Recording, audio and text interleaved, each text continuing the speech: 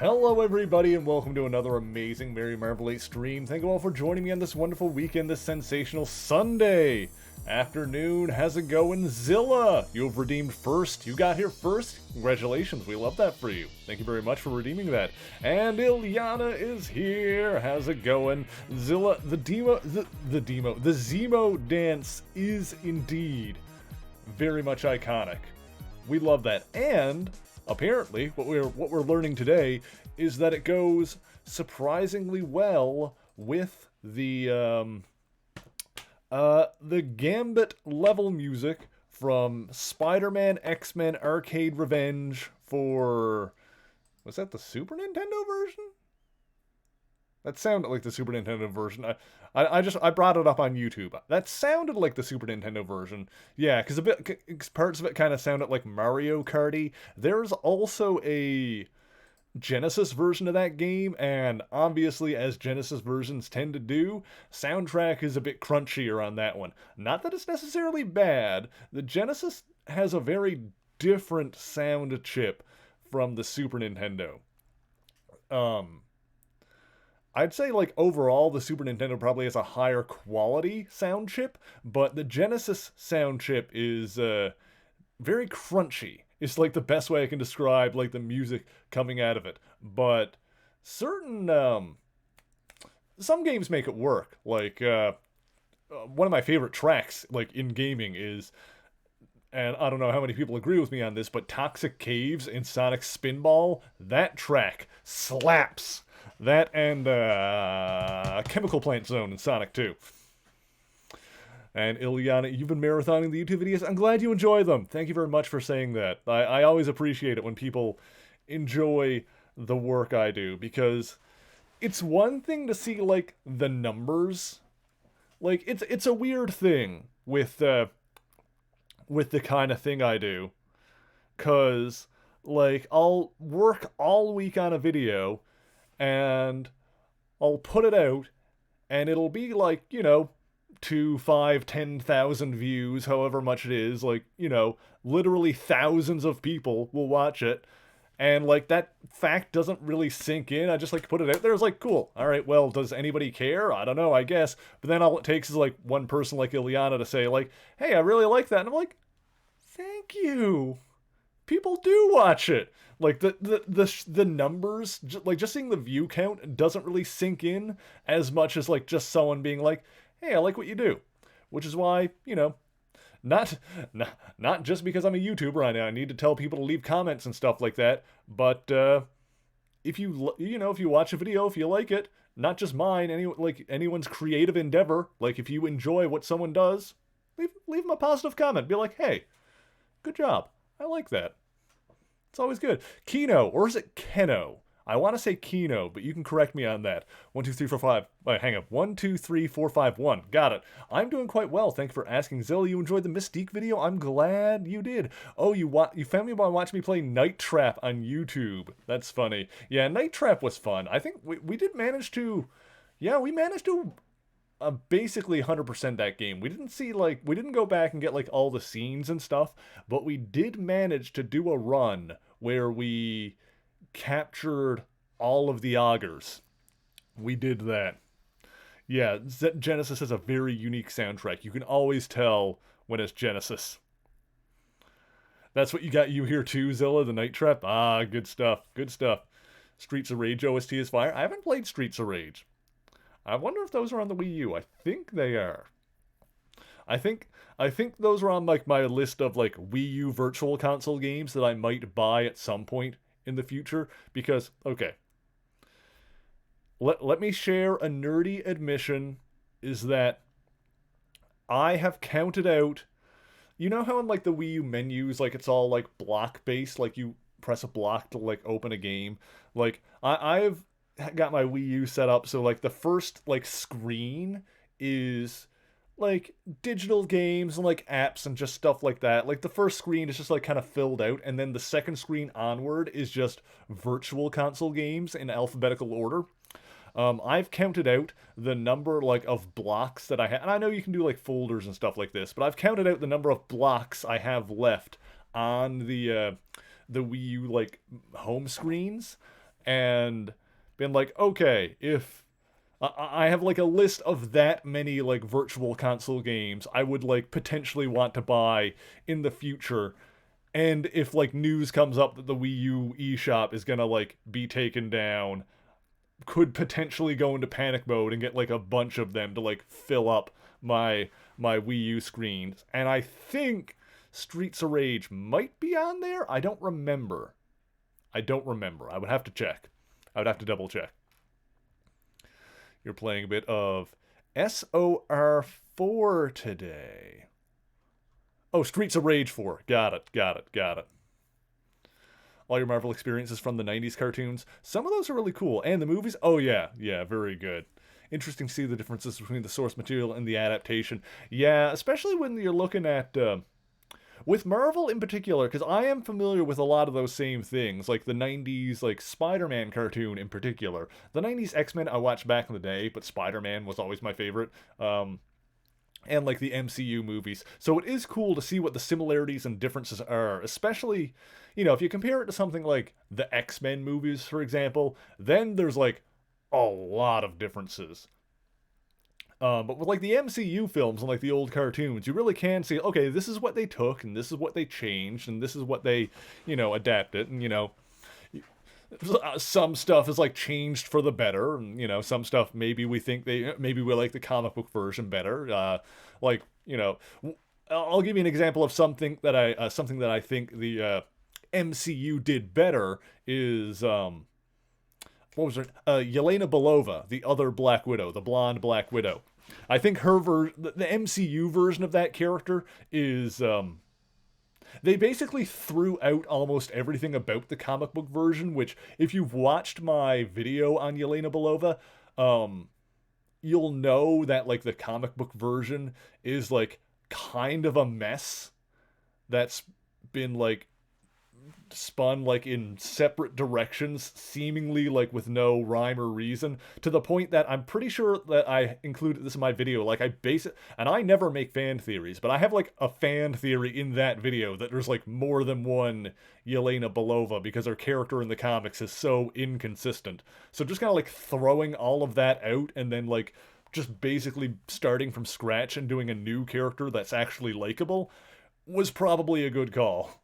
Like I'm not always in favor of throwing out stuff from the comics, but in that, like that was her whole character from the comics was kind of a tangled mess that didn't need to be brought in.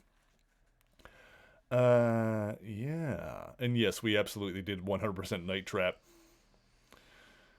Let's see. I think you should buy Night Trap for Switch. Oh yeah, if you liked watching the stream for it, the Switch version probably is, and I think like that same version is on like multiple stuff because Night Trap it's a pretty fun game once you have like the Switch version. Like the older versions of it, like there are things about it that make it substantially less playable.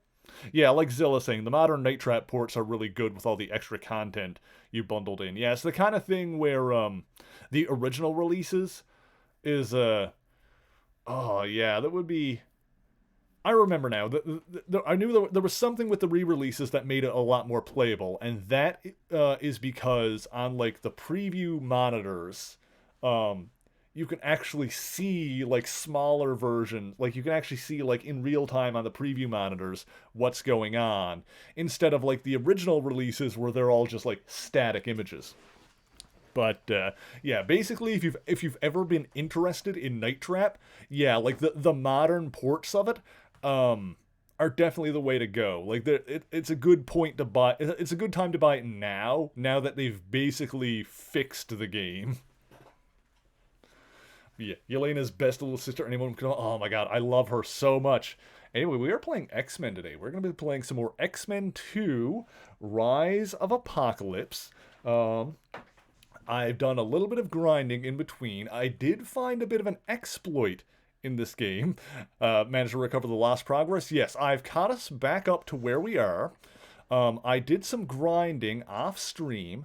I also found a cheat basically. There is an exploit in the store where you can put in a code and it just gives you money. So you can basically afford anything you want in the store just by putting in the code enough times.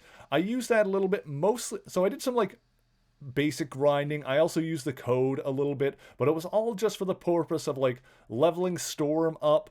So I got her to level 30. Obviously, Iceman and Wolverine got a little boost as well because I did some like actual grinding in missions in addition to, you know, cheating. Um, so we have I basically did it to, how do I get into this again? Y. There we go. I got to remember the controls again now. So I got her up to level 30 so that she could have like the new gear that I already, the gear I already had bought. Like, to be fair, I didn't cheat to get the gear. I just kind of like took some shortcuts to grind her up to level 30 so that she could actually equip it. And she has Chain Lightning equipped now. I got like a couple of extra points here. Mutant Mastery is level up all the way. Chain Lightning is good, but it's still only on like the first level. Did finally reinstall this, but won't even launch the game on your Windows 10 setup. Oh, yeah. Trying to get like old software to boot up on like modern PCs can be tricky sometimes. You should buy Night Trap when it goes on sale. That's what I did. Yeah, I found it on sale, and I don't remember how much I paid for it, but it wasn't very much. Appa, how's it going? Appa wants a smash point. Let me do that. Let me make that happen right now. Boop. There it goes. I love that. Excellent. So yeah, we should be all ready to go. I tried out Chain Lightning a little bit off stream just to see how it works, and it is cool. It might need some time to power up, but as we like get more levels, I'll like sink more points into it. We can put a few more points into Lightning Strike and stuff like that. I also, because I didn't have an ultimate attack unlocked before, so I had to look at what ultimate attacks are available. I got this one. It's called Will of the Goddess. Makes all party members invulnerable for a time and increases max EP. So for 30 seconds, we get extra EP and invulnerability. And I've got like, those are the things that I have for the X's here. Yeah, so I have like 3 uses of that available now. And let's see, it's equipped, how do I, nope, that's how I do that.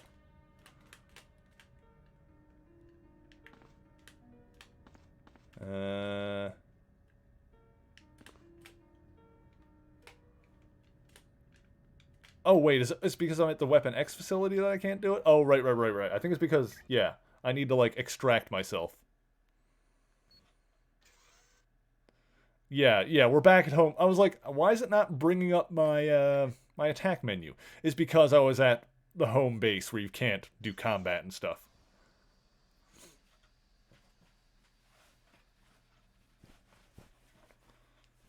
Yes, the extreme attack. Yep, that's what it was. Because I didn't have one of those unlocked yet, so it seemed like it was... Yeah, here we go. There we go. I was confused. Yeah. And I can... Okay, that's my jump. Yeah, I just gotta, like, remember the controls again really quick. That's my jump.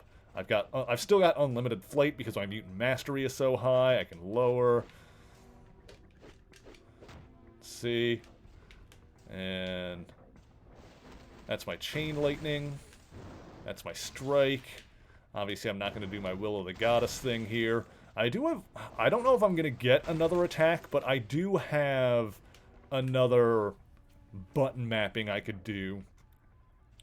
But I'm probably not going to worry about that or like right now or anything. Actually, what other attacks does she have? Because like I've been putting everything into like lightning power. Let's see here. It's been a while since I looked at this. Yeah, there's the electric shock one. I almost feel like something like armor would be good, but that's a wind power one. So we're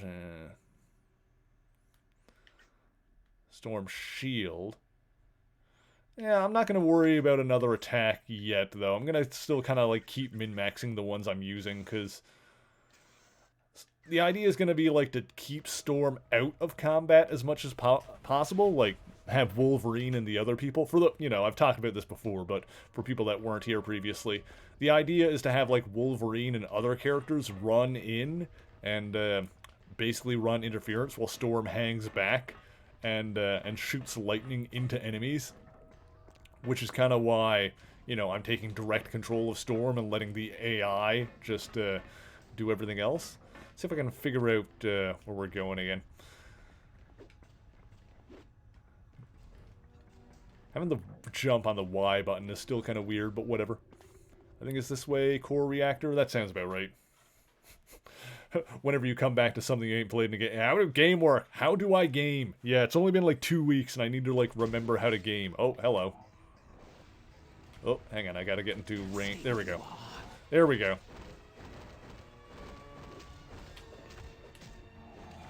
too low on energy for that. Let's see. So, whoop, there we go. I got it. Let's go zappies. I don't have enough energy for that. Yeah, the chain lightning uses a lot of energy, but she does regain energy really quick.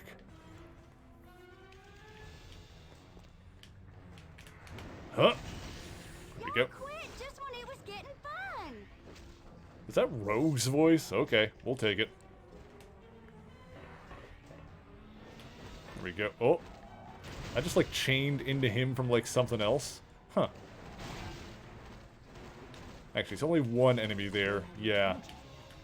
Okay, let's go. Boop. Let's go. Boop. There we go. Yeah, I think the way it works is it's gonna be, like, if I'm, like, trying to min-max for DPS, which, you know, being someone that doesn't, you know, play, like, MMOs or anything like that, this is, like, a rare case where I actually, you know, I'm gonna stop and think about that kind of thing. If I'm gonna min-max my DPS, I think the idea here is that... Logan, you doing okay? Alright. If it's, like, single enemies or, like, bosses, then the lightning strike, the lightning drop is most effective. Or not even DPS, is, like, damage per point, basically. Like, getting the most bang for my buck with, like, how much of my EP I'm spending. The lightning drop is probably going to be better for single enemies, where if I've got, like, a bunch of enemies on screen, chain lightning. Yeah, some of the voices are dead on, others not so much. At least they got Patrick Stewart for Professor Xavier. Wonder what description they gave the voice actor for them to come up with that voice. I feel like the thing with hello? The direction for Rogue's voice almost feels like it would always be like Southern Belle. Blop. Okay, hang on. Am I getting some damage on these guys? These guys that can turn invisible are tricky too. There's just no stopping me. There we go. I don't have enough energy for that. Got him. Nice.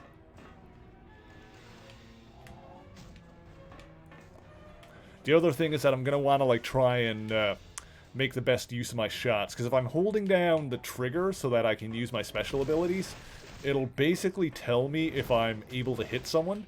Because their health bar will be at the top of the screen and I'll have, like, a little targeting reticle over them. Alright, sweet. Yeah, I actually mentioned this yesterday. After doing the Mystique video, like, I can't help but look back and find it weird that they have... oh, I was not locked onto him. A trespasser. It's a little weird that in the X-Men movies, they've got, like, Rogue and Mystique as, like, such prominent characters, and yet Mystique is not Rogue's foster mother in the movies. Nor is Destiny in any of the movies, even though Mystique is such, like, a pivotal character in so many of them. I don't think they ever had Destiny in any of the movies, did they? I didn't see the last few. I haven't seen, like, Apocalypse onward. There we go. Nice try. And... oh. Hang on. I zap you. There we go.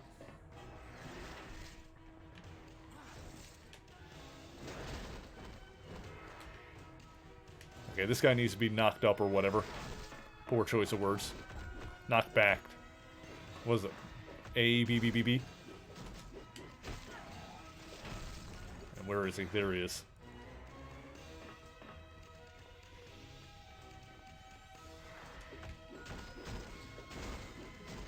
Okay, I think I got him there. And then zap. And zap. Second one, so let's do chain. I believe I've won. Nice. Okay, that worked out. Yeah, I haven't heard enough good things about... I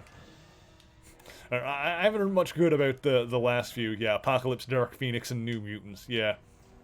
I haven't heard much good about those. I haven't seen Logan, obviously. I think that one came out after Apocalypse, actually, if I remember right. Ooh, is there something over there? That's the thing. Huh. Huh. Homing beacon. Cool. Found a blue home... Logan, how did you even get here? Jumped. Alright, good. Fantastic. And he's back. I like how he gets across off stream. Logan was 2017. Yeah, Logan was good, obviously. Logan was good.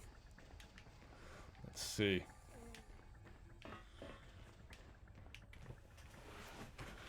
All right, what's your X-Men trilogy? If everybody has, if you have to pick like 3 X-Men movies, my choices might be slightly controversial.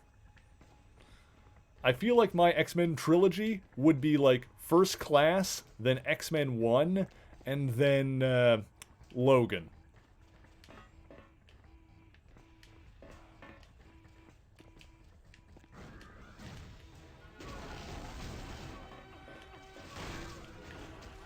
Will I play Night Trap again one day? I don't know if I'll play Night Trap again because we have already beaten it. Although there was like a bonus, like extra thing on that that I might come back and check out at some point.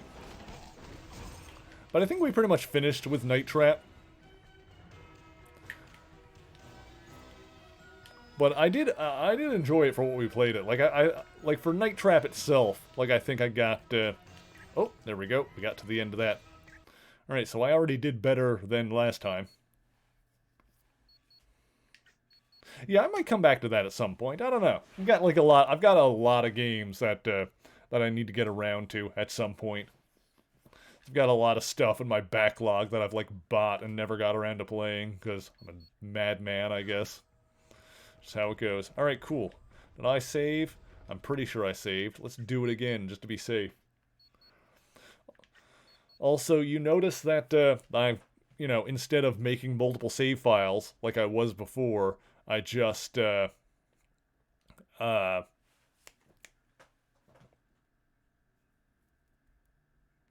just got the one save file. That's because I found out, like, in between streams, that each save file actually makes, like, or each save file here actually makes, like, a new save block on your GameCube memory card, each of which is, like, fairly large, like, compared to other GameCube, like, memory blocks. So, it's, like, a lot of, like, my memory card doesn't have enough space to, like, have, like, fill up all of those slots in this game, basically. Just wish they hadn't ended First Class with Xavier in the chair and we got more straightforward sequels that slowly built up to Eric's heel turn. Yeah, it's fair enough. I just like First Class, like, as a movie on its own, if I'm honest. Like, I think First Class is probably my favorite one overall. Oh god, there's Sugar Man. Oh, they mentioned he was gonna be here. Oh, we talked about him before. Oh god. I feel like Sugar Man is one of those characters, like, I don't know much about, honestly. Like, I really don't know a ton about Sugar Man. Aside from the fact that I'm pretty sure I saw him on, like, a trading card when I was a kid, and I was like, no, I don't like that. Something about this guy I don't like. Like, it's just a character that I've been aware of for 20 years.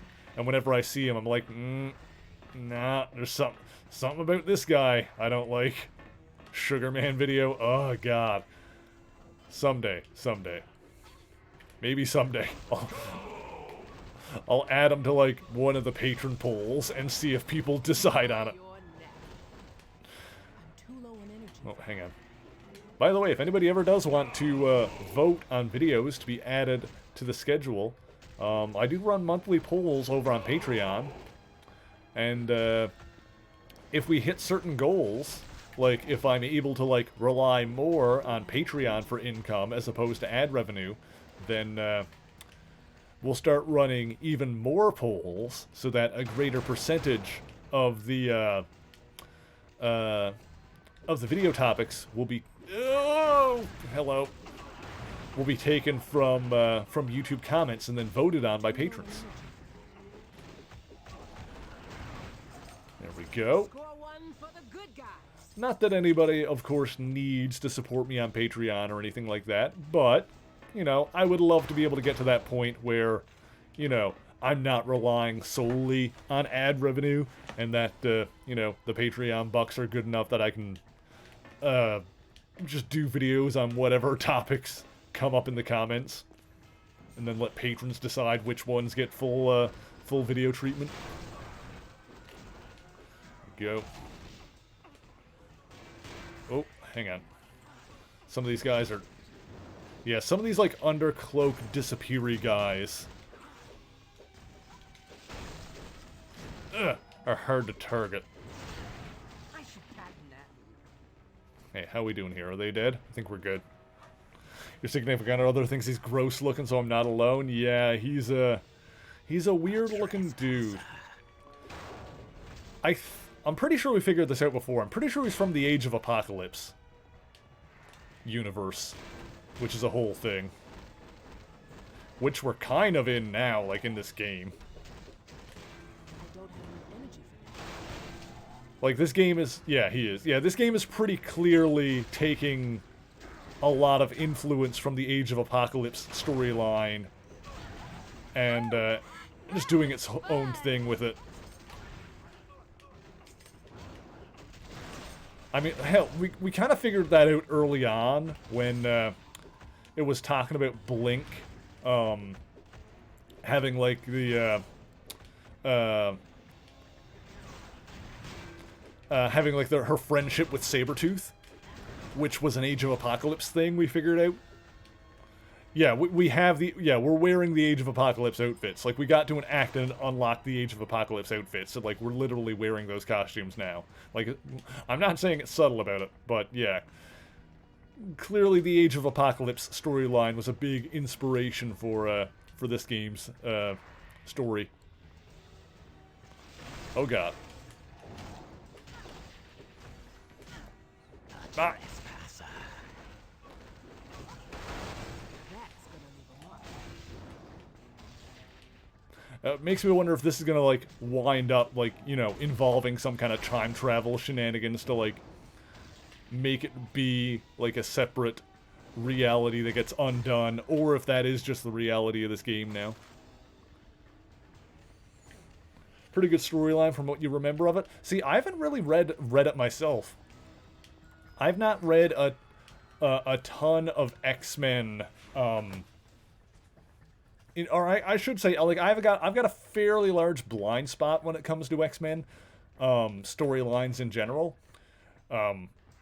Like, obviously, I know stuff that, like, I've read for video topics and whatnot, like, for research purposes, but, like, just in stuff that I've read on my own time, and, like, the stuff that I've read on my own time, not doing for research, is basically, like, the original 60s stories. Like, I've read, like, a lot of the earliest X-Men issues, and, then just stuff from, probably around 2012 onward. I've read a lot of X-Men from, like, after AVX, like, after All New X-Men. Like, I've read the entirety of, like, the All New X-Men story arcs, like, when they brought the original team forward into the modern day, and, like, a lot of the stuff that was going on around those times. I've basically read everything, like, between there and, like, House of X, which I need to reread House of X before I like jump back into some of those Jonathan Hickman story arcs, because I haven't read X-Men story arcs past that yet, which I do plan on it. But I have read like House of X and Powers of X like shortly after it all like finished and came out, I think. That was before I had like a decent tablet with Marvel Unlimited, but my friend Chelsea Demon Rin, one of the Pixel Mavericks, was nice enough to give me some free codes, because she had the she bought like the physical versions, which come with like the digital codes. So she hooked me up there. But at this point, like I have like the I think I've got it on my shelf here now. Like at this point, I've got the physical versions of House of X and Powers of X. So at some point, I'll read that on my own, and then get around to the story arcs that actually go after that. I've talked about it before. Like I'm like behind on my reading in general by a couple of years, but I need to like make. Well, I shouldn't say need. It's like for my own purposes. It's just something I want to do. I want to like take time on like the weekends to read through some other stuff and catch up, because I could. This is the thing. Like I could just jump ahead to like more modern stories and like skip in between, but I kind of don't want to do that. Like I've been reading through Marvel Unlimited and like reading basically almost everything from like 2016, 2017, around those eras. Not like literally everything, but most stuff. So I would kind of like rather just get back up to like I'm around like 2019-ish now, as I've been like going through stuff. But I'd rather just like kind of keep doing what I'm doing and eventually get caught up, rather than just like jump ahead for the sake of jumping ahead. Because, once again, I've got the app. Why would I not? Are you Betty? Yes. Like, I've got access to all that stuff. Why would I not, like, go through it? But yeah, I think, like, on the weekends, I'm gonna, like, take some more time to, just kind of chill out and get some reading done. And one of these dudes has health regeneration. Oh, that's a lot. There we go.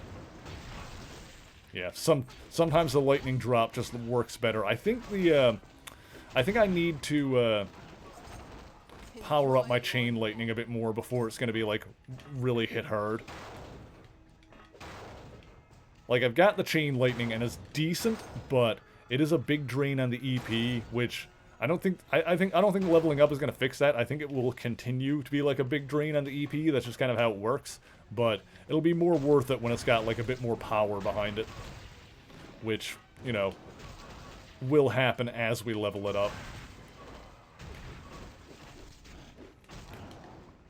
Hang on. Yeah, actually the most recent thing I did read this weekend is, well, the thing that stuck out to me is the Invisible Woman miniseries from a couple of years ago. That was like 5 issues. That was pretty darn good. I like that a lot. A lot of crowd control fights in Act 4. Yeah, when I've got like... when it's stuff like this, like one enemy coming at me at a time, like it's not great. But yes, if I've got like a huge number of enemies like all crowded together, then it's going to be like absolutely essential. Like I can already imagine that happening. Yeah, the Invisible Woman miniseries was really good. Just like a 5-issue story where Sue Storm is the protagonist. Has some like interesting explanations to like how her powers work. What do I need to do with this? Just destroy it. Coolant pump for the yellow reactor is at a commission. Where should we head next? Get to the coolant pump for the blue reactor and destroy it. Alrighty. Yeah, nice art, cool idea for a story. Has some like interesting applications for Sue's powers, and also like some nice little explanations as to how they work. So yeah, if you were like me and you just like kind of like the Invisible Woman as a character, or if you're just a Fantastic Four fan like I am, yeah, that one's worth checking out. It's another one that All I have to do is slow you Oh, it's you. Okay. Yeah, we got some of these enemies here that can turn invisible, and they're kind of annoying.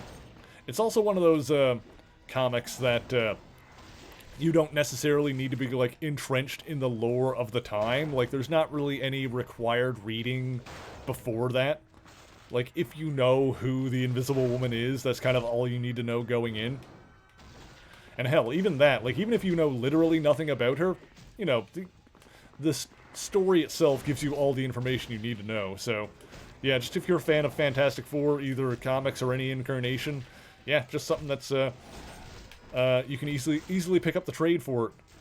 And, because all the context required is there. It's not the kind of thing that's, like, deeply entrenched in continuity so that you need a primer beforehand. Let's see.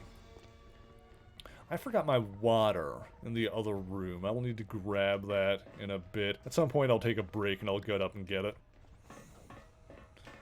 Let's see here. Alright, so far so good. I haven't even needed to use that, this probably opens from the other side if I had to guess.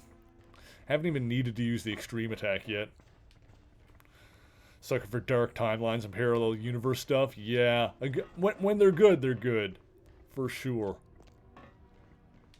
I don't know what my favorite one of that kind of thing is, though. Oh, ooh, stuff. Found a sketchbook. There's a way to break this, I wonder. What do we got here? Can I break through here? No? Doesn't look like it. Alright, let's see. How we... Huh. There's got to be a way to get through here.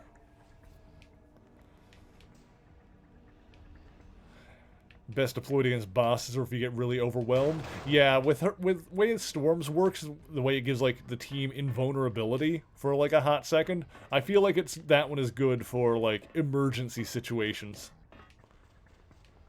Let's see here. It doesn't look like I can go this way. Yeah, this is, like, sealed off. Okay.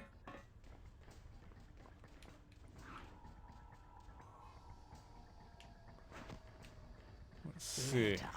Oh, there's a dude. There's a dude! Invisible dudes. Speaking of invisible people, get rid of this elite undercloak. That's gonna leave a mark. There we go. Sammy, how's it going? You want a smash point? Alright, I'll hook you up with that in just a sec here. Let's see if I can figure out what's going on here. There's a tech bit over there. I'll go ahead and grab that. Put that into my pocket.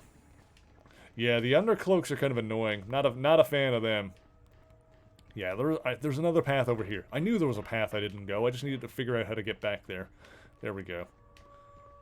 What is a smash point? Well, basically, at the end of each month, we do a stream where we have a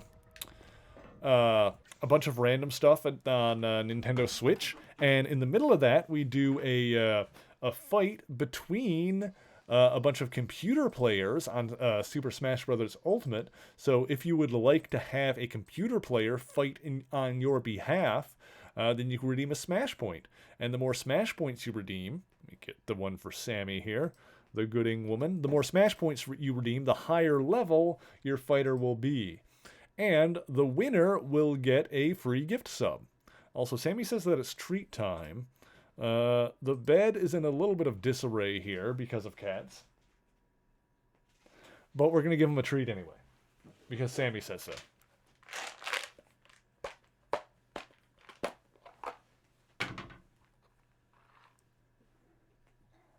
Here goes Ant. You want it? Good boy. Hi, Razzle. You want one? There you go. Good girl. It's the boy. You've got 3 cats of your own. Aw, that's sweet. What are their names, if you don't mind me saying? This one is Zant, and you can't see Razzle. She's off screen, but she'll probably pop up in a second here. Hi, buddy. Hi, Razzle. How you doing? Sweet baby?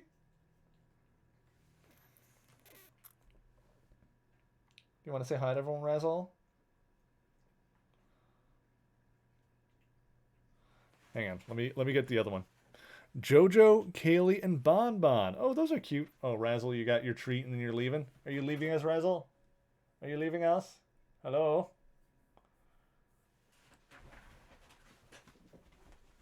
There she is. She come back. That's the fluffy baby. I have tasty fingers. Yeah, he likes licking the... After I give him the treat, he likes licking the Cheeto dust from my fingertips. Hi, Razzle. Hi, baby. How you doing? Being a good girl? Yes, you is. It's a good floofy baby right there. Hi, buddy. That's a good boy. Aw, sweeties. Actually, let me grab my water. Let me just leave them on the camera for a second there and grab my water, because I just got it in the other room.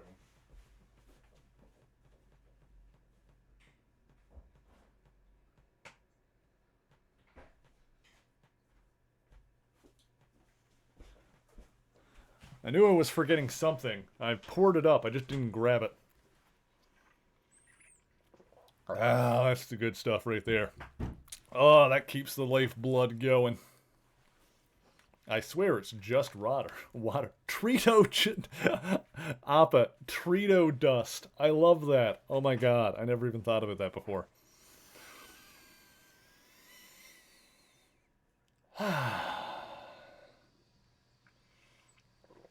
Oh, hang on, I'm missing messages from Sammy here. What are you saying? Sophia's done the Spider-Man 3 dance in her superhero RP. Did the Raimi trilogy and was extremely fun to watch. Planning on doing the Amazing Spider-Man movies in her RP tomorrow, and that'll be fun. That's awesome. That's awesome. Let's see here. Let's get back to the game here. You guys are good? You guys are chill? Yeah, good babies. They're very good babies. Okay, what were we doing? We're going down this this path that we haven't followed yet. That's right, that's right, that's right. Hopefully figure out what's going on down here. I think we've got like another thing we need to smash, basically. Give me the heals. The healing juices. Bye, Zant. Thanks for hanging out. Oh. Huh? Oh, that missed. Okay, that's fine. Ha! Boom! Ha! Boom! Combo! There we go. You have the Night Trap theme stuck in your head. That's a good song, I gotta say. The one thing about that game is that you can't spend too much time holding on one scene. You'd really need to like click around to take care of everything. Otherwise, you would just stand on. Otherwise, you could just stay on that screen the entire time. It is a bop, as they say. Yes. One last step. Find the primary power console and activate it. That will fuse the rods and make the reactor useless. Forge out. Okay. So we're getting there. So now we can probably go through that door that was locked before, if I had to guess. That's gonna leave a mark. Ha! Beautiful. Alright, sweet. Okay. Things are coming together. Oh, there's another dude. He's irradiated. Now he's radioactive. That can't be good. Got him. Okay. It's all coming together. This is going smoother than it did the last time we were here. But also the last time I don't think I saved enough, so we lost a decent amount of progress when we died. But it's okay. We got it now. We got it now. Everything is good now. Yeah, don't do tasks in the wrong order and irradiate yourself like a nameless friend of mine once did. Yeah, exactly, exactly. Okay, I can't go that way. I was on the other side of that before. I think I just need to go around. Actually, can I break these walls, I wonder? Huh? Nope, these walls are reinforced or something. Okay, I gotta go around this way, it looks like. To be fair, they totally put that, I remember that level. They totally put that stuff, like, in... Okay, we did break that wall. What? Hello, Elite Undercloak. Eat my lightning. Quit just when it was getting fun. They totally put that stuff, like laid it out in an order so that if you weren't paying attention, you could totally like accidentally do that and irradiate yourself. Like that's a total trap in that level. For sure. Okay. A night trap, one might say. And you won't have the time of your life when you are completely irradiated by deadly radiation. Or, you know, you'll just get superpowers or whatever, because we are in, like, some version of the Marvel Universe. Oh, God, it's Sugar Man. Who or what? Who the hell are you? Your worst nightmare, Pally. The name's Sugar Man, though I know you don't know. You know? What in the hell are you talking about? I'm from an alternate future, one where Apocalypse took over the world. But then the X-Men had to go and ruin it all. I like how even in the game based on Age of Apocalypse, he's from the Age of Apocalypse. Like, he's from an even Apocalypse-y Apocalypse.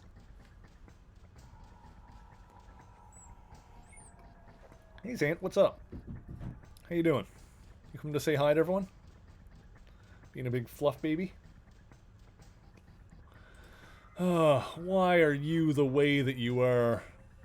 Still, I managed to escape this timeline, and Apocalypse was willing to take me in. I'll tell you, that guy's as good as gold in any universe. Uh-huh. But enough about me, chum. I gotta get busy and kill ya.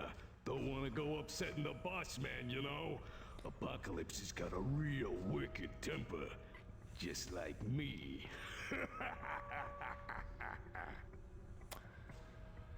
Oh boy. This is like this guy. Oh god, the tongue. Where am I? Where camera? Hang on. Ha! See, this guy's who shows up if you like look into your mirror with the lights off and say Sugar Man 5 times. Ha! Ow, he's got the tongue. Why does he have tongue power? Oh, God. Hang on. Okay, hang on. Get away. Bop.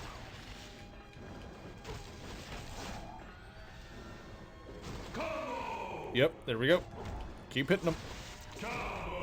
Combo! Oh, what happened, pal? Just slip on something? I do like his voice. It does amuse me. Join the Discord? Excellent. Oh, God. Uh-oh. Uh-oh. I got it. Let me get out. Okay. Okay.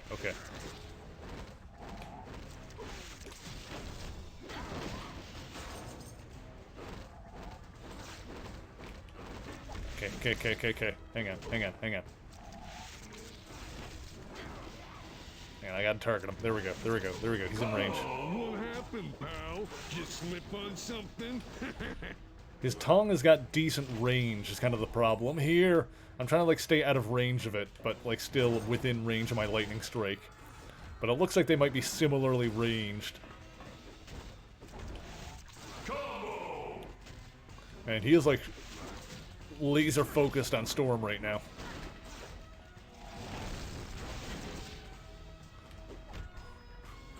Hang on. Oh, hang on.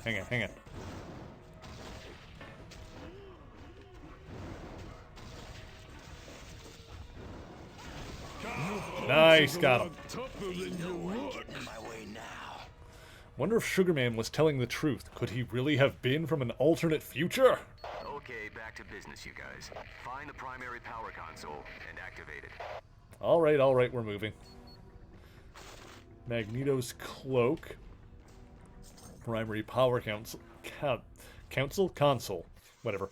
Also, Kino wants a Smash Point. Let me make that happen. Let me copy your name here. Kino, do you have a preferred Smash Brothers or Nintendo character? Boop. Oh, hang on. Because otherwise I can just pick one for you. Keen. Oh, hang on.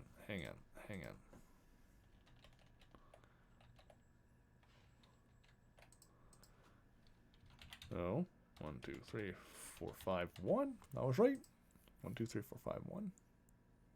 Yes, you like Fox? Excellent. So that gives you a smash point. I'll put your character down as Fox, and we love that. Let's see here. What are we doing here? That's done. That's good. Beautiful. Awesome. Alright, and we took down Sugar Man, so we're making progress.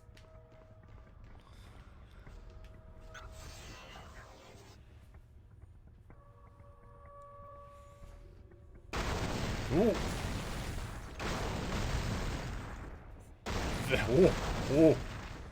Oh, right, we were going to blow this place up. That was the point of coming here. This is like a power station. That's what we're doing. We're sabotaging Apocalypse's, like, power station. Forge, what just happened? Great job, guys. The rods in both reactors just fused. That power plant's useless. You only get one smash point for one stream. You can, yep, you can do one per stream. If you want to redeem another one, you can come back next week. Because we do stream twice. We stream every Saturday and Sunday. So every stream, you are able to redeem one smash point. Let's see. Power plant's useless to Apocalypse. Missions complete the core. Okay. Yeah, I think we're done. There you go. I'll leave it active indefinitely. Thanks, Blink, and thanks for walking us through the core. No big deal. You were the ones in danger, not me. Forge out. Thanks, Forge. Let's see. You know, one thing, maybe it's just because I didn't, like I said, I was more of a Spider-Man guy as a kid than an X-Men one. But one thing I didn't realize until I started, like, reading more of the comics, was that Forge is Native American. I never knew that, like, as a kid when I was just, like, you know, because he was a character more that I was, like, slightly familiar with. Like, I didn't, like, I was aware of him. Yeah, I never realized that he was a Native American character. Boop, there we go. So Wolverine is good there. I wanted to check the map. The small... Oh, right. Small map. Auto map. That's what I wanted to look at. I can't zoom out here, can I? No, it's fine. But I think I explored this map. Yeah, I don't think I really missed anything. I might have missed something here, but not that I, like, would know where to go back and check. Let me just, you know, round out the corners here real quick. But yeah, I think we're good in this area. And we can get back to base.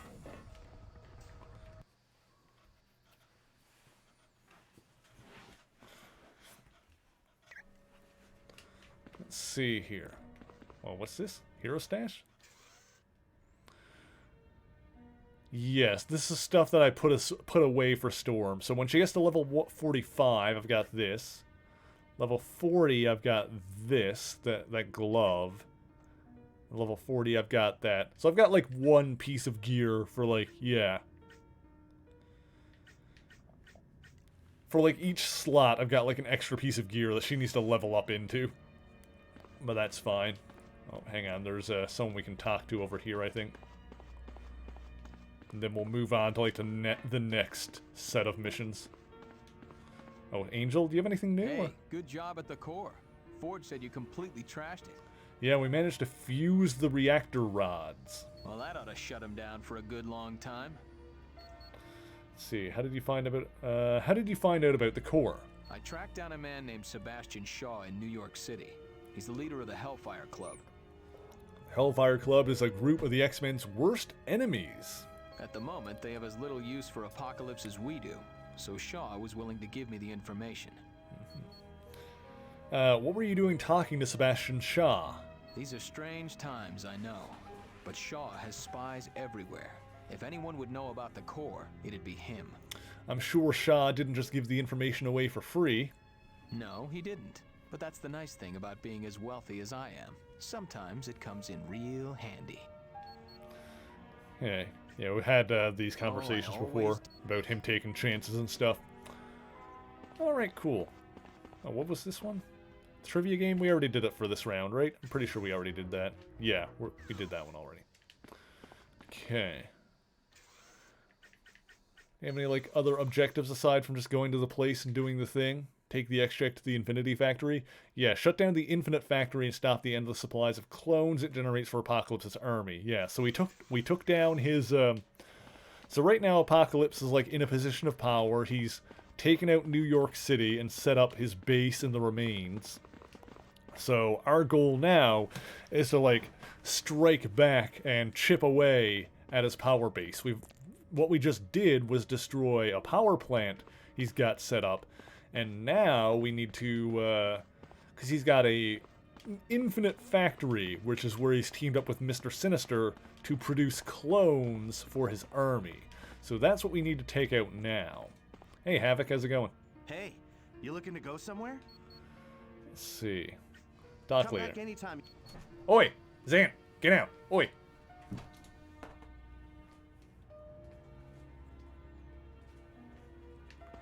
Okay, off we go. To the Infinite Factory. You sure you want to go to the Infinite Factory? Yes.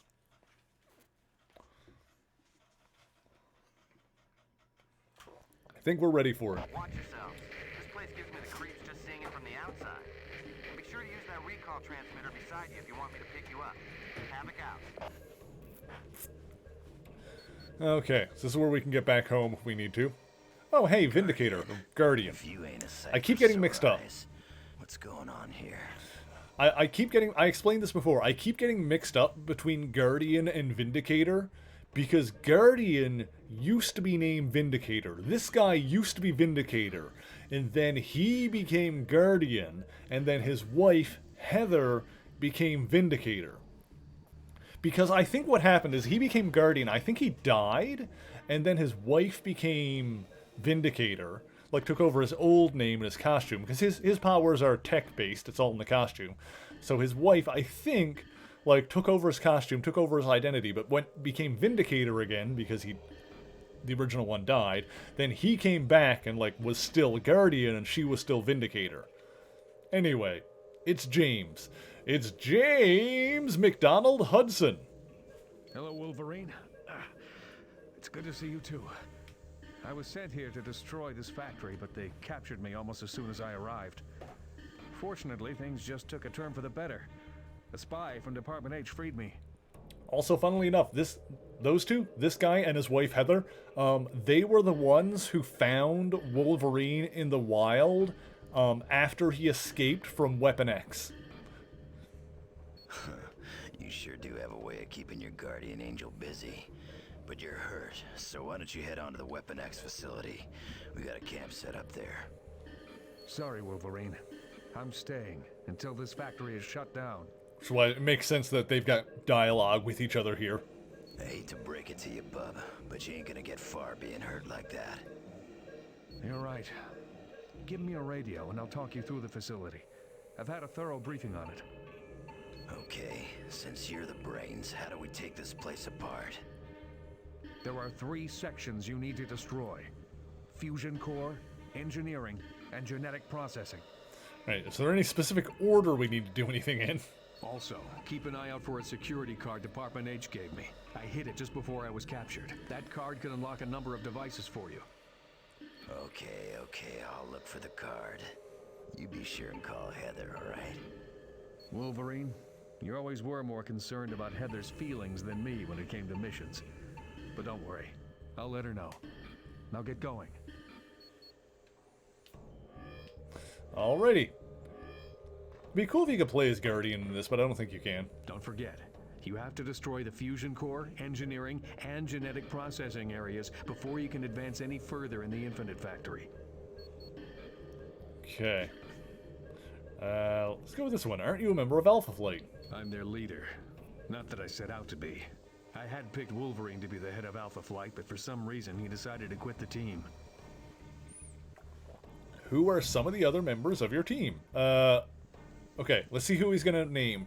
He's definitely gonna name Puck, Sasquatch, maybe Marina, Aurora, North Star, almost certainly. Is there anyone else he's likely to mention? Let's go with those 5. He's probably not gonna mention Marina, but he's probably gonna mention Puck, Sasquatch, North Star, and Aurora. Puck, Sasquatch. Shaman! I forgot about Shaman. Damn it! But you might know her as Heather Hudson.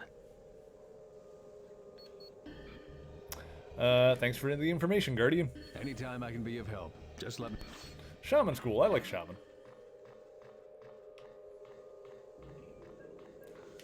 Let's see. I think his daughter joined up later as well. Frick, what's his daughter's name? I don't remember now. Game tip. Some enemies have invulnerable shields. Yeah, we figured that out. Let's see here. Go to school Monday to Friday, have Saturday, Sunday off school. Oh yeah, like I like streaming on the weekends. Kind of works out generally. Just get to like chill out in the evenings. Mostly because like in the weekdays, I'd like to be able to stream more, but in the weekdays, like I focus a lot of time on doing the video work. Yes, that's highly guarded. If you destroy the engineering, fusion core, and genetic processing areas, the door should unlock to allow additional security forces through. Okay.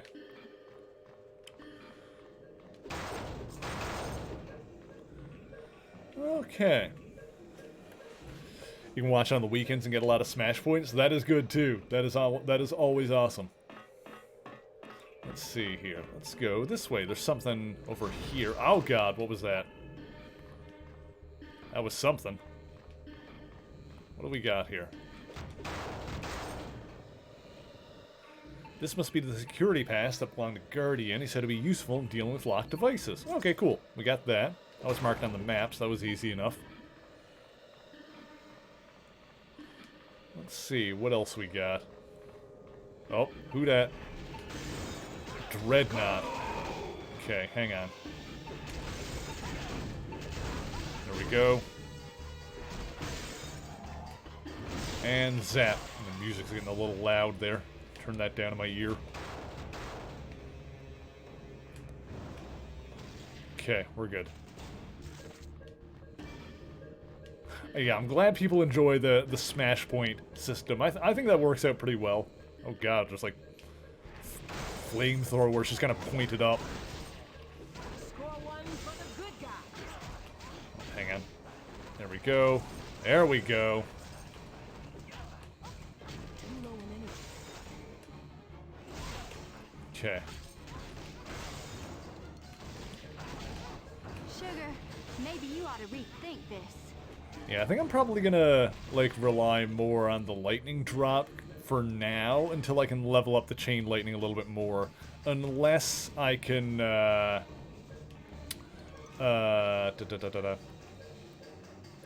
unless I run into, like, a big crowd. But it looks like for the most part, the lightning drop is better right now. What time do I go live? What is it, 2:30 Eastern Time? Are you...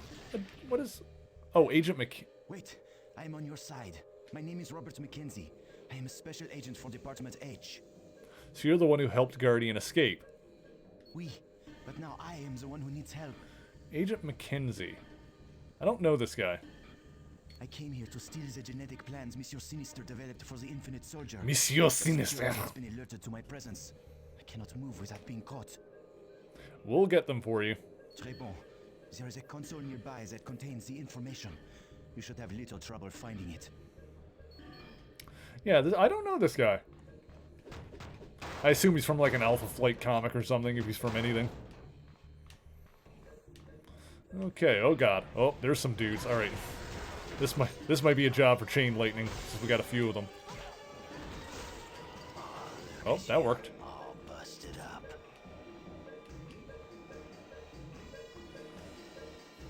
11:30 a.m. to 3 p.m. your time. Yeah, I'm not sure what time it would be like in your local time zone. I'm pretty sure... I try to remember... Okay, let me put it this way. I try to remember to put the stream schedule as events on the Discord. So... that should display it in your local time. But I do go... Let me see here. I go live the same time Here we go. Okay, perfect. Yeah, I go live at the same time, Saturdays and Sundays, which was about an hour ago today. So, yeah, stream started about an hour ago, and it's generally the same time every week, Saturdays and Sundays. And I might do, like, extra streams. It's something I want to, try doing more, is, like, getting some extra streams in during the week, like, next week. Not tomorrow, but, on Valentine's Day, on that Monday. Valentine's Day is a Monday on the 14th. I want to do like an extra like Genshin Impact stream in there. So I might try and do that like, every so often, just kind of like get an extra stream in there. Like when my birthday comes around on May 16th, I like to do an extra stream in there and play some Pokemon or something like that. But the main streams are Saturdays and Sundays every week at the same time. So that's always the main time you can find me live. Deactivate the oil pumps. Why do they have pumps in engineering? Oil is purified in engineering, then fed to the machinery throughout the factory. So disabling the pumps would throw a monkey wrench into the entire works around here. Most definitely. The problem is those pumps are extremely tough. The only way to damage them would be to overload them with power. Oh, I've got an idea for that. You'll have to overdrive the system, but before that, you have to locate the console that deactivates the safety override. Okay, I guess we're not just gonna hit it with lightning. Turn off emergency override. Okay, well I guess we'll just follow the map. Play that game you have for your PS4. Oh, nice. I played it a while ago, and then I stopped for a long time. Then, like, I watched, like, Ilyana play it on stream at one point, and I was like, okay, fine, let's do this again. So I downloaded it again, and, like, I kind of, I've been playing it, like, a little bit off-stream, like, here and there, just to kind of, do some of the commission quests and, like, grindy stuff off-stream. So when I play it on Valentine's Day, I'm probably just gonna be, like, doing world missions. Basically, like, low-stress kind of story quests that like aren't main story quests. At some point in the future, like we'll do some like proper like return to Genshin Impact streams where we do the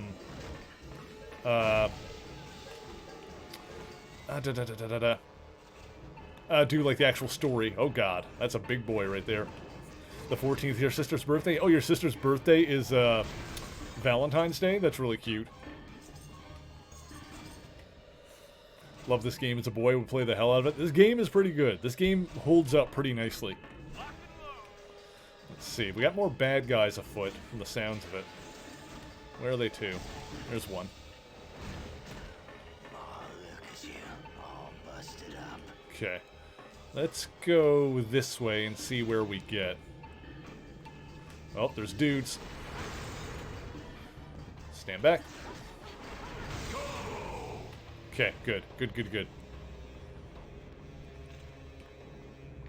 Let's pop a heal. Oh. Wasn't this the precursor to Ultimate Alliance? Yes, I would say that Ultimate Alliance is a sequel to this game because it is very much the same style. Like, even graphically looks very similar. And it's made by the same developer. They're both made by Ravensoft, I believe. Let me double check that. I'm pretty sure it was Raven that did this one as well. Yeah, Ravensoft. Ultimate Alliance, I've got that here as well. Here it is. Yeah, Ravensoft and Vicarious Visions Alchemy are like both the same company logos on both games. Ultimate Alliance 2, I think, was someone else. Yeah, that was... No, it still says Vicarious Visions, but it's not Raven. Bink Video, Havoc, I think those are like the engines or whatever. But yeah. Oh, John Moore says I should do a stretch. But yeah, Ultimate Alliance is very much the sequel to that game. Alright, everybody, if you haven't moved in a while, be sure to stand up, stretch your arms and legs. Hang on. Cats, you gonna do some stretching? No, you're just gonna lie there? Alright, cool. That's fine. Alright, everyone stand up. Stretch your legs. Stretch your arms. Put them up. Oh, bones. Oh, God, don't look. Don't look at that.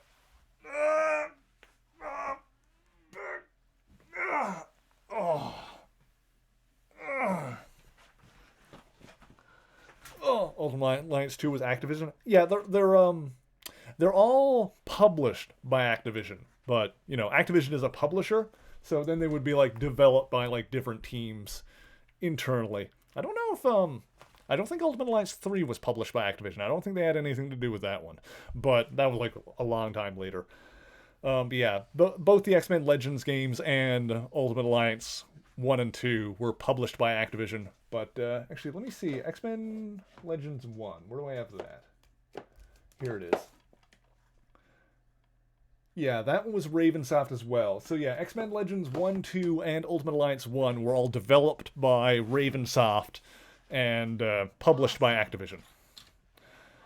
Do you think Spider-Man would have better stories if he were married again and a father in canon? Good question. I don't know. Because that's the thing. It's hard to say for sure. Better stories is always subjective, because art is subjective. So I did really enjoy a lot of those what was it? The Renew Your Vows story arc, which is basically an alternate universe where one more day never happened. So I did enjoy that. I think like good stories could be done either way. So I don't think that's necessarily like, you know, I don't think that necessarily matters one way or the other. Like if the stories are good, I think overall I would prefer it. I don't know if I necessarily would need him to be a father. Yeah, see, it's hard to say, because I do like a lot of like Brand New Day. Like One More Day is not great, but it's hard to say like I wish that never happened, because there's a lot of stories after that that I do really like.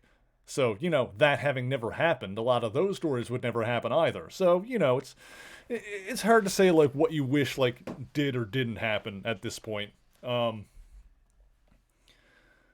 mostly take the stories on like a case-by-case basis on like if I like each one or not. That being said, in general, when it comes to like continuity and like undoing and changing things, you know, I do think that comic books in general have a bad habit of like undoing things and setting things back to whatever status quo it is that the creators think is like the most iconic for the character. So they do like kind of have a habit of like setting things back in that regard.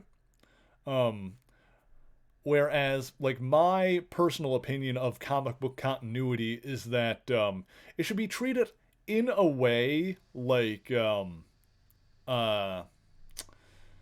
improv kind of thing, where you don't want to say no.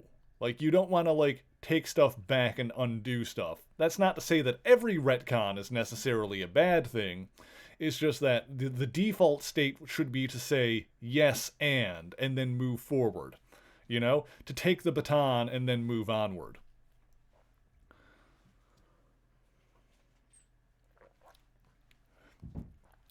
There we go. That's my opinion on that kind of thing. Do I think... Yeah, do I think that it would be better if One More Day never happened? I don't know, because we don't, that's not the timeline that we live in. But, by that regard, by what I just said, it did happen. Someone did write that story. So now going forward, that's the point we have to go forward from, because someone did that,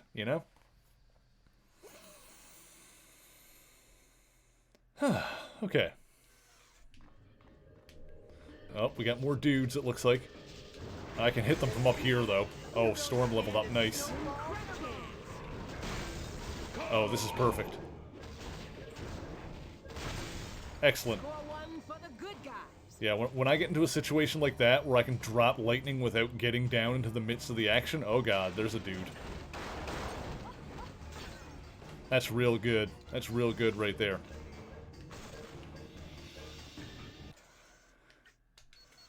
Whew. Okay.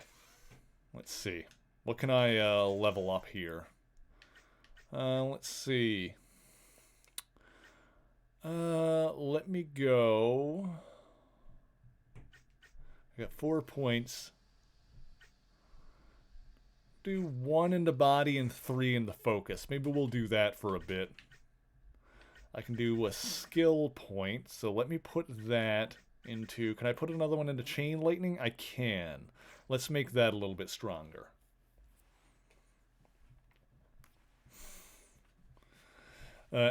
Nick Spencer wanted to retcon one more day, but editorial vetoed it.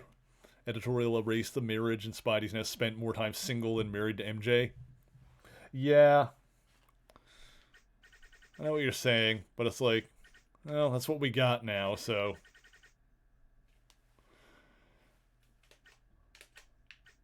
But at least, like, I'm not up to date on Spider-Man, because I'm not up to date on any of my books, but, you know, at least in the most recent series, like in Nick Spencer series, which I've read up to the, I have read up to the Absolute Carnage, tie-ins.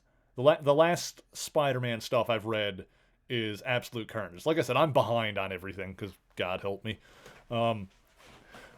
But at least, like, they're kind of, like, getting that relationship, back.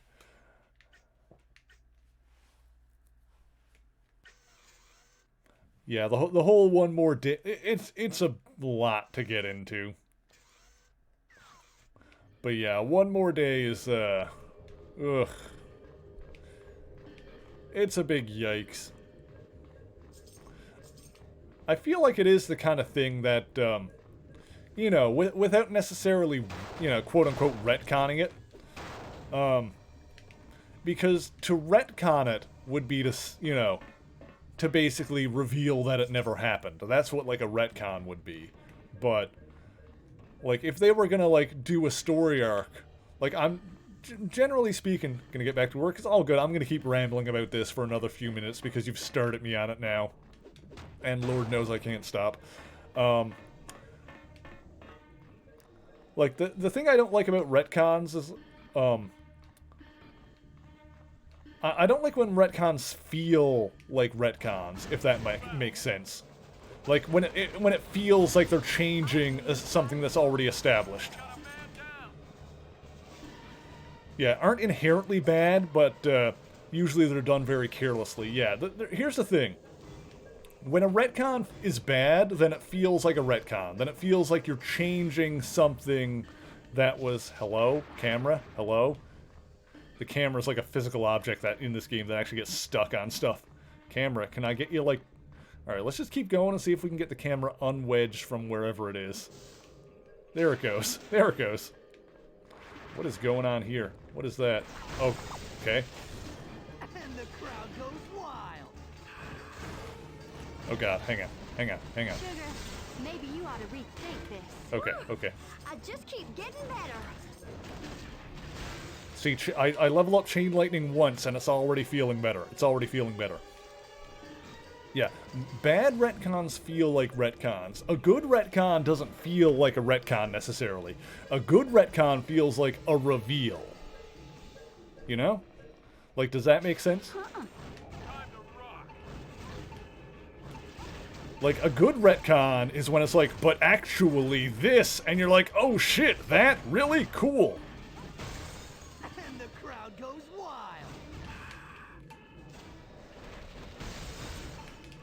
There we go. Or, you know, sometimes they're just done to, like, you know, make sense of something that didn't really make sense before.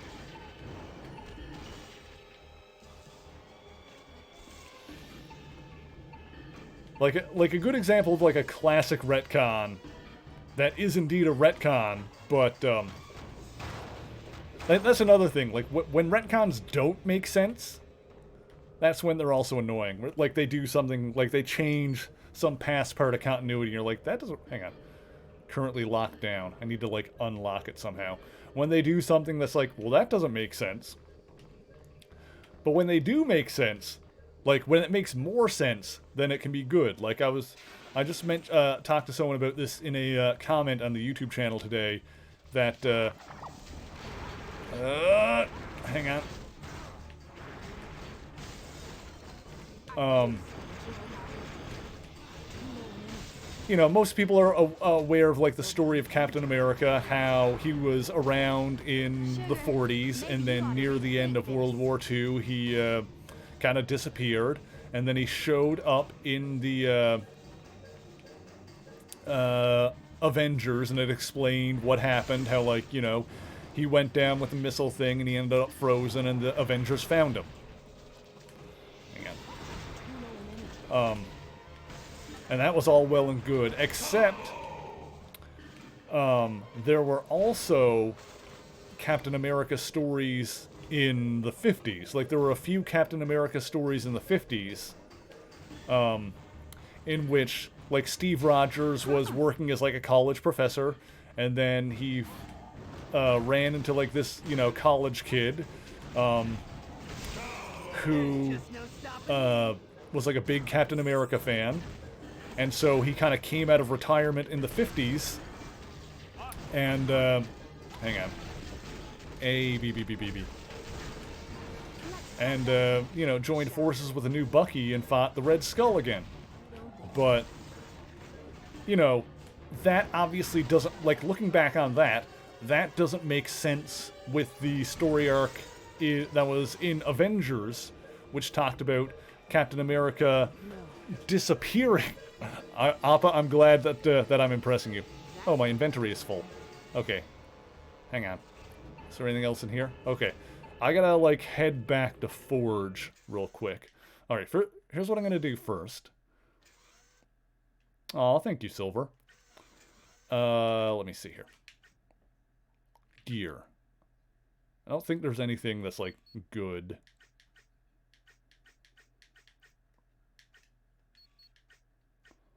What do I got here? Maybe here. No. It's a cool one.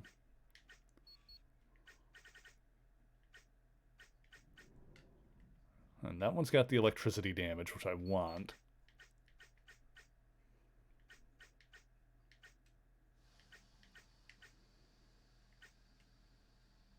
No, okay. We're just gonna go back to base. We're gonna blink portal, and we're gonna, like, clear out our inventory a little bit. Anyway, no, what I was saying was, like, they did those stories in the 50s, and then, like, later in the 60s, when they brought them back in Avengers, like, that didn't really gel with the stories in the 50s. So in the 70s, they actually made a separate story that that explained it, where they revealed that the Captain America that was around in the 50s was actually an imposter. And they did, like, a whole storyline around that, where, like, he was, like, a Captain America fanboy that had, like, literally surgically transformed himself into, like, Steve Rogers, and, like, was such, like, a Steve Rogers fanboy that he basically tried to, like, literally turn himself into Steve Rogers. Which is why, you know, in those 50s books, he looked like Steve Rogers. And, you know, beefed himself up with, like, a version of the super soldier serum that eventually made him, and the reason why he disappeared in the 50s as well, like, because that guy just, you know, stopped showing up and wasn't addressed later. The reason he disappeared is because the super soldier, like, started driving him nuts, or the serum started driving him nuts, and also because apparently that dude was, like, a crazy racist dickhead who started, like, beating up black people for no reason. And the government was, he was basically an unauthorized Captain America, and the government were like, we gotta do something about this. So he ended up getting captured, and they're like, we don't know what to do with this guy. We're going to put him in the cryogenic suspension and worry about it another day. So, you know, basically put him into suspended animation, because of course, like, then in that 70s story arc, like, he ended up getting out and, you know, being a villain, and basically became, like, a Nazi villain called the Grand Director. And then in, like, 2010, they finally said what his name was. Like, his name ended up being, like, William Burnside, but that wasn't revealed until, like, a lot later. But yeah, that's like an example of a retcon where they you know, they looked at a story that had already been told.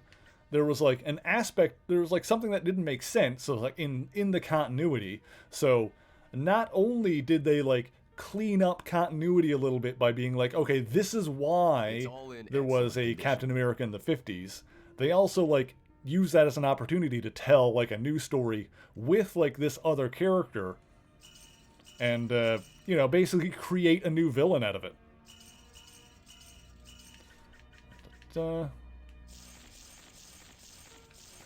They also had like the Red Skull in those 50s stories. Yeah, whatever, I'll just get rid of this. Which also didn't make sense. But they also just like explained that by saying that that was a different guy. In excellent condition. Like the Red Skull in the 50s, it wasn't Johann Schmidt is like the Nazi Red Skull. The communist one in the 50s was another guy named Albert Malik, who just basically stole the identity. You know, the original Red Skull was missing, and so just another dude like put on the mask and pretended to be him in the 50s so he could like, you know, use the name recognition. Which is very believable. Like that is totally a thing that would happen. Security console somewhere in that area, but you also might be able to supercharge a generator near you. Circumvent the whole process. Oh, I bet Storm can do that. Hang on, can I target that? Do I need to, like, door control? Can I open that? Guys.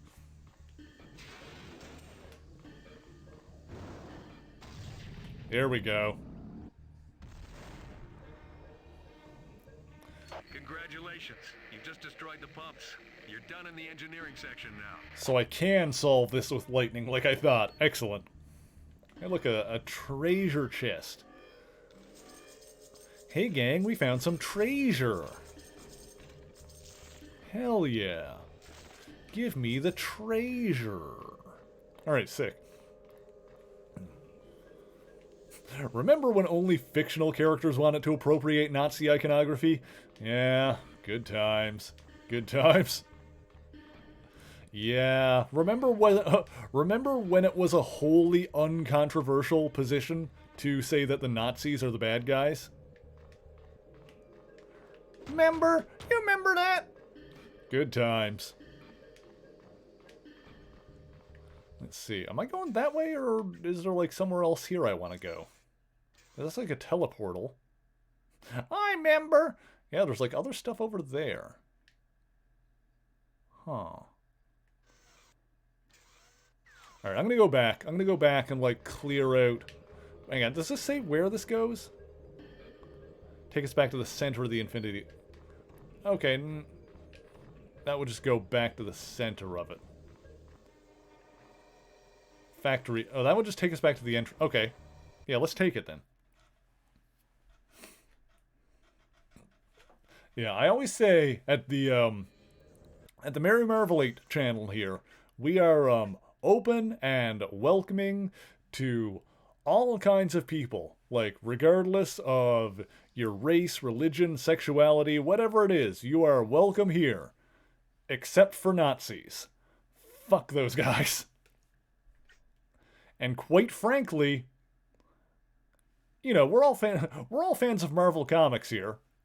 If you're a Nazi, you know, you're probably not a big Marvel fan, if I had to guess, considering how many story arcs revolve around punching them.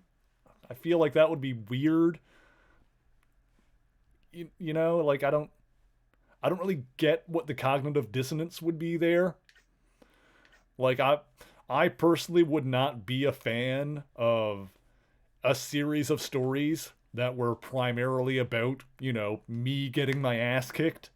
I feel like that would not be something that I would want to read. And so, you know, we say that Nazis are not welcome here.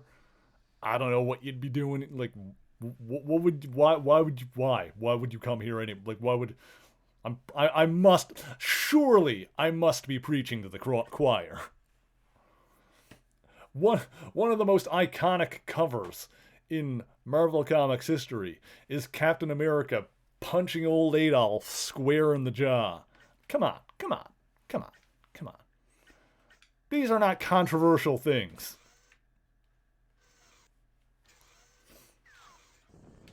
Let's see. Oh, God. Okay, so what's this way? Oh, there's more dudes this way. That's what it is. Ha! Oh, let's run away. Okay. Yeah, after leveling up the chain lightning like one more time, it's feeling a bit better. I think if we like keep sinking points into that, it's just gonna keep getting better. There we go. Yeah, that's just gonna kind of keep getting better and better as we go. Oh God, robots. That's a lot of robots. I don't have enough energy for that. Okay, we're good, we're good, we're good, we're good, we're good. Ooh, a thing. A data disk. Oh, hang on. Ugh. If you had a dollar for every MAGA moron who promoted the word on El Cheeto Supremo in Star Trek Online, a game which is set in a world where we embrace diversity and don't be jerks, you'd have like $16, which isn't a lot, but etc. Yeah, etc. etc. I feel what you're saying, Zilla. Yeah, let us not forget that in the Star Trek future, money doesn't exist. And everybody is just kind of, you know, provided with whatever their basic needs are. We can go this way. What's there? Genetic processing. The chain lightning is going to soak up a lot of EP. It absolutely will, but, you know, for bang for our buck, it's going to be good. Age laughs in Ferengi. See, I have a small confession to make. I have not watched that much Star Trek outside of the original series. But I know what a Ferengi is. I know that much. Let's see. I can go that way. And... Oh, wait. I understand. Hang on a sec. There was stuff in that other area that I didn't explore yet. I understand. Yeah, I have watched, like, the entirety of the original series, and have watched, like, a bunch of the movies. I've watched all the original series movies. I've seen Generations. And I've seen, like, the reboot movie and Into Darkness. I haven't seen Star Trek Beyond, but I've heard that's really good. Yeah, let me go back here really quick, because I think there's, like, areas here I didn't go into, and I want to check them out.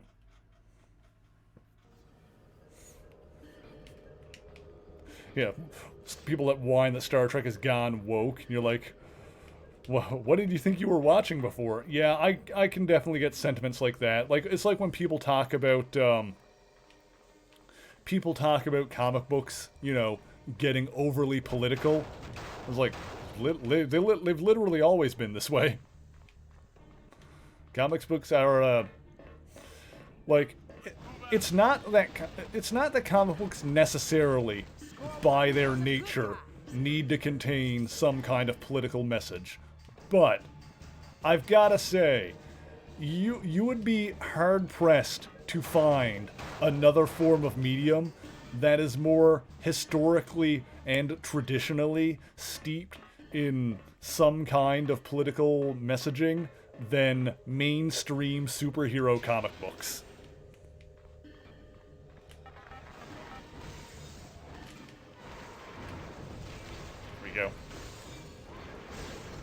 There we go. Oh God. Hang on. I don't have enough energy. There we go. Enjoy your nap. A lot of bad folks misuse the Punisher logo. Oh yeah. Yeah, that kind of thing there. Well, they did have that, I don't remember what run it was in, but it was like within the last couple of years, so I read it like relatively recently, where the Punisher runs into like some cops that have like the the Punisher logo, like, on their car. And he, like, pulls off the sticker and rips it up. And is like, no, you don't do what I do. Nobody does what I do. It's like, you made a promise to serve and protect. I gave all of that up a long time ago. You don't do what I do.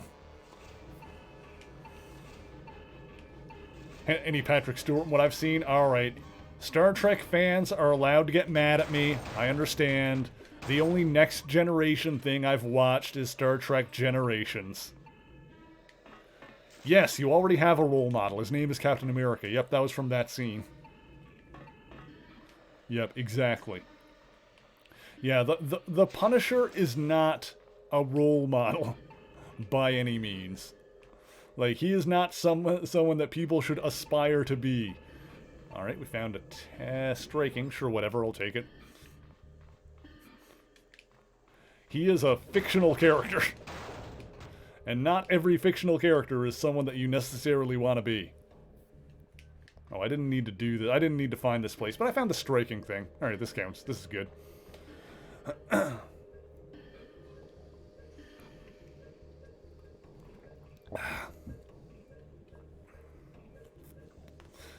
I've seen more Patrick Stewart as Charles Xavier than Picard, yes. I need to watch more Star Trek at some point, but Jesus Christ, there's like so many things I need and want to like watch and read, and there's too many things. There are too many things, and there's not enough time. I think we've cleared out the rest of this area. I think that little bit was the last thing I wanted to do. Ooh, The Gooding Woman, you're playing Ocarina of Time and you've arrived at the Master Sword? That is one of my favorite video games, like, hands down. I think my two favorite video games are Ocarina of Time and Pokemon Red. I kind of need to put Pokemon Red, like, really high up there, because, like, especially in, like, the last couple of years, I've done, like, additional runs of that, and for as much as, like, a old broken mess that game is, because let's be honest, Pokemon Red and Blue are very ambitious games that are basically held together by duct tape and hope.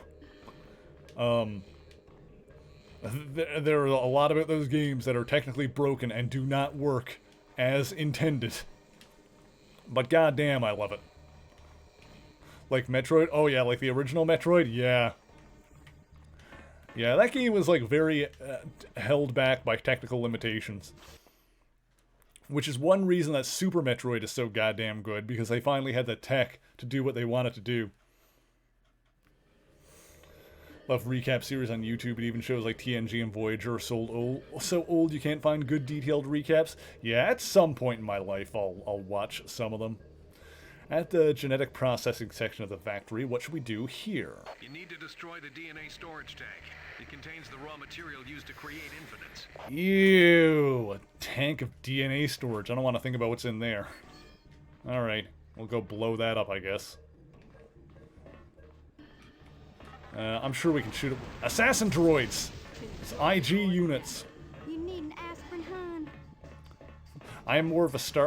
I'm admittedly more of a Star Wars fan than a Star Trek fan, but even that, I haven't, like, watched all the TV shows, which, you know, I've mentioned recently that I'm going to start doing. Like, when I have, like, my lunch break in the daytimes now, I'm gonna, like, sit down, eat my lunch, and, I'm sitting on my foot and just going to sleep. And, like, watch an episode of Clone Wars. I'm just gonna, like, make my way through Clone Wars and Bad Batch and Rebels and stuff over the next, like, few months, a year. I have no idea. I don't know how many episodes total it is. I know Clone Wars is like 7 seasons, so it's gonna take a while to get through it, but I'll slowly make my way through. Just because I enjoy, like, Book of Boba Fett and Mandalorian so much, I want to get into more of it. KOTOR remake streams? Ooh, yeah, I've never played KOTOR. They do have, like, a remake or something that I want to do, don't they? Oh, hang on. Yeah, if they do, if the remake is good, that's, that could totally be a thing. I find it funny that people talk about how, like, how can you do KOTOR on consoles? Like, how could you play KOTOR with a controller? It's like, they already did that. The original version is on, like, the original Xbox. Like, there are already console versions of Knights of the Old Republic. Wow. Yeah, those guys that are, like, immune to everything, does the lightning even work on them? I haven't, like, been able to tell yet. Looks like Wolverine and the others are able to kill them if they actually come out. Yeah, that's a big if. I mean, honestly, I wouldn't mind playing, like, even if it's the original version, I wouldn't mind playing KOTOR at some point anyway. Remarkable storytelling. Gameplay's aged terribly, though. Wait for the remake. Yeah, we'll see how that goes. Yeah, I feel like it's the kind of thing where if I was going to play it on the original version, I would probably play it on, like, a lower difficulty. Maybe. I don't know. It seems like the kind of game that would be good to, like, just kind of... Because, like, I haven't streamed these, but I am a big fan of Mass Effect. I played, like, the Mass Effect games on 360, like... not really as they were coming out. I think I came to it a little bit later, like... I think just after Mass Effect 3 came out. Like, I, like, got into the entire trilogy. But... I also played all of those on the easy difficulty, because, like, I just want, like, the story more than anything else. Also, I'm bad at shooters. Like, something like this I can play on normal, because this is more of, like, an RPG than anything else. Which I guess, like, you know, KOTOR is as well. So, you know, I guess I could just play it on normal and go... That would probably be the best thing to do. Would be to play it on normal. Given the kind of game it is. I don't know. I don't need to make that decision anytime soon. Point being is, yes, I'm not good at shooters, so I played Mass Effect on easy, and I'm not sorry for that. Team management. Like, maybe someday I would like to play some of the Resident Evil games on the channel, for example. Those would all be played on easy. If we play, and I'm not apologizing for that, if I ever play, like, Resident Evil or, like, you know, similar styled games on the channel, anything that's, like, kind of more shootery, I'm probably gonna play it on easy. Most stuff I like playing on normal. Past the point of caring about playing games on easier difficulties. For me, it totally depends on the kind of game, you know, because, like, I'm also, like, a huge fan of Bloodborne, so... You know, it totally depends on the game. Like, Kingdom Hearts 3, we played on Proud Mode. Hell, I did, like, you know, the hard DLC for Kingdom Hearts 3. Not critical mode, I mean, like, we played, like, the data battles and stuff like that. Oh, hang on, I need someone with strength to do that. Got it. Got it. So, for me, like, difficulty, it totally depends on kind of game. Like, generally speaking, I'll go with, like, the normal, whatever it is, like, you know, everything else being equal, I'll just play, like, whatever the normal intended difficulty is for most stuff. But, you know, if it's a kind of game that I'm not good at, like a shooter, I'll probably lean more towards the easier difficulty. Versus, you know, if it's something like a Kingdom Hearts or, you know, stuff like Bloodborne doesn't have difficulty levels, but it just kind of is what it is, but they are also kind of hard. But, like, I'm fine with that difficulty level for that kind of game. Let's see, where are we going? I, like, circled around. Let's get back to where we were. Let's see.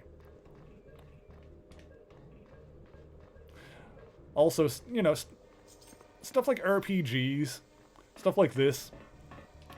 It also makes sense to play it on normal for me anyway, just because, like, if it does get, like, overwhelming or brutal, I can always, like, grind to get stronger. When grinding is an option, like, playing on normal does feel like a good default to, like, default to.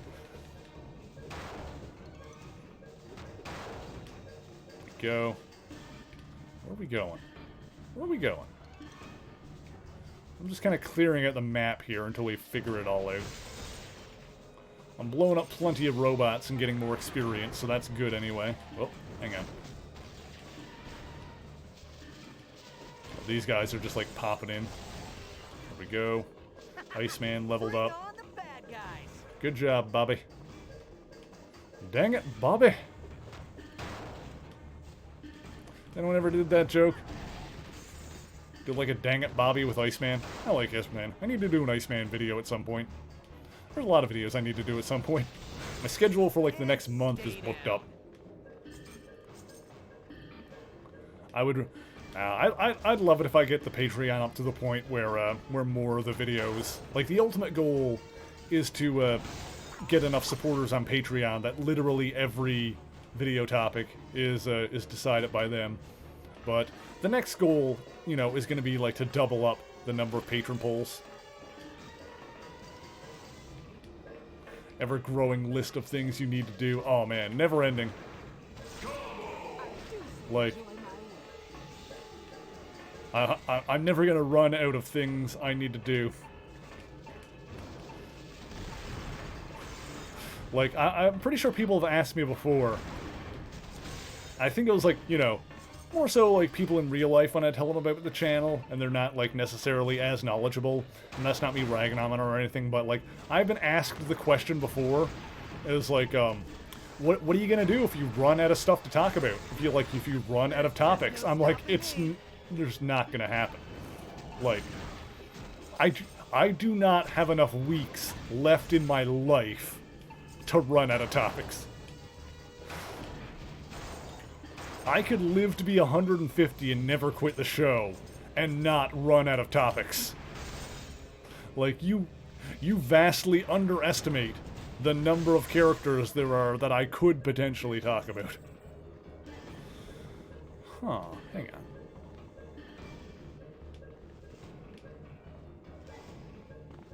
My strike is high enough to break the barrels. Nice! Hang on, I can fly across here, I bet. Look at that. Uh-oh. Hey, guys. Hang on. There we go.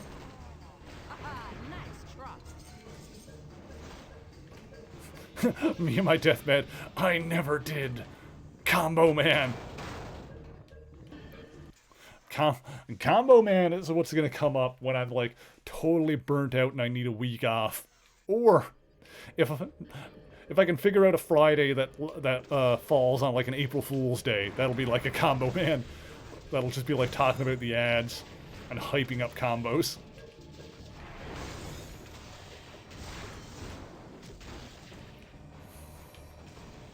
It would basically just be talking about, like, the ad campaign. Is that the best y'all can do? Or actually, well, I tell you what, the fun thing about Combo Man would be, like, finding the answers to where, like, all the combo parts come from, and then just... Okay, now I'm thinking. Because the whole deal with Combo Man is that he's, like, this segmented character where, like, each part is, like, taken from, like, literally segmented into horizontal lines, where, like, each segment is, like, taken from another character. And it was, like, the ad campaign where the goal was to, like, guess where each part came from. So I totally could do a video where I just, like, identify each segment, because obviously the answers, like, you know, this was back in the 90s. So the answers are, like, officially documented and stuff now. So that is totally a thing that could happen. Can I go this way? What is this? I guess I need to go around. Got the big thing blocking the thing. A thing on the thing with the stuff. Whatever. Oh, hang on, there's a robot. And now there's not. There was a robot here. It's gone now. Oh, look, there's another one. Bloom! Oh. It actually takes a couple of shots. There we go. Okay, let's get across here.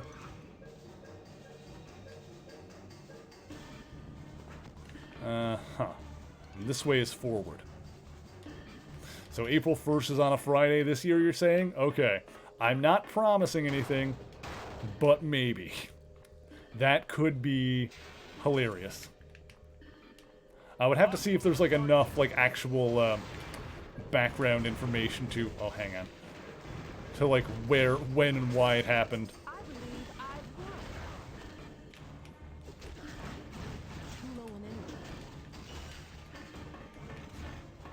but that could potentially be a thing.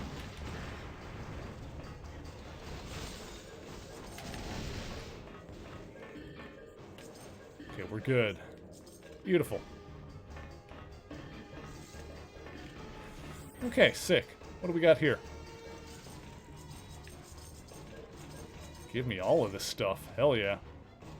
Oh, oh.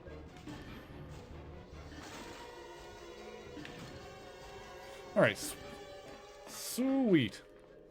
Hang on, the actual thing is over here. You will meme this video into existence. Now, you're just making me want combo. You're just making me want combos, and combos aren't even that good. They're like okay at best. Now I really want some. I never think about it when I'm at the store. About to make me go into Amazon and buy some, like, incredibly mediocre snacks. Alright, so we can destroy the tanks. That was over where? I mean, I'm gonna explore the entire map anyway, let's be real. Oh, no, turn around. There we go.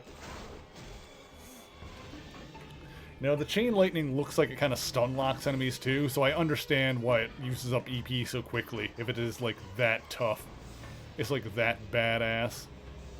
Oh, God.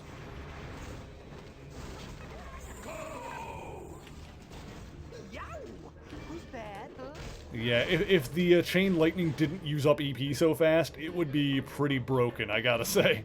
So, I get it. Give me this. Alrighty, let's see what goals we got here. Can I grab this now? Or am I full up on those? Full up. Oh, I bet Rogue can probably push it. There we go.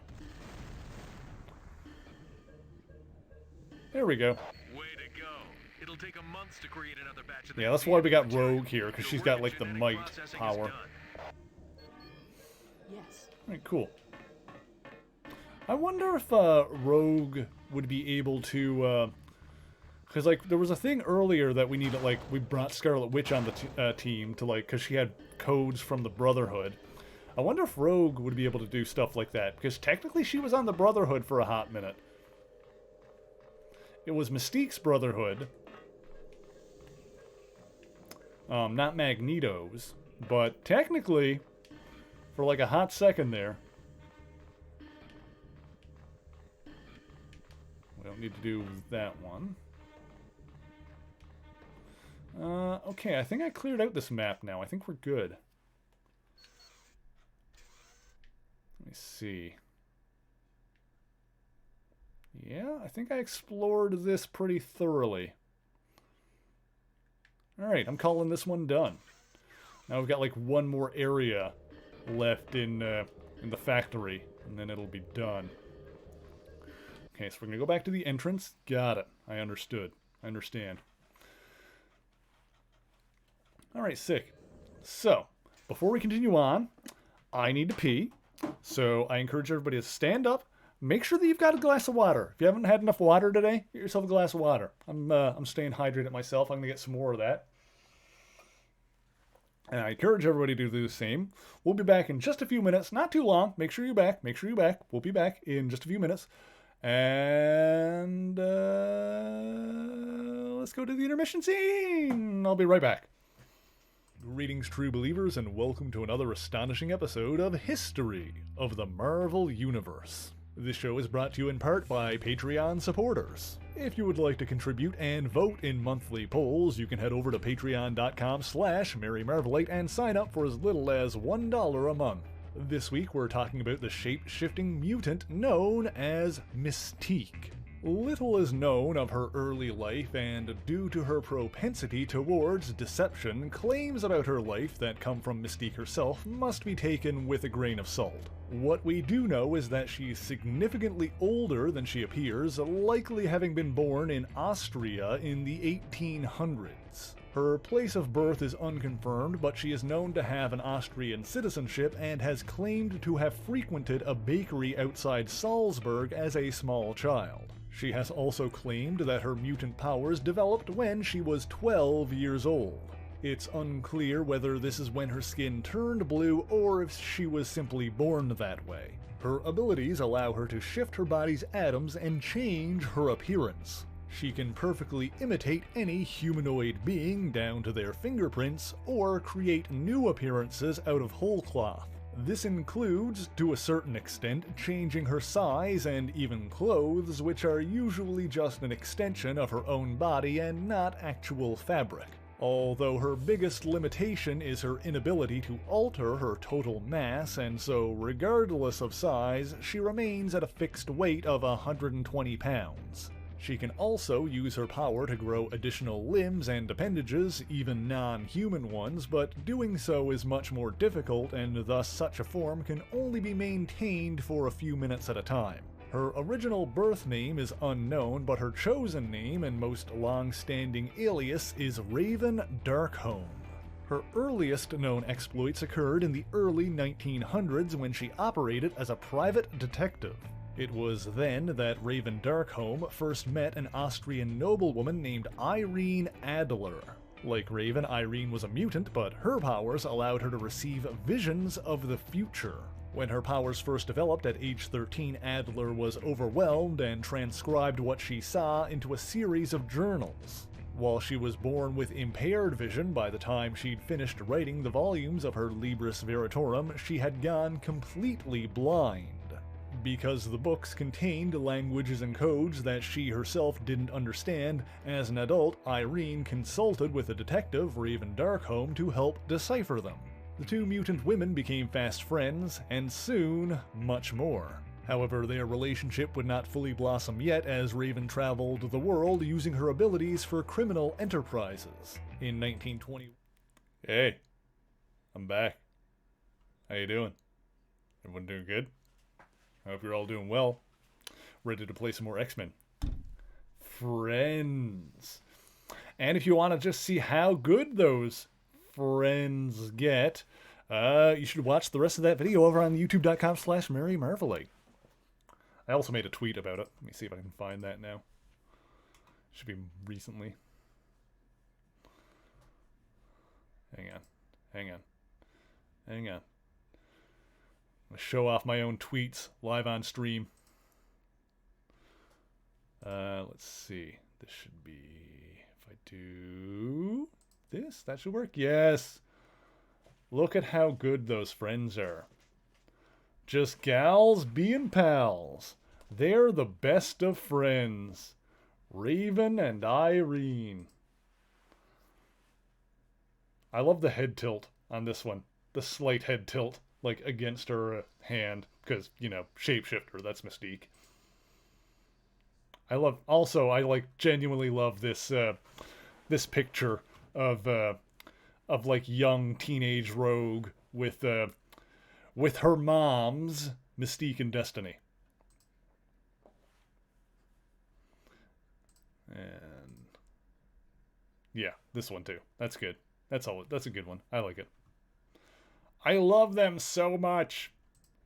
But this one is great. That's just a sweet family picture. That's just a nice picture. I just like it. Okay. Let's go back. Find yourself someone who looks at you the way these friends look at each other. Yep.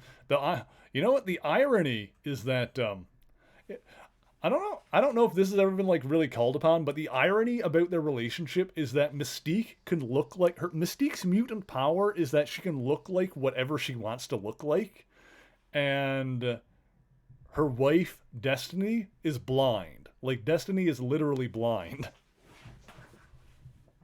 So, I don't know, like, there's like a weird bit of irony there. Let's see. Oh, also, Kino says that it's treat time.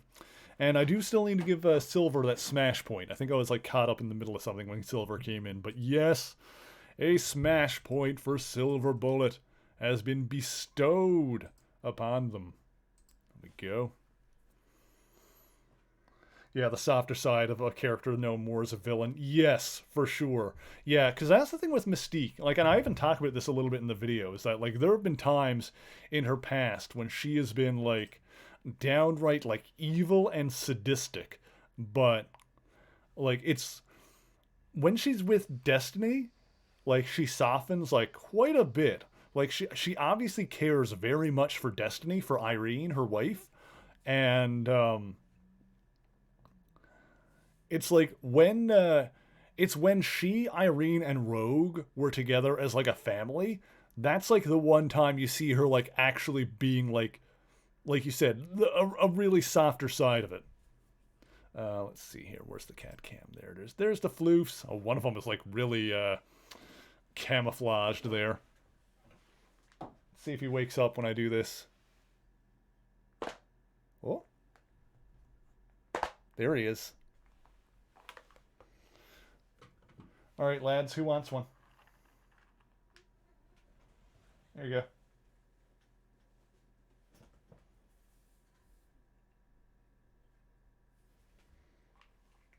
Zant, you want one? Huh. Okay, I missed. Someone's gonna find that later. Oh, behind you? Are you getting it? There you go, he got it. Okay, he got it. I hear food, exactly. Hang on, let me get the other one that I like tossed and lost. Where's the other one? Oh, there it is.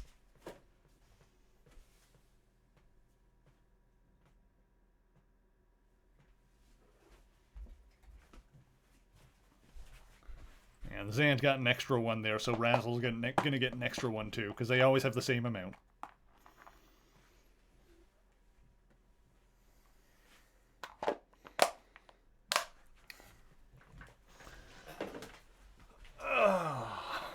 What good babies. Aww.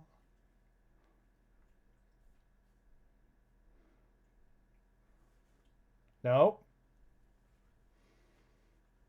Be good. Saw Zant like lifting his hand a little bit. It's like, yeah. I'm like, no.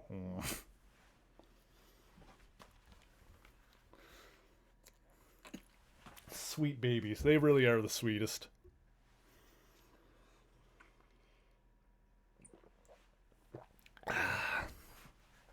Okay. I would look at them all day. I need to click away. All right. Are you going to lie down? Oh, yeah. There you go. Get comfy, baby.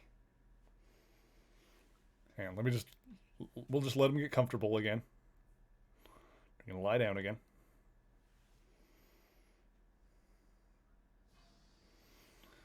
He's sniffing around for a spot.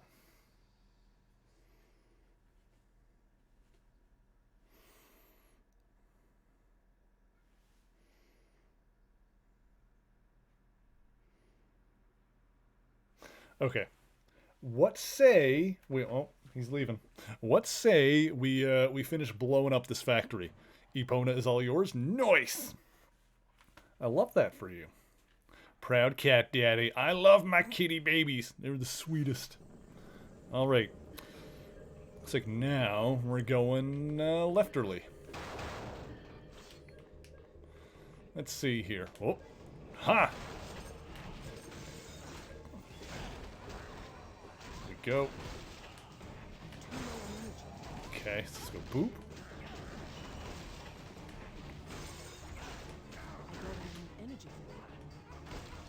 Hang on. Nice. Got him. Lovely. Yeah, I love Epona in Ocarina of Time. Good horse.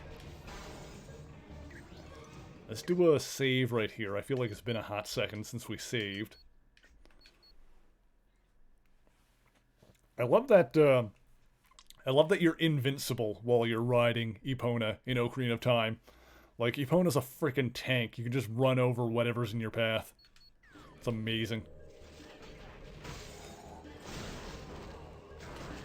I also, like, one thing I always did when I played Ocarina of Time as a kid is I would always, like, as soon as I got to Adult Link section, I would always go and get, I would always go get Epona right away. Got the genetic code that Mackenzie wanted. Excellent. I would get Epona right away so that I could get the big Goron sword before going to the Forest Temple. Because the big Goron sword makes the Phantom Ganon fight in the Forest Temple significantly easier. It's so much easier with the big Goron sword. Like, the big Goron sword is just, like, strong generally, but that fight in particular is so much less of a pain in the ass with the big sword. Locate the core reactor and then do what you do best. Smash it to bits. Sounds like fun. Thanks, Guardian. Alright, sick. Let's go smash some stuff. Chill out. Okay. Don't bother standing. I don't have enough energy. Give me the bits. Storm smash! Yes. I wonder if Storm has ever been hulked out. There was like a brief time when like a bunch of characters. There was like a book called Hulked Out Heroes or something, where a bunch of characters got all hulked up. There was like a couple of miniseries. There was like had like Hulk Thor versus Hulk Spider-Man. And there was another one that was Wolverine versus Captain America, I think. I don't know if Storm ever got like caught up in all of that business. I don't think so. It was a while ago that I read that. Target acquired. Huh?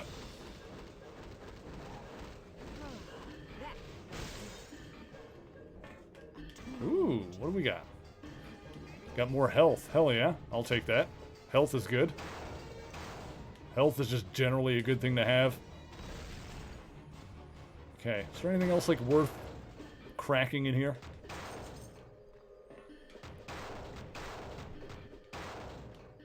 Seems like you're getting that sword then. Yeah, certain parts of that quest can be tough. But it is also fun to do. But yeah, because some of the... Oh God in heaven. Because some of it is time sensitive, the horse is basically required for it.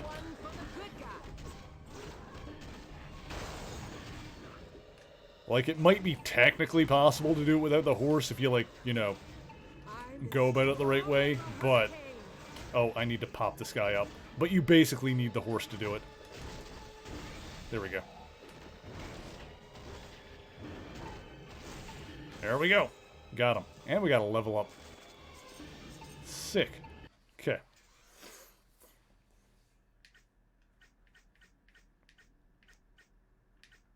Team management. Details. Let's see. So I want... let's see. I can't do any more chain lightning yet. I can do another lightning mastery, though. Which will increase my electricity damage. So that seems like the thing to do generally. So let's do that. And then I'm going to do the same thing again. I'm going to do 1 body and 3 focus.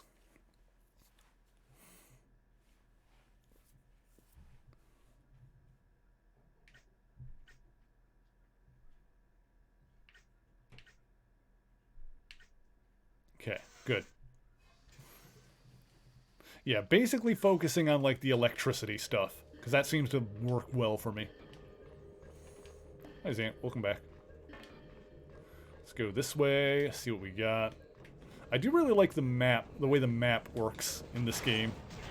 It's pretty much the same as Ultimate Alliance 1, which is after this, but we played it before.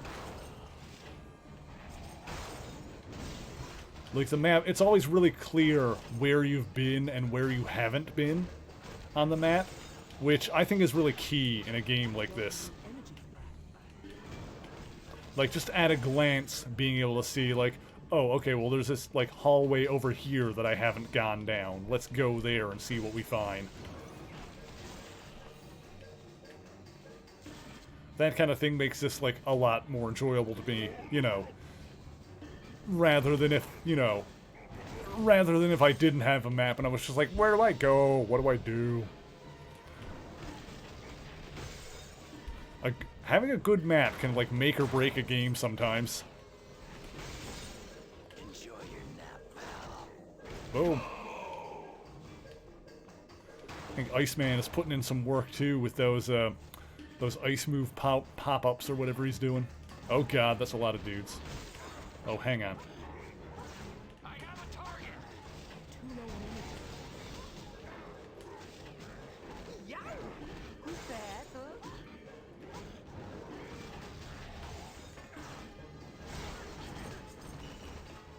What is that thing? Can I do something about that, or do I just need to, like, get past it real quick? Dang, I'm good. Yeah, there's some big boys afoot. There's some big enemies. There's some biggins. We got a few biggins. Okay. Oh, we got something. Oh, there's another biggin. Okay.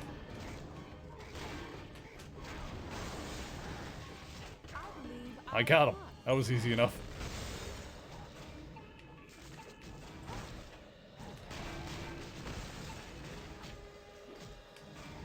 Ha! Oh. There we go. Got him. Okay, sweet. I mean, this works out, like, at the rate they're dropping the EP regen items, I'm, like, using my chain lightning and, like, running out of EP and then restoring it with the items. And I'm not running out. Like, I'm constantly, like, still having enough, so... Things are currently working well. My current build is working. You need an aspirin, hon. There we go. I totally thought she was... Rogue was like, you need an aspirin, hon? I totally thought she was going to ask if he needed an ass kicking. Yes, as it turns out, he does.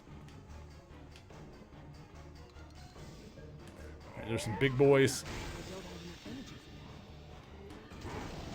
You need an aspirin, hon.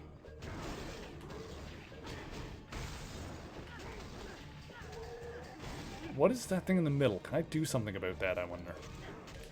I don't have enough energy for that. Yeah, it, like, takes out my energy immediately, it looks like.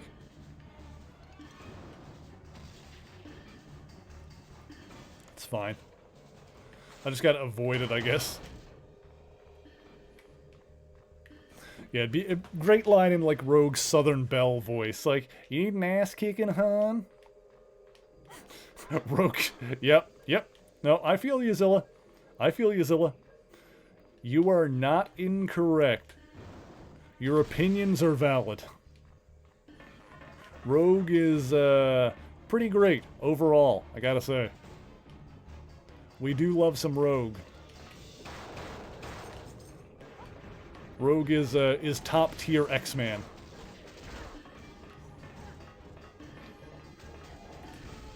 Because, you know, everyone knows that all the best X-Men are women. That's just a fact of life.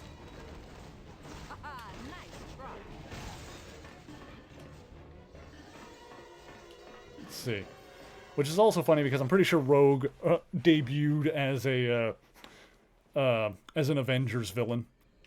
Sort of Avengers villain. Well, she debuted in an issue of Avengers as a villain. In an annual, actually.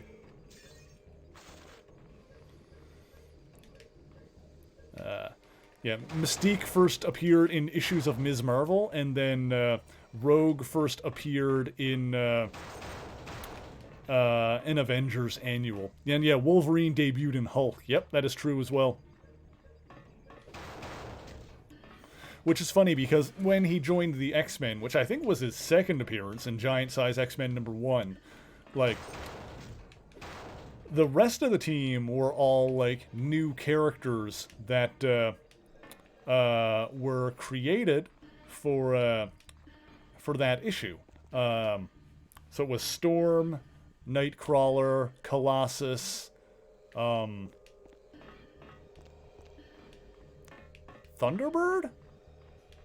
Or was that the other Proud Star? But either way, yeah, that X-Men team were all, like, created for that issue, except for Wolverine, who had previously appeared in Hulk. But, actually, it was Thunderbird? Yeah, that's what I thought. I like, thought Thunderbird, and then I started second-guessing myself. What's his brother's name? It's Thunderbird, and he has a brother with similar powers, right? Warpath is his brother. That's what... okay, that's who I was confused. Yes, okay, got it. And Zilla got it as well, yeah. It, like, took my brain a second. Yeah, he has a brother named Warpath with, like, very similar costume and powers. Oh, this guy's got health regen. I need to lightning zap him to get him down quick enough. Oh, God, hang on. There's just no stopping me. You don't stand a snowball's chance.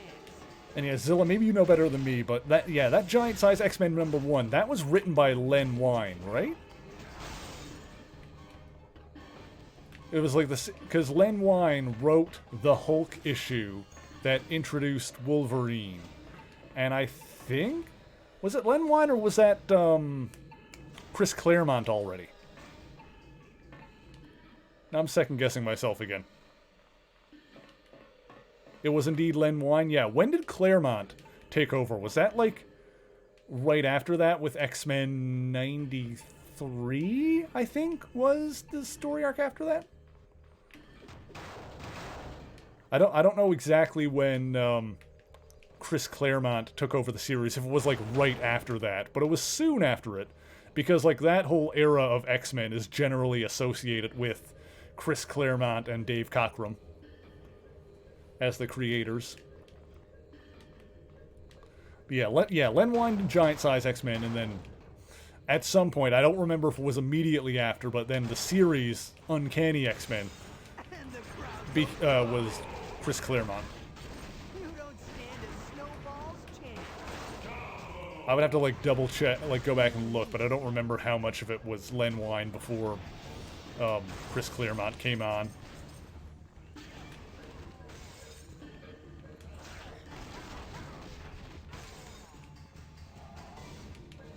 Let's see here.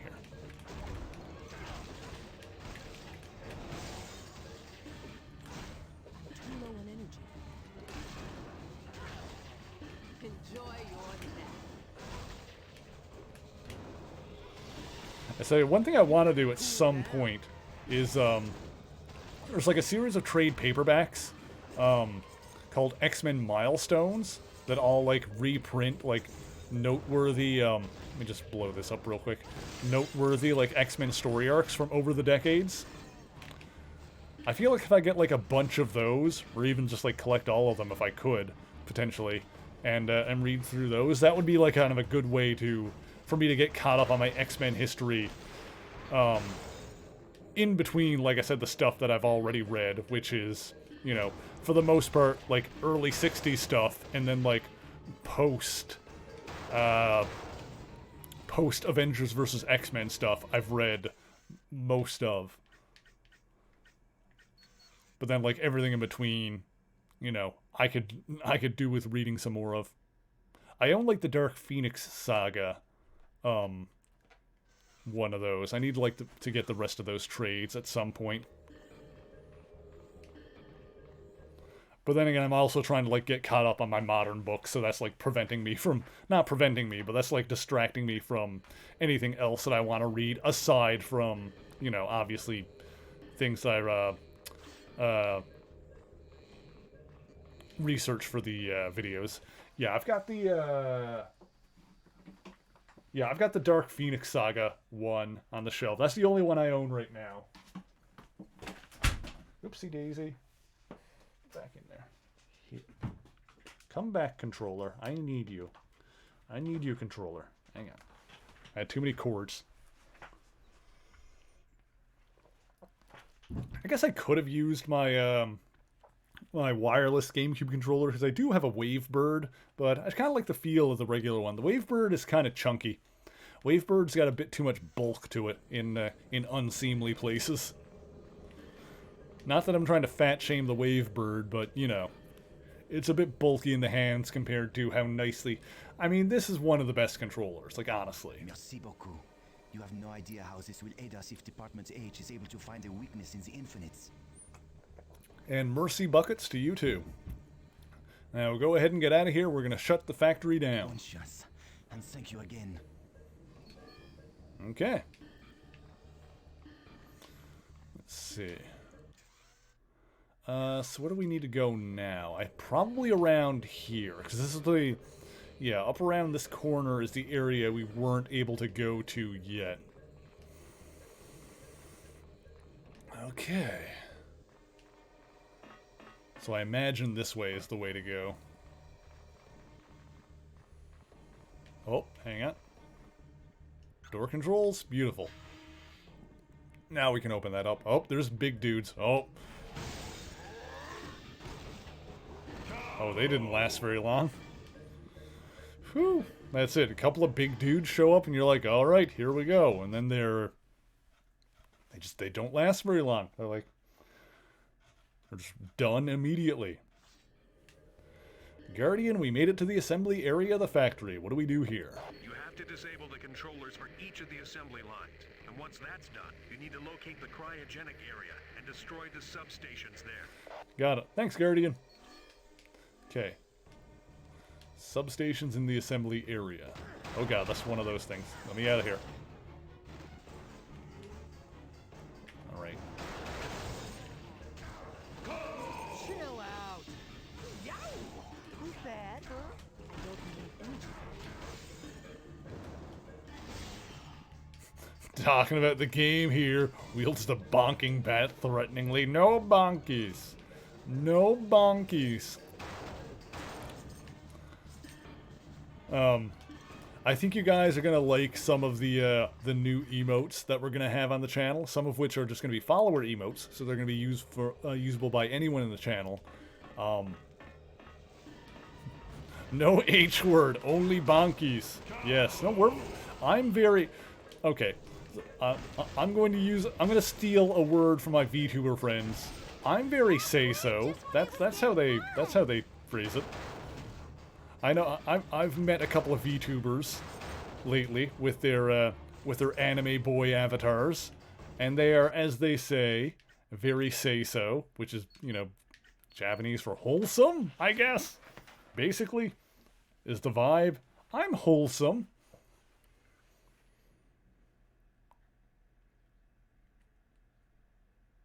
Don't say it. Don't say. My brain is like, by which I mean I can always go for some holes. I'm like, you can't just say that. You can't say that into the microphone and then put it out into the internet. Why would you?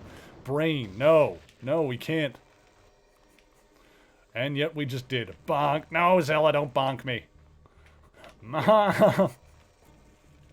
Mom. Zilla's bonking me again. Ow. Lightning. Well, you're all getting zapped. I can see that happening. I'm just joshing yous. Oh, hang on. Here we go. Where's the other things I need to blow up? We've just got like a corridor of things that I need to blow up in it. Let's see. Let's try and not get electrocuted. Oh, there's dudes. Good. Good. Okay. Oh, look, this is that arm thing from Tony Stark's workshop. Can I get through here? You like donut holes? We call them Timbits here. That's like a branded thing, though. Blow up. Nice. The best part is where you come from. Bonk is a somewhat dated slang for fucking. Oh yeah, I knew that when I said what I said. I'm gonna be perfectly honest. Which makes it all the funnier. Oh god. Here we go. Beautiful. dunking munchkins, mostly. Oh, is that like the Dunkin' Donuts equivalent? I do find the term donut hole funny though. Like as if they're deliberately taking out of the center of donuts. Like I just find that a cute concept. Like they sell the holes back to you separately. And Wolverine has a point thing. Oops. There we go. Let's see. Yeah, keep doing up all his passives until they're all filled up.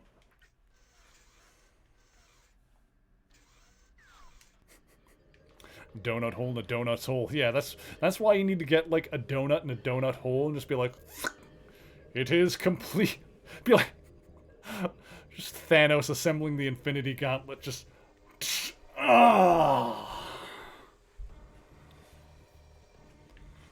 putting the last one in, except it's only one because it's just the one hole. But yeah, the Infinity Timbits,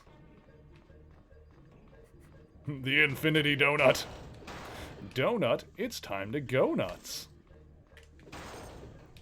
Okay. Oh, there's a dude. Oh, he actually survived longer than I anticipated. Okay.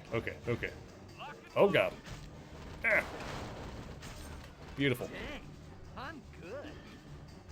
Timfinity War. Dang it. Zilla. Remember his comedian Mitch Hedberg? Ah, he was good. He was so good, man. What's that over there? That looks like a thing. I found a homing beacon. Sounds like R2-D2 when I pick it up. Zap! Beautiful. I used to like his work. I still do, but I used to too. Beautiful. Excellent. I love that. Excellent joke. Top tier humor. Much laugh. Wow. Ha!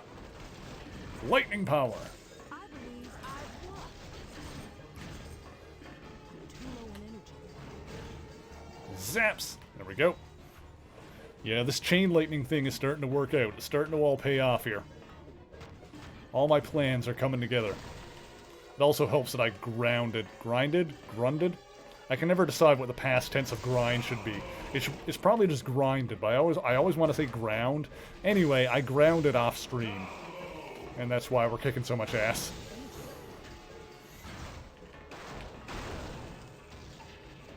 Okay.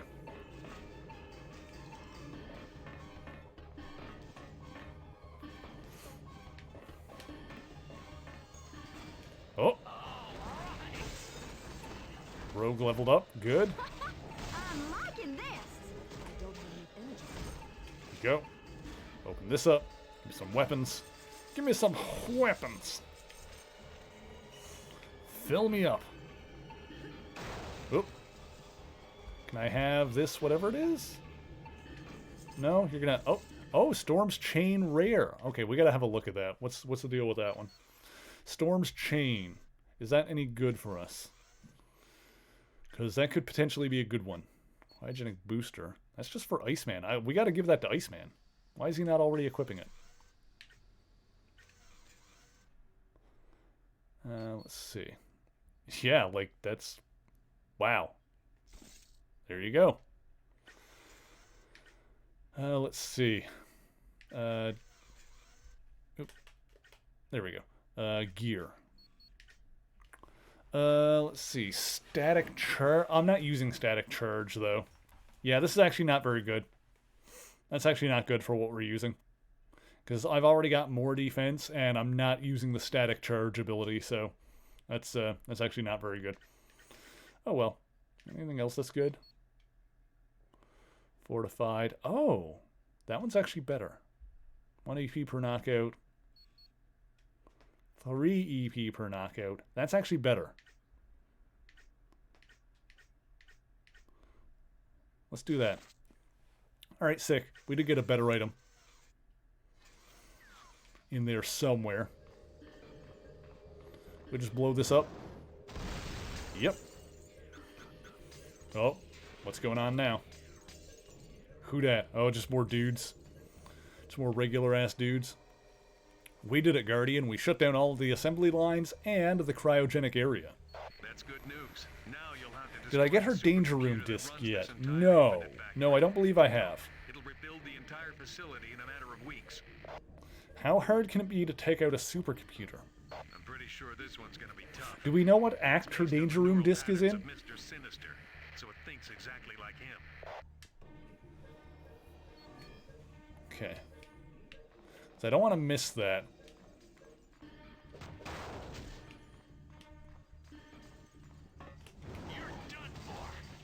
Actually, that is a yeah, that is a no prize question. Does anybody actually know what act Storm's danger room disc is in?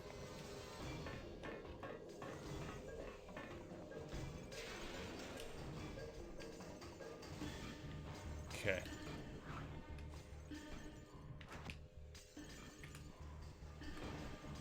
Can I not?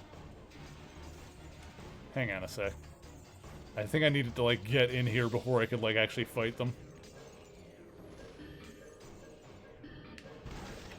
Hang on, let me get, like, up to a good... Here we go.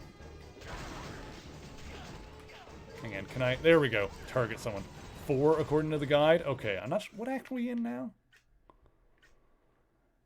Let's see. Yeah, I don't need to know specifically where it is. I just... let's see. Because we're only in Act 3, I think. Yeah, this is Act 3. That's what I thought. Okay, cool.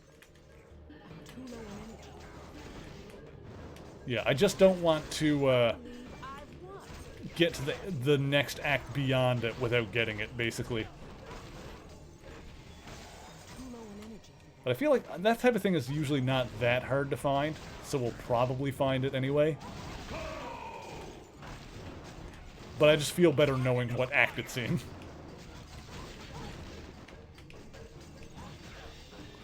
Zaps.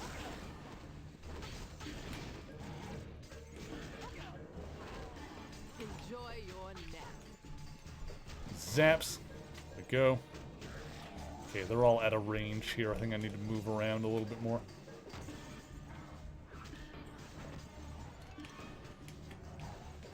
Uh-huh. Gotcha. Nice.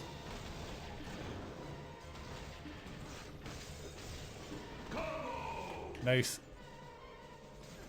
Let's see. Get ready for pain. How about you get effed? And stay down. Boom. Nice. Alright, how we doing? Let's see, do I need to deal with that thing in the middle or something? Looks like something I might need to deal with. It has been dealt with. Oh god, I'm slowed. Okay, hang on, we're fine. Everything's fine. Okay. I think we're doing well. What's this way? More dudes, what do you know? That's gonna leave a mark. Okay. Zaps.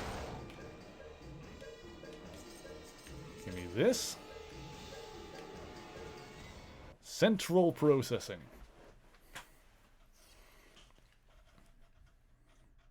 And I wonder if I missed anything back in that previous area. Hang on, go back real quick.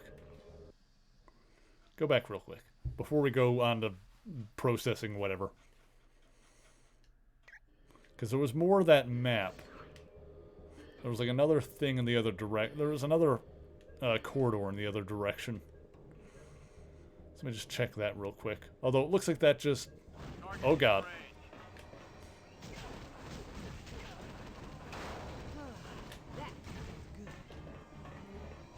Ha! I don't have any energy.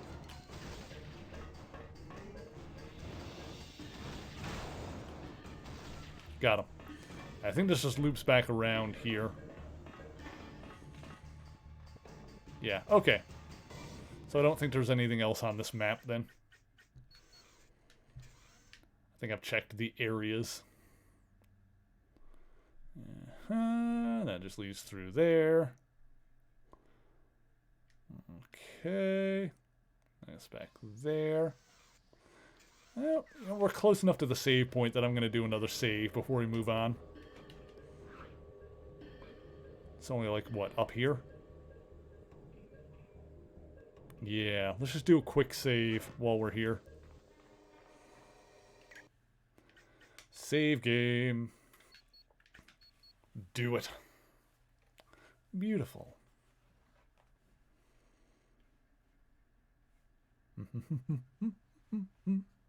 Da da da da da da da da. Okay, excellent. Let's see. So probably gonna have to fight Mr. Sinister up ahead if I had to guess. He's almost certainly gonna be here and probably be the boss fight. Huh.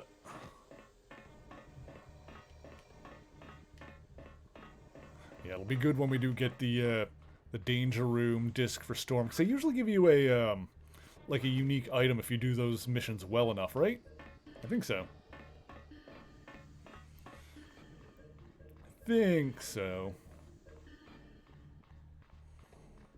Central processing. Alright, moving on. I mean, there's Mr. Sinister now.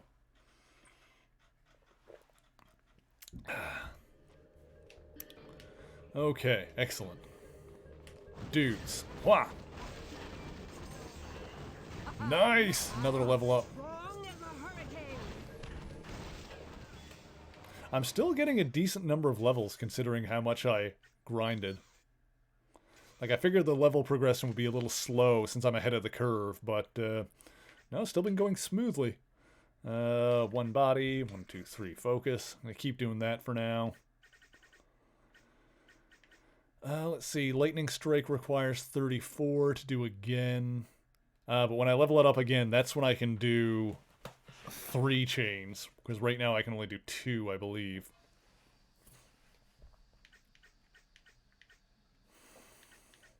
Okay. I could do Lightning Mastery. Lightning Mastery seems like the thing to do because it increases both the lightning drop and the chain lightning. So that just seems like the thing to do. So yeah, let's keep getting that going up. And I'll upgrade chain lightning when I can. We'll get back to like upgrading lightning strike at some point. Because that's still really good and useful. Huh? There we go. Oh yeah. Oh yeah, it gets better and better as we go.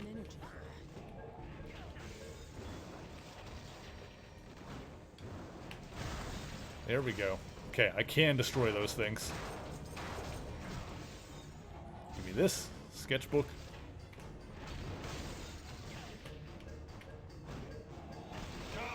And the crowd goes wild. Alright, great. New favorite line in a YouTube video? Oh, what is it?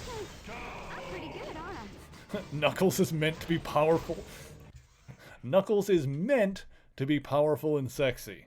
That's why they cast... He's meant to be sexy, is he? I don't have any energy. Well, I mean, alright. I'm not gonna kink shame anybody.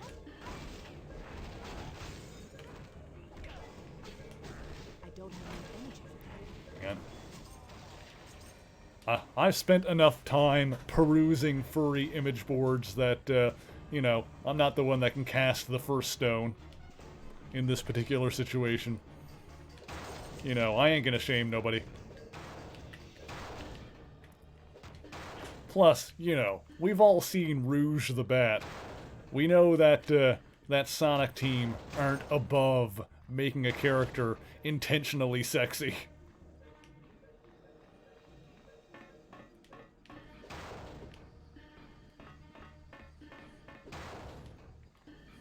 I don't know what, like, the canon ages of the Sonic characters are supposed to be, like, offhand, but I'm pretty sure it's something like, you know, Amy is 8 or whatever, you know, Tails is 11 and Sonic is like 12 or 13 and Knuckles is probably like 16.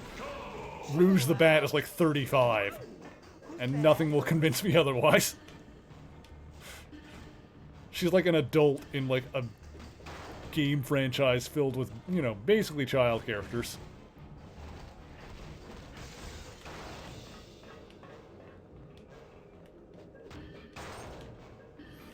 You know, not that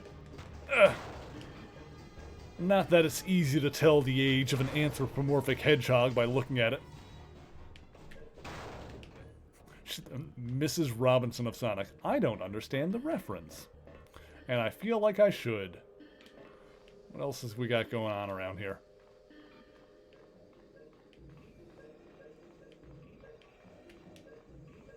Loops around here. Oh, that looks like something. Huh.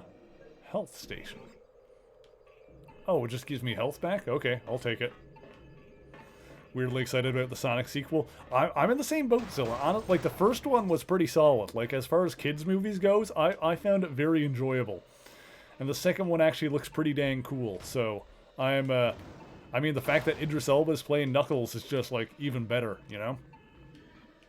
So, yeah, I enjoyed that first movie well enough. I think, you know, it's one of those movies that I only watched, like, once in the theater, like, when it came out. But I liked it for what it was.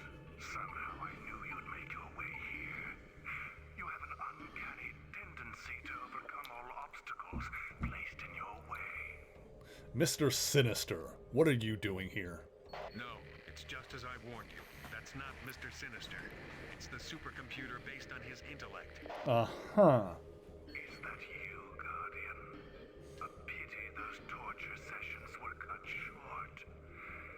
But he is correct.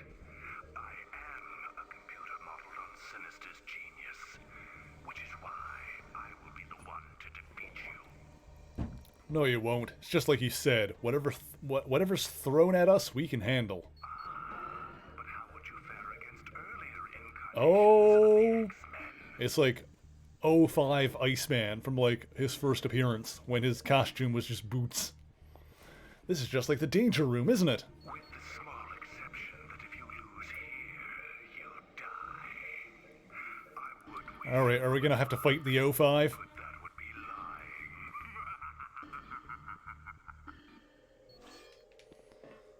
lying. Okay. Oh, yep, there's Cyclops. Oh, no, there's like Weapon X Wolverine. Okay, it's not 05. Oh god, hang on.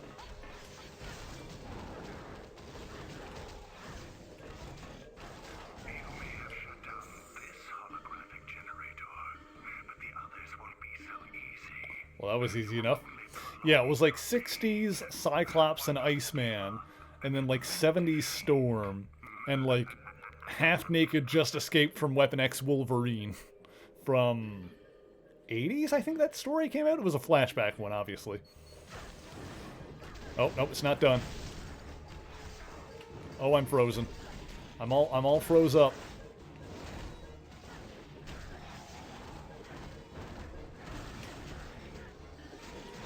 I don't have an engine. I believe I've won. Too low in energy. Oh. Naughty Pumpkin! Boo! Thank you for the raid. I appreciate that. How you doing? Are you having a nice day? I hope you're having a good one. Let me get a shout out for Naughty Pumpkin. Shout out. Naughty Pumpkin. What were you playing? Were you having a good time? Nightbot, tell me what they were playing. Playing The Sims 4. Nice! That's awesome. Mrs. Robinson is the name given to an older woman with an interest in a barely legal man. Now it. Oh! I don't know. Now I know the reference. Now I get it. Now I understand. Suspect Mr. Sinister that you didn't build them with all differently with the difficulty order. That the other one will in fact be just as easy to destroy. Yeah, probably, Appa. Oh god. But yes, thank you for the raid, Naughty Pumpkin. I hope you are having an excellent Sunday and that your stream went well. I need to play Sims at some point. I've never played The Sims on my own.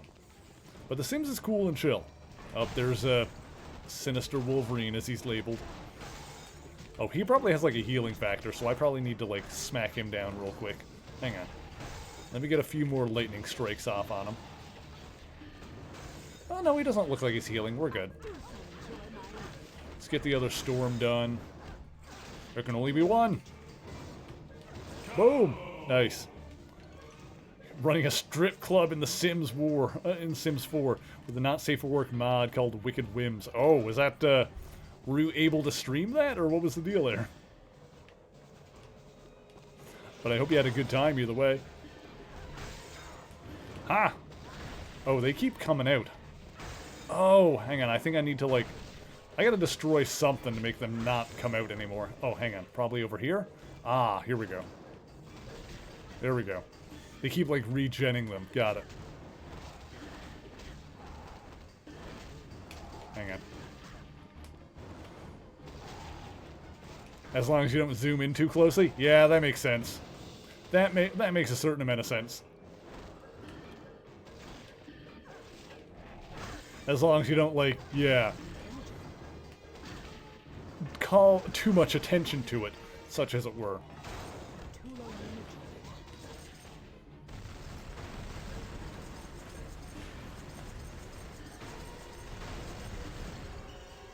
Jesus, that was a lot of exploding.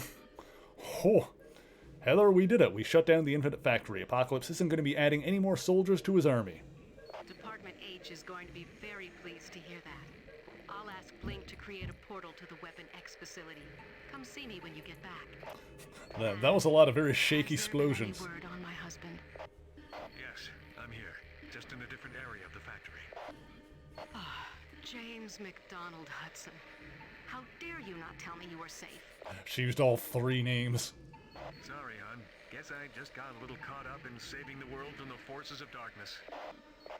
That's not one bit funny, but at least you're all right. I'll ask Blink to generate a portal for you too. Man, where's our Alpha Flight movie? Get this couple in a movie.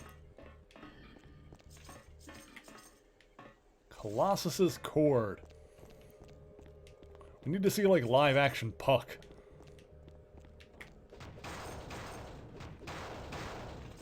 Hang on. Huh? Tech. Oh, my inventory is full? That's probably not a big deal. Gonna grab your tech and get snuggled in. Sounds good, Naughty Pumpkin. You do the thing. Also, your name is very appropriate for what you were streaming, now that we think about it. Yeah, and generally speaking, obviously, like, mods are not necessarily going to be included in this, but, like, in terms of, like, what you're not allowed to stream on Twitch, like, a game containing nudity doesn't automatically disqualify it. You know, if a game is rated adults only, then you're not allowed to stream it on Twitch. Or, like, you know, obviously they have their specific list of banned games that you're not allowed to stream. Some of which, you know, are because of nudity. Like stuff like Honey Pop, I'm pretty sure is on there. But generally speaking, like, just a game having nudity in it is not enough to get it banned from Twitch's, from the Twitch service, assuming that it's, an M-rated game and not an AO-rated game. You know, like something like some of the God of War games have, like, some mild nudity. Like, they got some boobies here and there. Yeah, people streaming Tormented Souls. Oh, yeah, I haven't been able to watch any of that. It's got boobs pretty early on. Yeah, but the general rule for Twitch streaming is that you're just not allowed to, like, linger, like, draw unnecessary attention to it. Like, a game like God of War that has boobies in it, like, you're allowed to stream it, but what you're not allowed to do is, like, manipulate the camera and, like, focus, like, right up on it and be like, hey, chat, look at the boobies. We're gonna look at the boobies. Like, that's what you're not allowed to do. Like, you know, you're not allowed to, like, try and turn your stream into, like, fat material, basically. What are we doing here? Let's do a save while we're back here. Seems like a good idea, doesn't it? I also need to, like, empty my inventory because we, like, just filled up.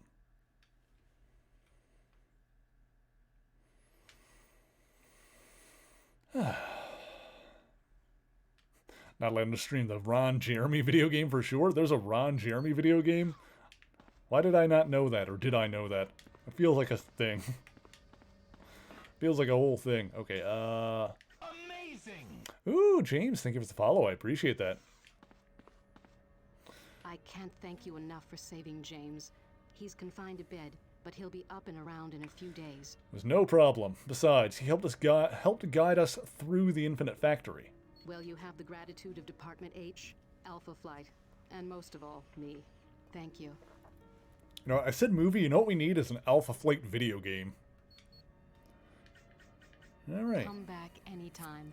The team has truly exceeded expectations, but a new mission awaits. Emma Frost has uncovered a temple that houses a number of psychics loyal to Apocalypse. Emma believes they were responsible for the number of high-ranking leaders going into comas. Come and see me now for further information. Psychics loyal to Apocalypse, huh? Also, have we met Emma Frost yet in this game? I'm pretty sure she was in the first game. But I don't think we've seen her in this game yet. I could be wrong. Let's see. We had to talk to Professor X. I need to unload my inventory because I'm like full up on crap. And then we can go like meet up with Emma and see what's going on. I like Emma. Emma's a good character. Hi again. What can I get you? Don't think she's been into it up to now. I don't think so either. Like I said, I'm pretty sure she was in the first one. There we go. Let's get rid of some of this stuff. I guarantee all. Yeah, this was not 100%. great. Hygienic booster. Wait, did I not equip that to Iceman already? Did he unequip that? Is there a reason for that? What's going on here? Hang on. Details. Gear.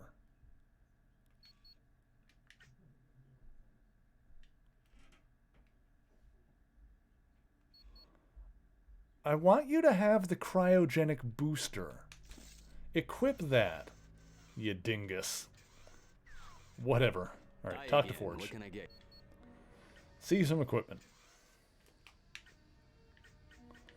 And tech, whatever, X-Guard, 127 defense. Fits all. Let's see. What does Wolverine have equipped right now? 13 electricity damage. 69 defense. Less level 40. Plus 4 striking. That's pretty good, though. I might hang on to the X-Guard and give that to Wolverine later when he's like high enough level for it. I don't know. We're not at 40 yet. We're a ways away from that. Get rid of that. Get rid of that.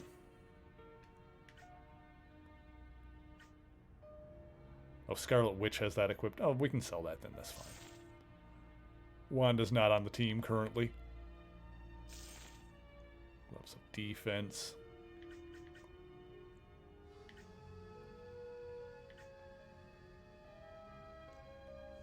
Luckily, one size fits all. I could put the gloves of defense on Wolverine. I would do that. Sell that.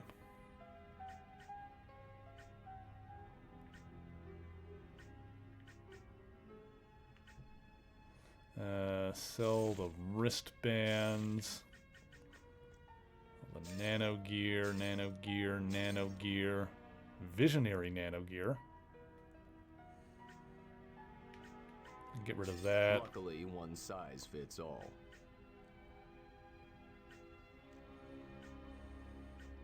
Let's see here. 103 defense on that one. 104. Yeah, that's not enough difference to make it.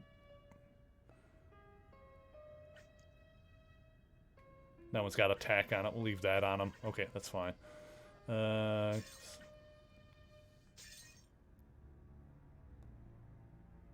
You won't find better prices anywhere else. Yeah, whatever. Okay.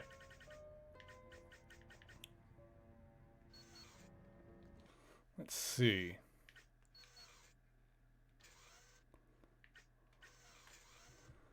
I want to give you that. I need to be like level 40 before you can have that, so I'll hang on to it, I guess.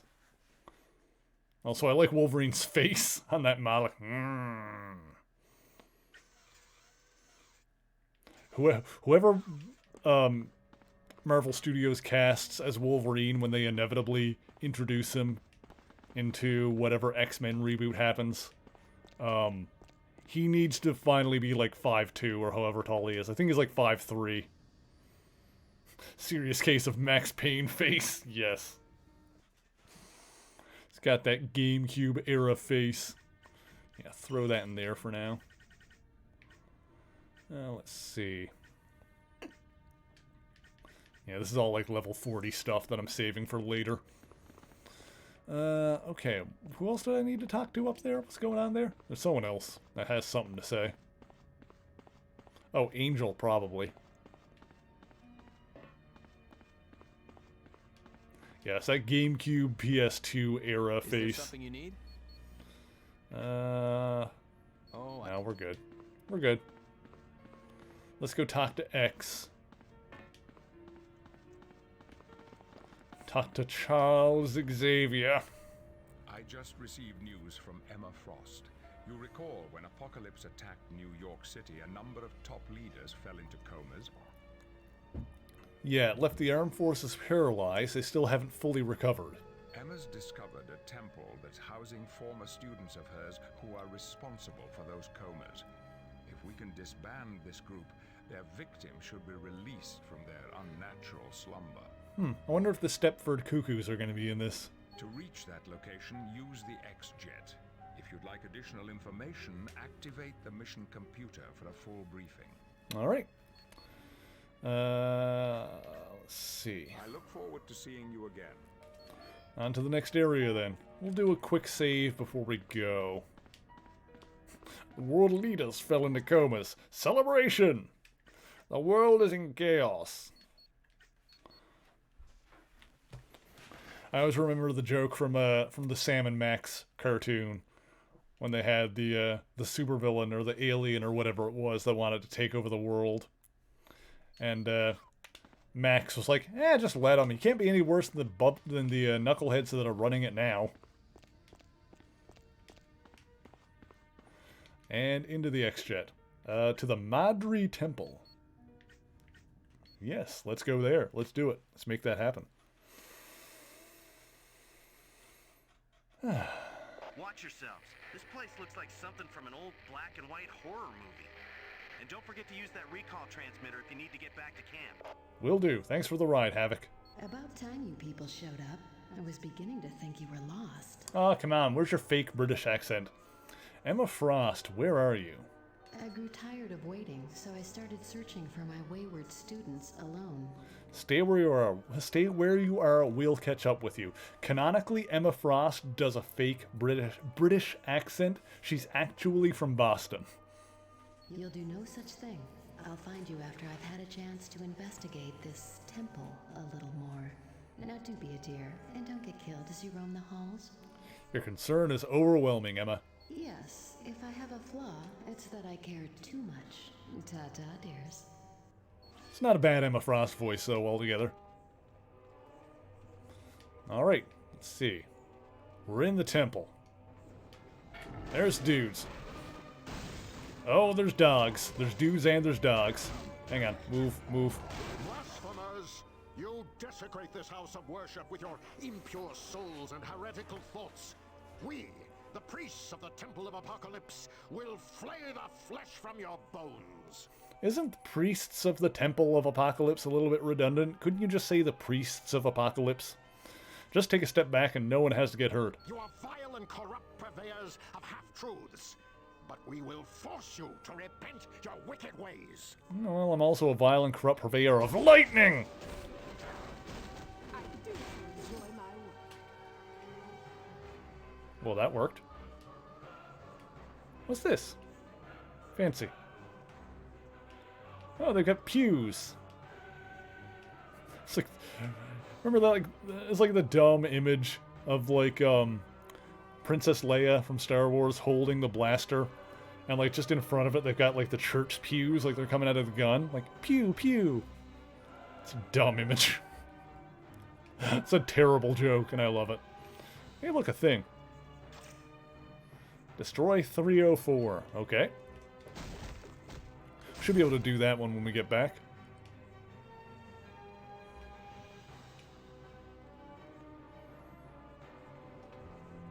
Okay, there's a lot of doors.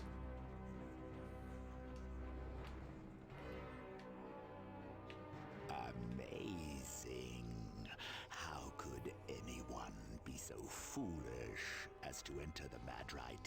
That is a Stepford Cuckoos. I called it. I frickin' called it.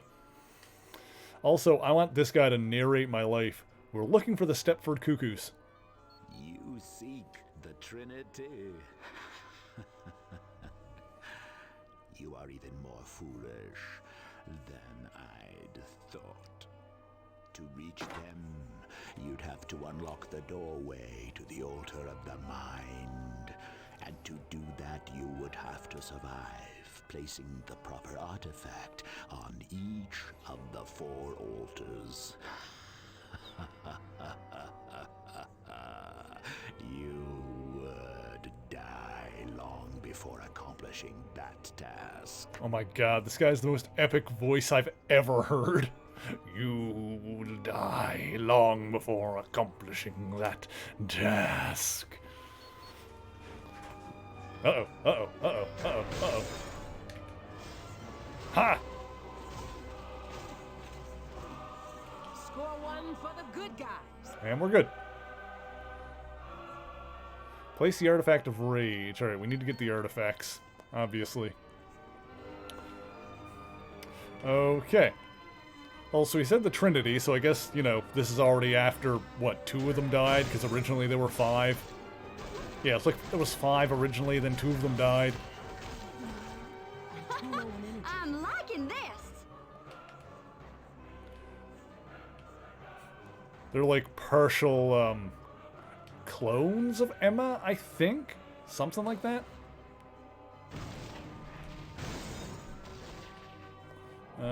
Someone's protected by the leader.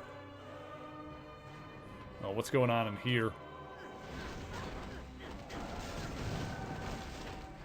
Let's try that again, shall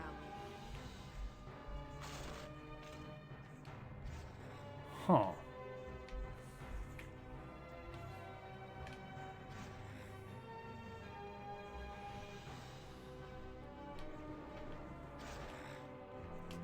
Sophia's friends use her own version of the Stepford Cuckoos in their Kingdom Hearts RP to control all of Agrabah. That's funny, but also, you know, sounds a little bit God-moddy, depending on like what your rules for that kind of thing are. I just keep getting better. Okay, we're good. You're all dead? Sweet. Sounds a little OP.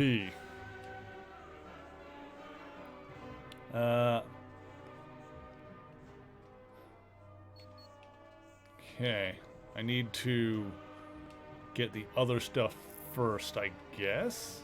Here we go, we can go through here. Oh god, let me out. Okay, okay, here we go. This works, this works. And I can just like shoot the lightning through the doors like that. That's pretty good. Oh, Jakester wants a smash point. We'll get that hooked up in just a second here. We've got some issues to take care of. There we go. And they're taken care of. Everybody fell down and is now dead. Also, I got a point to put into one of Wolverine's things. So let me do that. Oops. Let's see. Yeah, I've got Wolverine's stats on auto now, don't I? Yeah, I'll just let that keep going. Enemy fall down, go boom. Let's do regen. Keep going that way. Let's give Jakester a smash point. Every character in that RP is OP is pretty much par for the course. All right. As long as everyone's having a good time. That's the important thing with, you know, role-playing and anything like that. Is that everyone's having a good time. There we go. Give Jakester another smash point. Beautiful. Love that. Sick. Okay.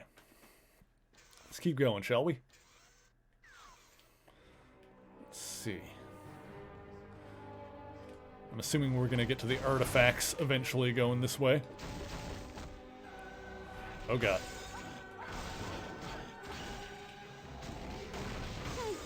I'm pretty good, aren't I? Oh. And stay down. Okay. Huh. Excellent. Too low an Okay, everything's good. What's this? Oh, there's a dude. Nice. You know, it might be easy, now that I'm getting the chain lightning thing leveled up, it might be easier to get some of those combo challenges done. Not that I'm particularly worried about it.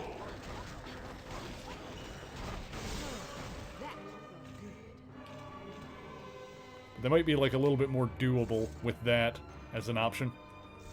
If I can like just chain lightning stuff and then like get other characters to attack it. Attack the same enemies rather. But I'm not as worried about those. Like, I guess basically since I did the okay, so that just goes around there. Since I did the, you know, off-stream grinding in between streams, I'm not as worried about doing some of the other Danger Room stuff because, you know, I'm already ahead of the curve now. Hall of Knowledge. One of the characters was using the Mind Stone. Interesting.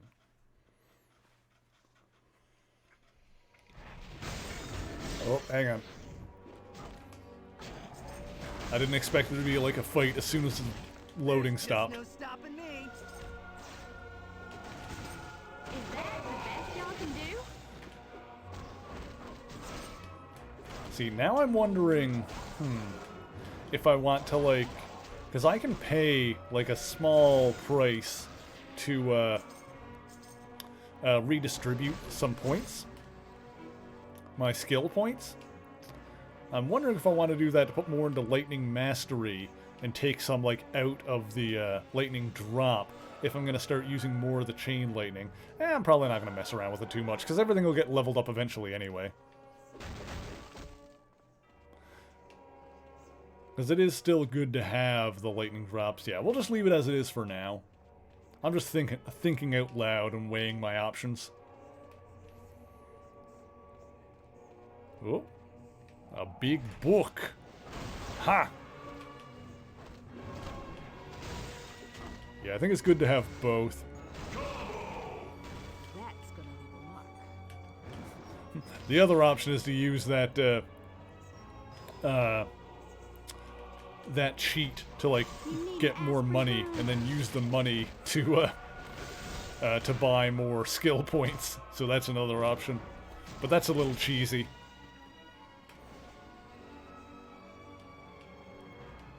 I don't know if we necessarily need to bust out the cheese. I feel less guilty about busting out the cheese if it's like after we, you know, failed and lose progress like we did last time. I'm pretty good, aren't I? I'm too low on energy for that. Okay.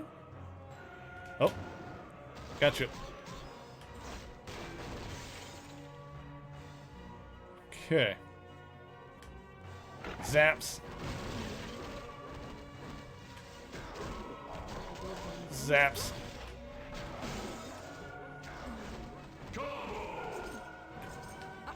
Nice try. Okay. Rise of Cheese Apocalypse. Now, we're not going full cheese. We're not going full cheese. Right now. Let's see, let's see. Hello? Oh god. Oh jeez. Oh jeez. Oh, that's a lot of dogs. Oh, that's a lot of dogs. That's so many dogs. Oh, hang in there, GameCube. I know you can do it. Well, technically I'm playing this on a Wii.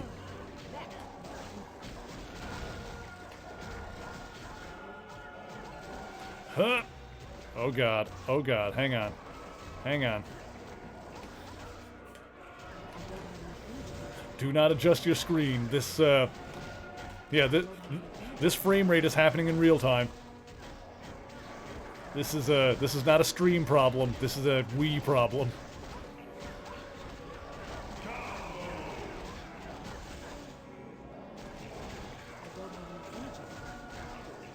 God, everyone hang in there.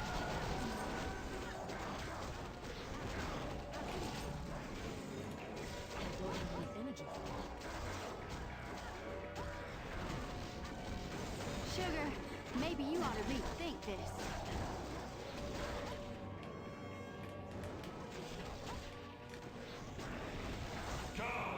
There's a lot going on. They keep reviving. Hang on. I need to get in here, I think.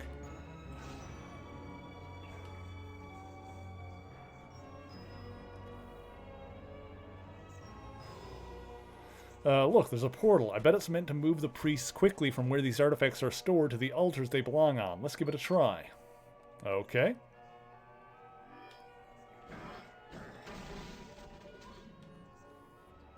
The Wii is just a GameCube with motion control functionality. More or less, yeah. In terms of tech, they're pretty comparable. Is that the best y'all can Give me do? this. Oh god, hang on.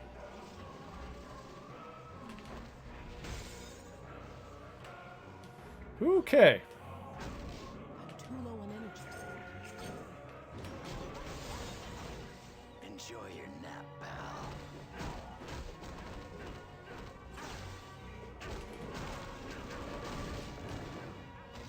Nice. Okay, okay. Good, good, good. So this should just, like, take us right back.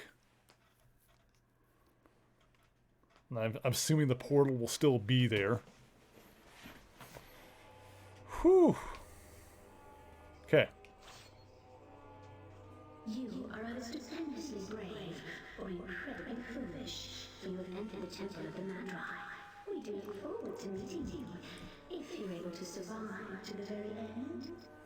Hey, Emma, a blonde girl just faded in, spoke to us, and then faded out. Not to worry, dear. That's merely a trick I taught the girls. It helps keep your opponent off balance.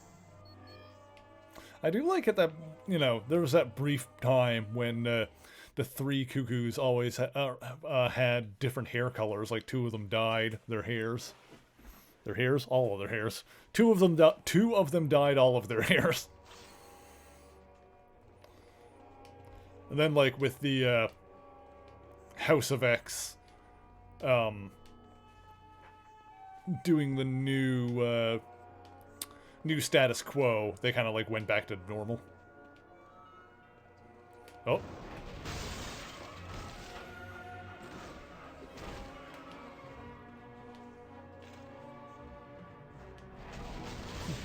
All of their hairs? Well, all the ones that you can see, anyway.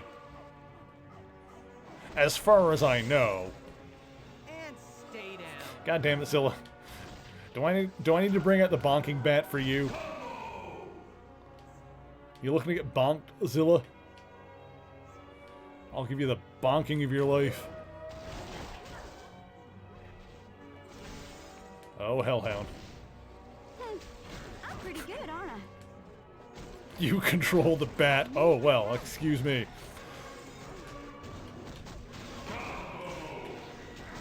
I didn't realize you were the Pope of the bonking bat.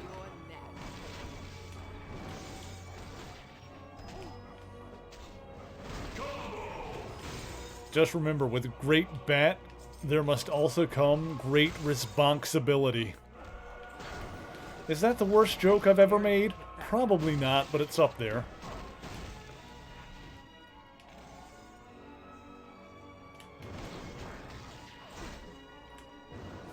Oh, Emma is actually here.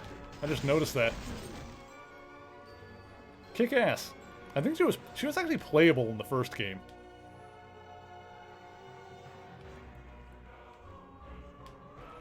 Whoop.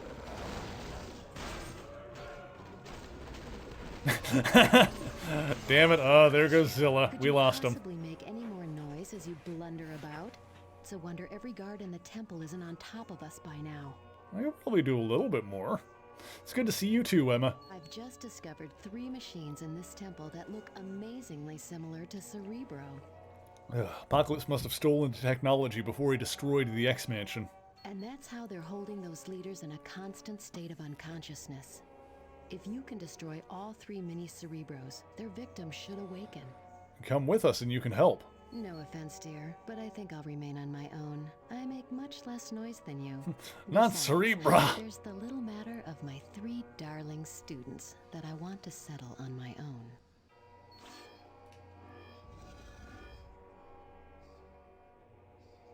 Okay. And I got... Oh, there's another dog. I got another level of Storm, which is good, which is good. Let's see here. What do we got? What am I putting that in this time? Let's see. I could do Lightning Mastery. Ooh, I can do another level of Chain Lightning. Yes! Okay, now we can get 3 chains. Beautiful. Alright, excellent. Yeah, I've only got like 3 more levels of Lightning Mastery left before it's maxed out anyway. Oh, good, good, good.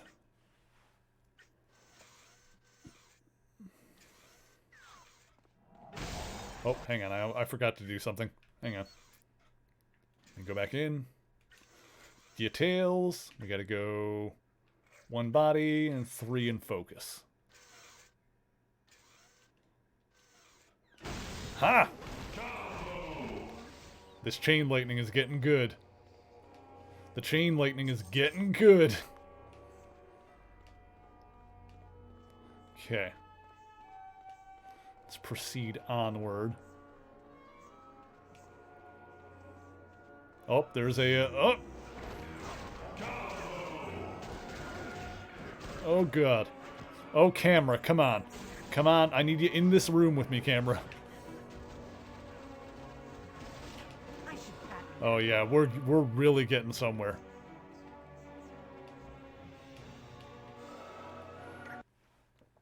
Yeah, when I first got the chain lightning, I was like, is this really that great? It doesn't seem that great right off the bat. You level it up a couple of times, and... oh, baby. I wonder how many chains it gets up to. It's at 3 now. Like, I can get 3 enemies at once with it. That's kind of the good thing about it. Whereas the lightning drop, I'm sure, is going to be better for bosses and stuff. Yeah, like one-on-one fights, the lightning drop is probably what I'm going to want to use. Let me check something here. Let me see. Actually, let me even look at this now. Yeah, current rank is, yeah, 78 to 89 energy damage. This is... yeah, roughly comparable, actually, in terms of damage, but this one takes more EP. Because it's 112 EP per second, versus this is 63, so it uses half as much EP. And then Chain Lightning is faster, because it just does it, like, continuously, but... for crowds, this is, like, the way to go. And, oh, next rank is 37, so it's a few levels away before I can... yeah, it's going to be a few levels before I can upgrade it again, but when we hit level 37, we can get up to 4 chains. Alright, that's beautiful. That's excellent. That is awesome. Okay. So we still got a few more items around here we need to find. I think it's like 3 more artifacts, because we got 1 of them.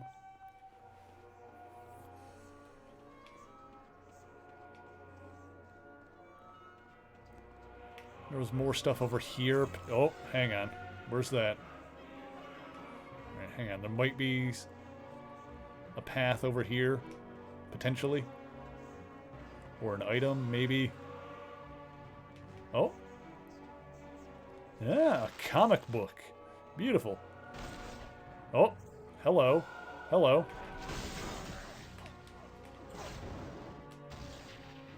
Oh, he's done. Okay, we're good.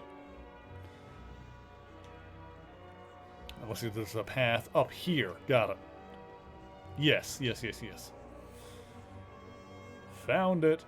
Anything in here? Oh god, hellhounds. Sick. Ooh, there's something down here. Nice try.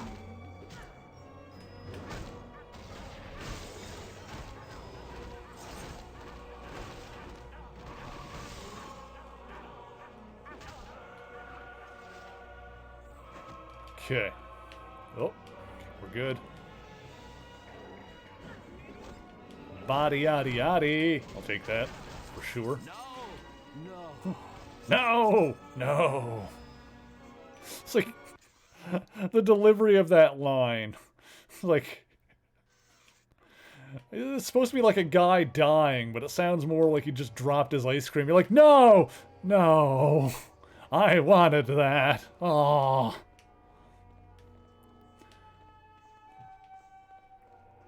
To be fair, that's probably how upset I would be if I, like, dropped my... Oh, no! No!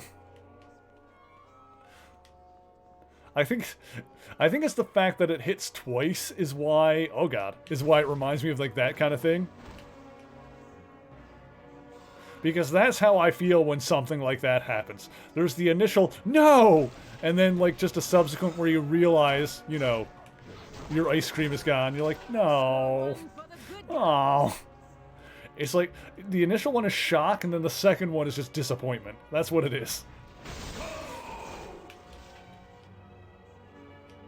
Okay. Where am I? I'm over here. Okay.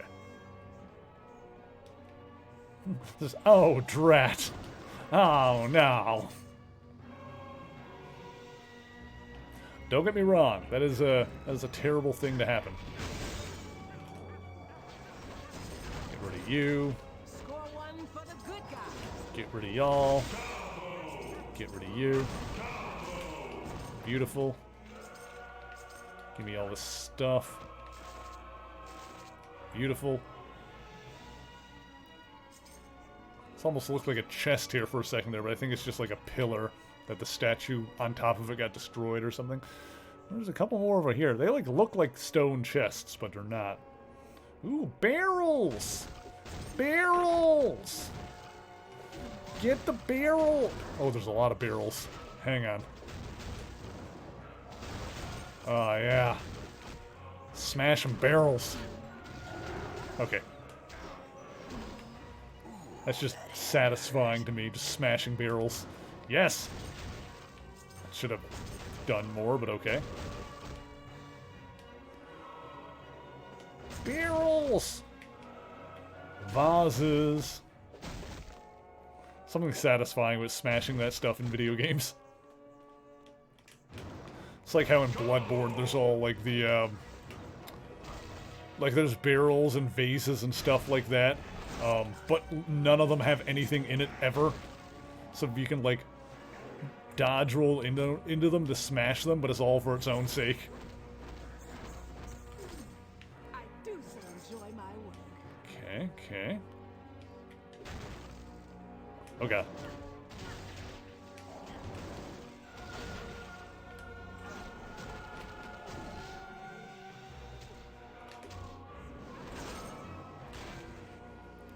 Okay. Too low on energy. Oh. We're good, we're good. Break the barrels. I feel like that guy was standing up dying for like a solid 45 seconds there. That was weird. Give me the money for some reason. Get electrocuted, you bad dogs. Noise. God, this chain lightning is getting so good. I'm not going to be able to level it up again until level 37, but in the meantime I can level up the lightning mastery a couple of times. And that will add more power to it as well. Let me see here. Told you it was OP. You weren't lying. You were not lying. Okay. Is there anything else in this map I want to check out before we go through that door? Doesn't look like it. I think we're good. Yeah, we're good. That's the portal there that leads back. Okay, so we're going to continue this. We're going to go through that door. Keep going for probably another like 40 minutes or so. We'll see where we're at there. But I'm going to get up. I'm going to use the washroom. I'm going to grab some more water. So if you haven't moved in a while, make sure to stand up, stretch your legs, make sure you're well hydrated, and we'll be back in just a few moments. Greetings, true believers, and welcome to another astonishing episode of History of the Marvel Universe. This show is brought to you in part by Patreon supporters. If you would like to contribute and vote in monthly polls, you can head over to patreon.com/MerryMarvelite and sign up for as little as $1 a month. This week we're talking about the shape-shifting mutant known as Mystique. Little is known of her early life, and due to her propensity towards deception, claims about her life that come from Mystique herself must be taken with a grain of salt. What we do know is that she's significantly older than she appears, likely having been born in Austria in the 1800s. Her place of birth is unconfirmed, but she is known to have an Austrian citizenship and has claimed to have frequented a bakery outside Salzburg as a small child. She has also claimed that her mutant powers developed when she was 12 years old. It's unclear whether this is when her skin turned blue or if she was simply born that way. Her abilities allow her to shift her body's atoms and change her appearance. She can perfectly imitate any humanoid being down to their fingerprints or create new appearances out of whole cloth. This includes, to a certain extent, changing her size and even clothes, which are usually just an extension of her own body and not actual fabric. Although her biggest limitation is her inability to alter her total mass, and so regardless of size, she remains at a fixed weight of 120 pounds. She can also use her power to grow additional limbs and appendages, even non-human ones, but doing so is much more difficult, and thus such a form can only be maintained for a few minutes at a time. Her original birth name is unknown, but her chosen name and most long-standing alias is Raven Darkholme. Her earliest known exploits occurred in the early 1900s when she operated as a private detective. It was then that Raven Darkholme first met an Austrian noblewoman named Irene Adler. Like Raven, Irene was a mutant, but her powers allowed her to receive visions of the future. When her powers first developed at age 13, Adler was overwhelmed and transcribed what she saw into a series of journals. While she was born with impaired vision, by the time she'd finished writing the volumes of her Libris Veritorum, she had gone completely blind. Because the books contained languages and codes that she herself didn't understand, as an adult, Irene consulted with a detective, Raven Darkholme, to help decipher them. The two mutant women became fast friends, and soon, much more. However, their relationship would not fully blossom yet, as Raven traveled the world using her abilities for criminal enterprises. In 1921, she met the mutant adventurer Logan, today known as Wolverine, on a trip to Mexico. That same year, she seduced him into serving as an enforcer for her Kansas City gang. However, Logan betrayed Raven by tipping off the police, and the two parted on bad terms. They met again in 1936 after Mystique assumed the male identity of Eric Raven and reunited with Irene Adler. In subsequent decades, Raven would use Irene's precognitive abilities in their attempts to gain wealth and power so they could build a life together. However, these criminal schemes put her into conflict with Logan several more times, and by 1974 he had foiled their plans as many as 5 times. During this time, while she didn't remain as youthful as Raven or Logan, Irene did indeed age slower than a normal human. And despite their enduring love, Raven and Irene both engaged in other relationships over the decades. During the Cold War, Raven took the identity of a German spy, Lenny. Here he is. It's the boy. And Zilla says that it's treat time, so let's give the boy a treat. Razzle. Let's give the boy a treat. We'll see if the girl wants one too. Hey, buddy. Yeah. Razzle.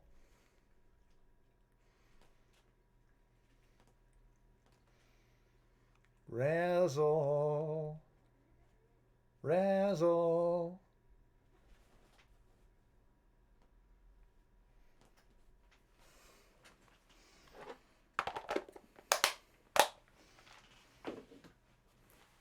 Good baby.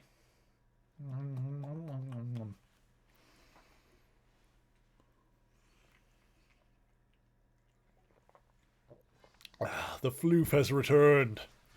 Return of the floof. She is here. I love her so much. She's such a sweet cat. Okay. Let's see if we can find the rest of these artifacts and clear out this temple. Let's see here. Good kitties. You'd never make bad puns, would you? This one could if he could talk. I guarantee it. Aw. Aw. Sweet boy. Okay, let's see. Where are we to? Get out. Get out of the map. Okay, sick. Yeah, I think we're just going this way now. Or, yeah. Cloister. Gotta go catch a Madry Cloister and a Madry Shelder and maybe a Slowpoke. Let's see here. Oh. Ooh, automatic doors. Fancy for a temple. Wasn't quite expecting that. Oh, we got invisible boys. I'm liking this. How did you know I'd make a Pokemon joke? Or am I that predictable? Am I that boring and predictable? Yes. Yes, I am. But you're all here to hang out anyway, and I appreciate that. Despite how terrible my jokes are. I assume that people are not coming here for the jokes. Aw, thank you, Zilla. I appreciate you! Okay, hang on. Boom! There we go. Okay, okay, okay. There's a lot going on here.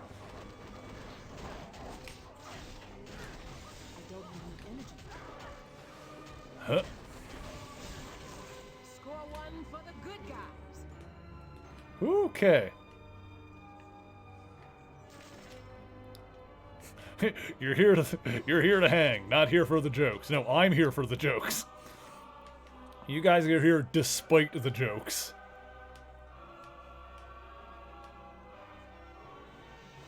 And I appreciate that immensely. Oh god. I like to think I run like a nice chill stream here. We just kind of like hang out and chill. You know, I know what I'm about at this point. You're Appa. Appa, I appreciate you. Zilla's here for the cats. Understandable. Have a nice day. You do run a chill stream unless BS game is BS. I've been known to get a little bit heated from time to time. It depends on the game. And then sometimes we get to play a good game like this. That is amazing and awesome. And then sometimes I yell at a snowboarding level in Mega Man. Or, you know, just whatever that... Whatever the hell the deal was with Spider-Man 3 that entire time. My god.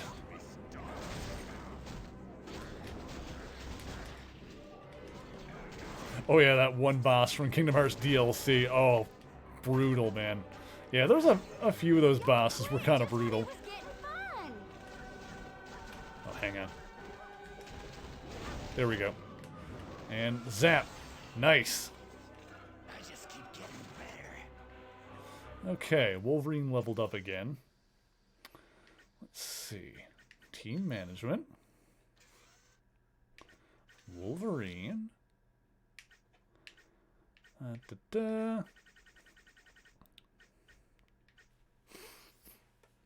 Yeah, keep going with this stuff. Sure. Let's do that. Yeah, not... I mean, I think the streams are relatively chill, usually, for the most part. Well, put it this way. I always start each stream with the intention of being chill. And then sometimes things get shouty. But I mean, you know, we go where the games take us, you know what I'm saying? We go with the flow. And sometimes the flow brings us to places of extreme stress and anger. Because that's just how it be. There we go, there we go, there we go.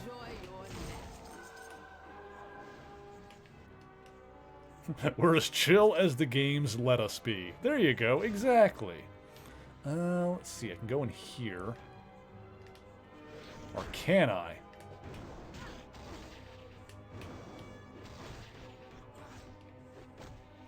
Gotta be a way to get in there. Maybe there's like a switch or so. Oh god.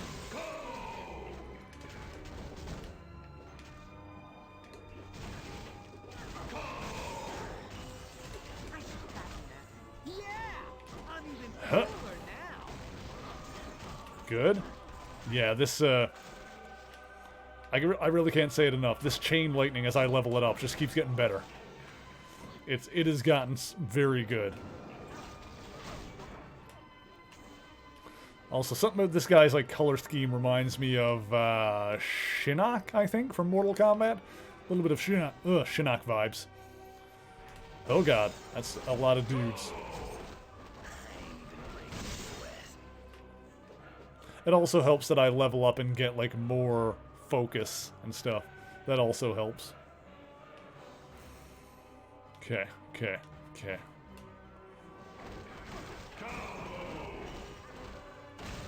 Yeah, we're really getting somewhere now.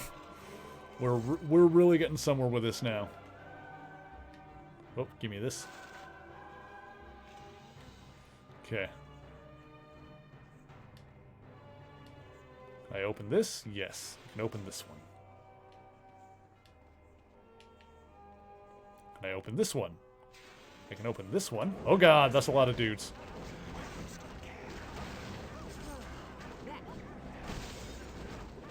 Hang on.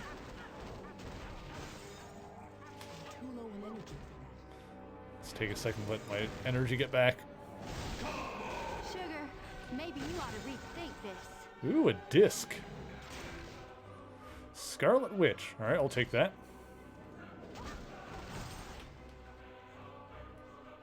Okay, good. Ah, there's a thing. Make a tech... Yes. New doorway lies ahead. Walk through so that you might fully take control of your rage. Was that the one that was back further, maybe? We do love Wanda. Wanda's amazing. I'll even forgive her for the whole M-Day thing, because she was all hopped up on life force energy that drove her nuts. I do like how, oh, yep, that's opened up now. I do like how, what was it? I think that was in Children's Crusade? Avengers the Children's Crusade? That basically, helped give some more context to Wanda's whole, like, mental breakdown and the Avengers Disassembled House of M thing. Dang, I'm good. Rage Artifact. Okay, I needed this. This was how I got in here, okay. I guess you must have needed like a certain number of tech bits to get this, maybe? I don't know if there's another way to get that.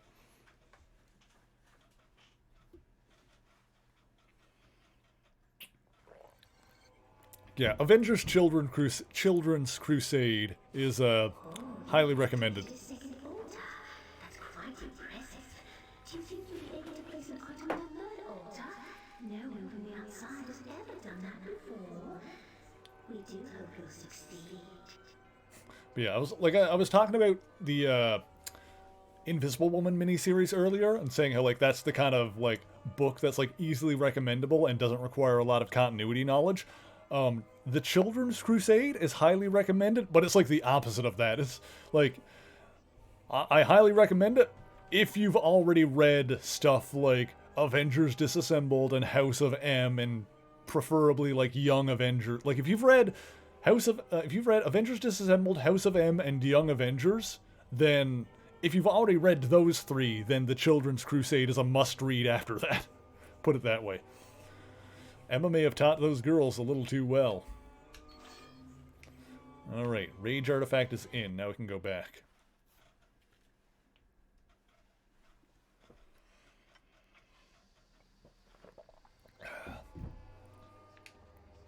I guess the place, like, with all that stuff that I was talking about, the place at the start would be, like, darker than Scarlet, that story arc. Which, like, introduced the original kids in the first place. So I guess the reading order then would be... I think that would be like the thing. Would be Darker Than Scarlet. And then Avengers Disassembled. And then House of M. and then Avengers: The Children's Crusade.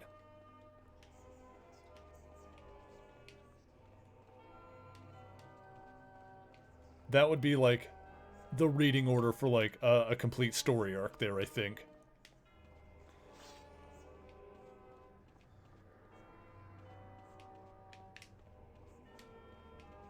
Which, you know, how much you enjoy... Oh god. Your mileage may vary on how much you may enjoy, like, Avengers Disassembled or House of M. Like, I think they're good enough, but, you know, they're not the ones that I'm putting on, like, top tier. But, the Children's Crusade itself is pretty damn great.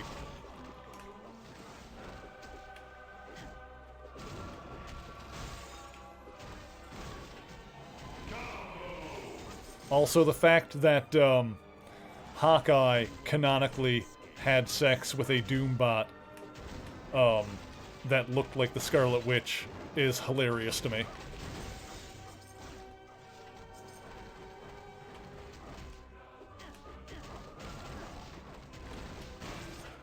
Just an amazing continuity note. Hawkeye has canonically had sex with a Doombot.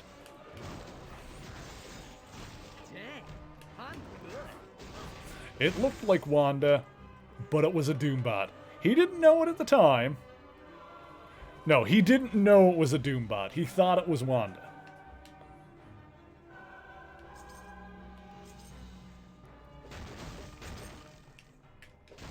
I'm trying to remember who was with him at the time when they figured it out.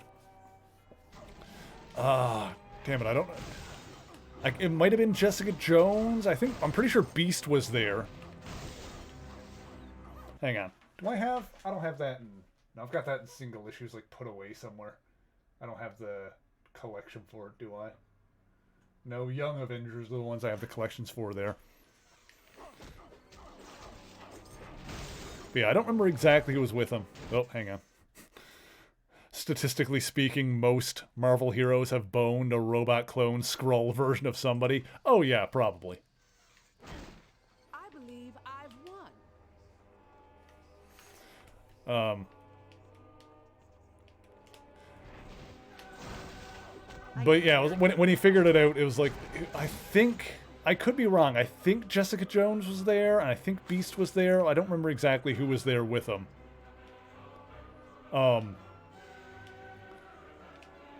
But he was like, hang on, Scarlet Witch was like in this other place. You know, I know because I was there and saw her.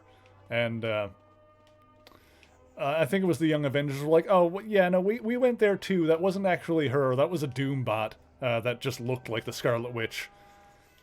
And then, you know, Clint, like, freaks out a little bit. And I think it was Jessica Jones or someone like that that was like, oh my god, Clint, you had sex with her, didn't you? It's like, can we not talk about this right now, please? Clint was saying. It was funny. My point is, if you've read those story arcs I talked about before, then read The Children's Crusade, because it's amazing. It's an underrated mutant. X-Men Evolution rendition of her, she's one of the characters... has quite varying renditions. Yeah, there's a lot of different versions of her for sure.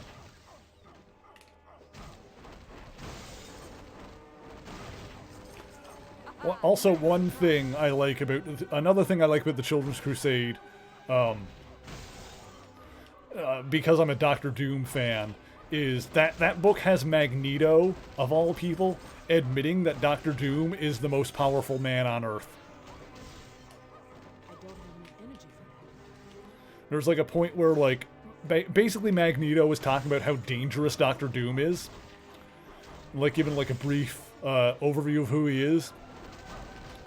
And he literally calls Doctor Doom the most powerful man on Earth. And Quicksilver, who's there, responds with, apart from, you mean apart from you, right? And Magneto's response to that is, Pietro, the only person on the planet more powerful than Doctor Doom is your sister. So that lets you know where Magneto's respect lies. All are inferior to Doom, very much so, yes. Or Doom would have you believe. Who's bad?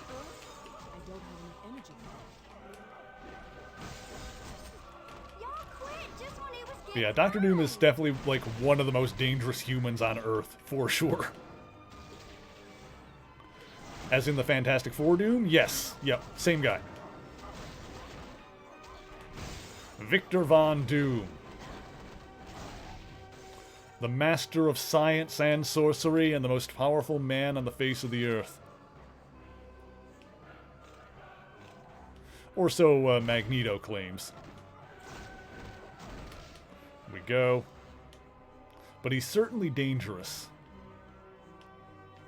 You're not well read on his power set? Well, it's not necessarily that he has inherent powers, although, like, what his power set is basically that he is both an expert magician and a genius scientist inventor.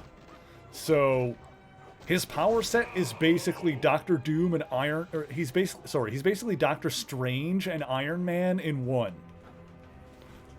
Like, that's the best way I can describe, like, Doctor Doom's power set. He is Doctor Strange with an Iron Man suit, but with 10 times the ego. Like, if you put Doctor Strange and Iron Man together into one character, but then multiplied their egos. Because that's the thing. That is literally his only weakness. His only weakness is his own massive ego.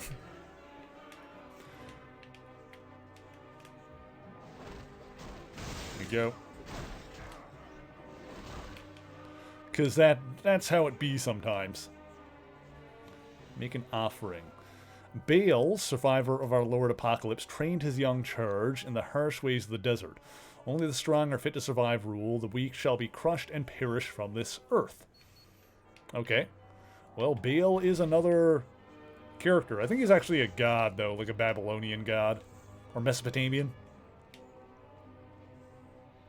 Listen and reflect. Long ago, an infant was abandoned to die in a desert of Egypt. But lo, he was rescued from certain death by a wise tribesman named Bale. In the infant, he saw a greatness that had never before visited the earth. Thus did he name the child En-Saba-Nur, the first one. It's Apocalypse's real name, En-Saba-Nur. What else we got?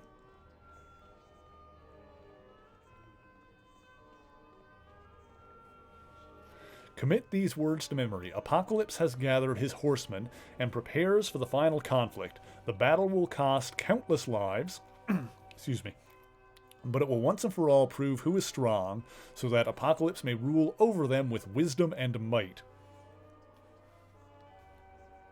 Wanda is like the OP Beach. Yeah, basically, particularly after she got tapped into a source of energy called the Life Force, that put her powers over the edge, but also drove her insane. That's kind of like what put her up to, like, God tier. Because Wanda's powers in the comics are basically Hex powers, which means bad luck powers originally. Like, she could make bad luck happen to other people. But bad luck is a form of probability manipulation. And probability manipulation is a form of reality manipulation.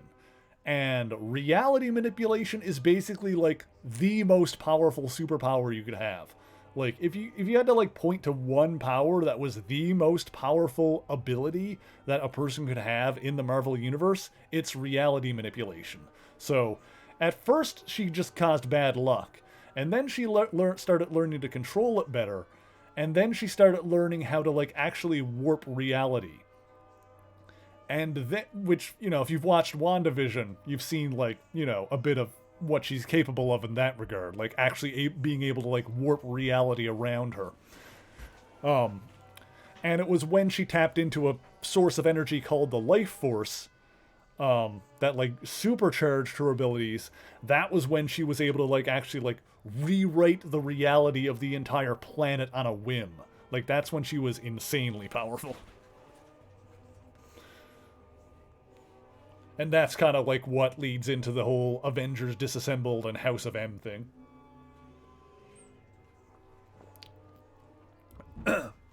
Yeah, Wanda's type of magic is called chaos magic. And it's so rare and powerful that that at one point, Doctor Strange didn't think that it really existed.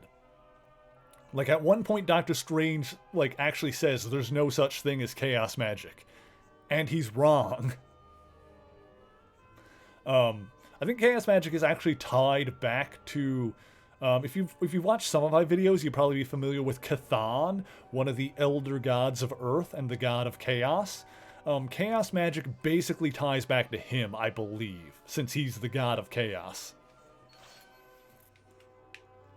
Okay, I've got a storm level to do. Yeah, let me, I think there's one more of these things over here. That strange panel is infamous for its stupidity. See, I think... I know what you're saying, because, like, she'd used chaos magic before already. But I actually kind of like it because it implies that she's, like, tapped into this thing that is so, like, rare that even Doctor Strange is like, that's not real. How can that be a thing? Admittedly, it doesn't make sense in context because in the actual story, it's trying to present it as if he's right.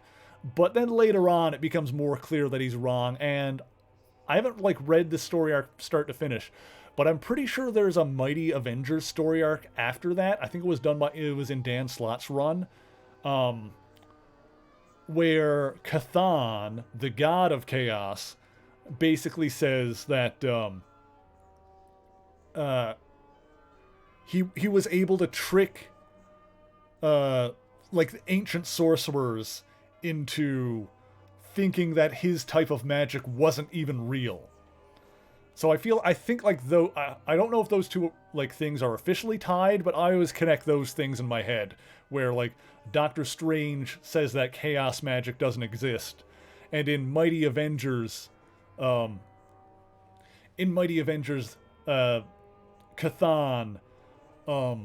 says that he convinced everyone that his type of magic wasn't real.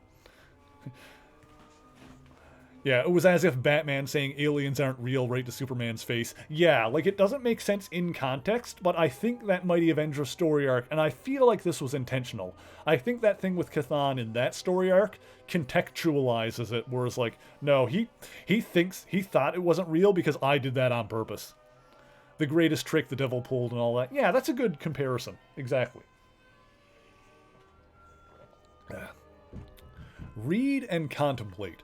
As a young man, our Lord and Master toiled as a slave in Egypt. He watched and waited for the right moments to strike against the pharaoh Rama-Tut. Is that... Yeah. So, there might be people in the chat who are not familiar. You know Kang the Conqueror and Immortus? If you watched enough of my videos, you've probably heard me talk about Kang the Conqueror and or Immortus before. If you've watched Loki, spoiler alert, guy at the end of that is basically that guy. Rama-Tut is Kang the Conqueror. Rama-Tut is a time-traveling... Because Kang the Conqueror has, like, you know, traveled through all different, you know, timelines. And so Rama-Tut was who Kang the Conqueror was, like, when he was hanging out in ancient Egypt. When he did, Apocalypse proved himself to be stronger, casting out his enemy into the shadows of time. I hadn't even finished reading it yet. Yeah, cast out his enemy into the shadows of time. Yeah, Rama-Tut, Kang the Conqueror. Nathaniel Richards is his real name. He's originally from the 30th century, I think? 30th or 31st? Around there. He's from the future, but he hung out in ancient Egypt for a little bit. Funnily enough, his first appearance is actually as Rama-Tut. Because he first appeared as Rama-Tut in Fantastic Four. And then a little bit later, it was Kang the Conqueror in Avengers. I can't remember if they established it right away that they were the same guy, or if that was later. I don't remember if, like, Kang the Conqueror's first appearance as Kang, if it was already established that he and Rama-Tut were the same guy or not. have to check that. But that was like, that's all like stuff in the 60s. But yeah, Kang the Conqueror, Immortus, and... Oh, hang on. Kang the Conqueror, Immortus, and Ramatut. Ramatut? Whatever. I'm not sure how to actually say it. I just go with Ramatut, because everyone always says King Tut, and even if that's not correct, it's probably Ramatut, whatever. It's made up. King Tut is not. Anyway, Tutankhamun, whatever. Point is, all the same guy. Also, another one, Iron Lad, one of the Young Avengers. Also the same guy, but as like a young kid. Not young kid, it was like a teenager, but you know what I mean. Young adult. Also, Into the Shadows of Time, like I said, very nice. Just throwing a Kang the Conqueror reference in here, for good measure. Because who doesn't love a good Kang reference? Let's see here. Let's go 1, 2, 3. Let's go over here. I can do Lightning Mastery. We can keep going with that. And we can accept that for now. Good. Apocalypse ram a foot up his ass. Yeah. Apocalypse beat the hell out of that guy, I imagine. Can I get this over here now? Probably, yes. What's going on here?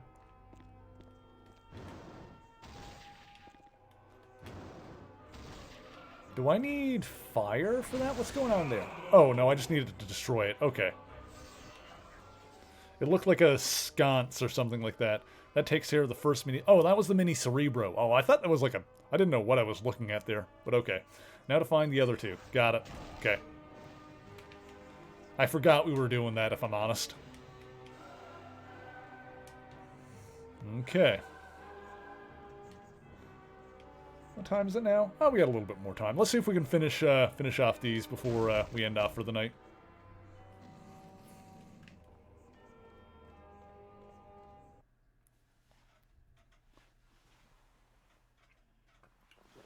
At the very least, get to another save point, of course. Let's see. So the door that way. Divine Sanctuary. Where does this lead? Meditation Chamber. Okay, let's go this way then. Huh? We got a Vicar up here. Vicar? I don't even know her that well. Is that the best y'all can do? I always think of Vicar Amelia in Bloodborne, because I think that was the first time I've really, you know, noticed that word.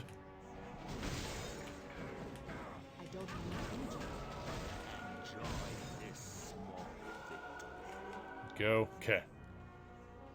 Enjoy your nap, pal. Two dudes there.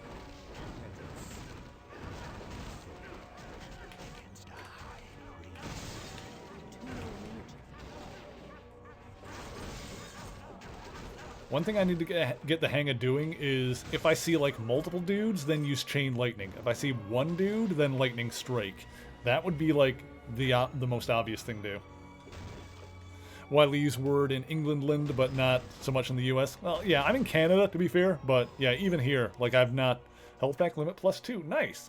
404 data discs found. Awesome. Now we can carry more health packs. Yeah, not something I'm familiar with, but, you know, I'm also not, you know... heavily involved with the church or anything like that. I am not a pious man myself. I am not a religious individual. But yeah, even so, not a word I encountered until Bloodborne, as far as I can remember. You know, it could be just, you know, something I've seen before but never really thought about, obviously. But the first time I took notice of it as a thing was like Vicar Amelia.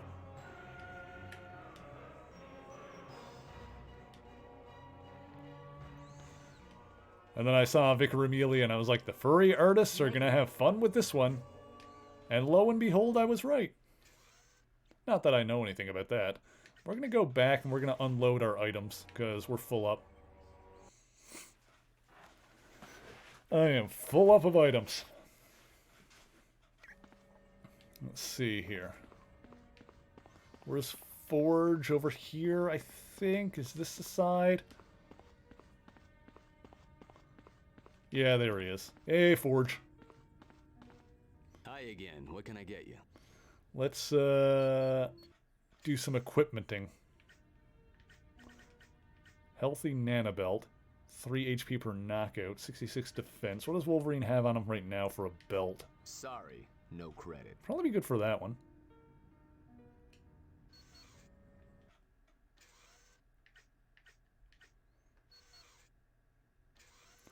Let's see here. Why does Iceman keep taking this off? I swear to God, I'm going to turn off your ability to mess with items. Okay, anyway. Just had to get upset at that for a second there. What do we have? Healthy nanobelt.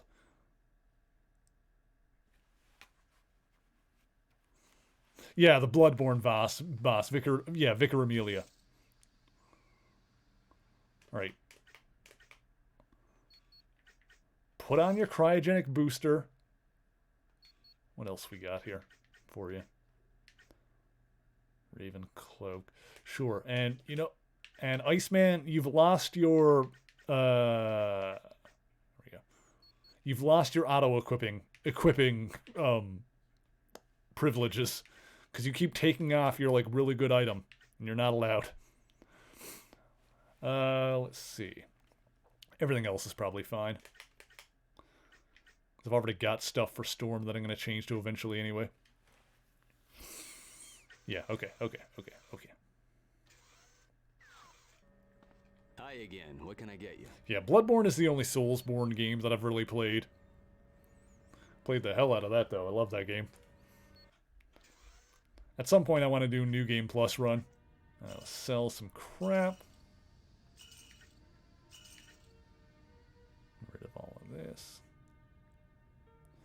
Any questions? It's got War Belt of Security. This one is electricity damage, 69 defense. This one's a lot more defense, though. I'll stick with what she got for now. I've got, like, new... I don't need to worry too much about Storm's items, because I've got items put aside for later for her.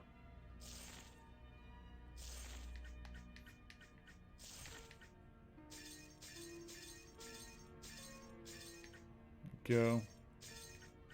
Okay, beautiful. That works. Let's see. Yeah, it would cost... As you can see by how much this costs now, I use, like, the money get cheat to, like, use these a couple of times, and now they're, like, insanely expensive to do anymore. So we're probably not going to do that. Actually, do you have anything, like, decent to sell? Hi again. What can I get you? See what you got there. And about a sense. All resistances. That's pretty good. Executor of Shadow. In excellent condition. And hence 5 hast. This is all, like, higher level stuff, though.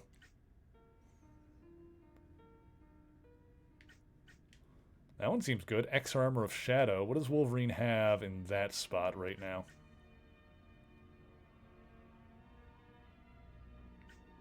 Let's see. I'm going to give Wolverine this.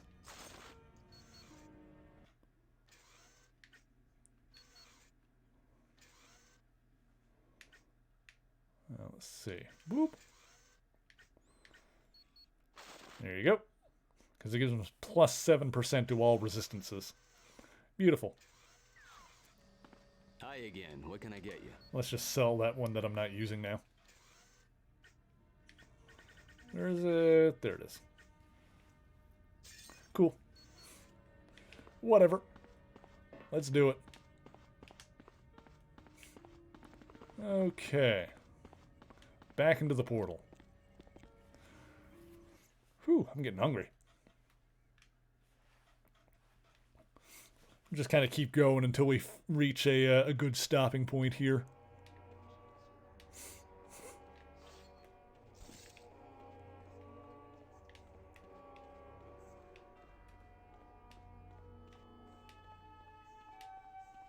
Okay.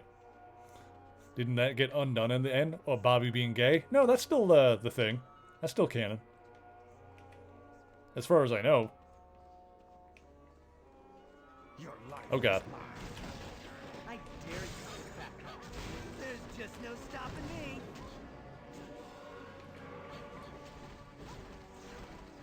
I also don't know if I would call him a token, since that's like something that came out alright, poor choice of words. A lot later. I was gonna say recently, but you know, it was a few years ago at this point. I like it. It works really well. It's a nice little aspect of the character, because it came up when Bobby came out when the original 5 X-Men were like brought forward in time to the future. And so, yeah, 2015, that sounds about right. Yeah, when the original 5 X-Men were brought forward in time to the future, or the present, I guess. Our present, their future. And, Jean basically called him out on it. The younger one. So then, like, the young Iceman basically had, like, a conversation with his older self about, like, why he, you know, why he stayed closeted that entire time.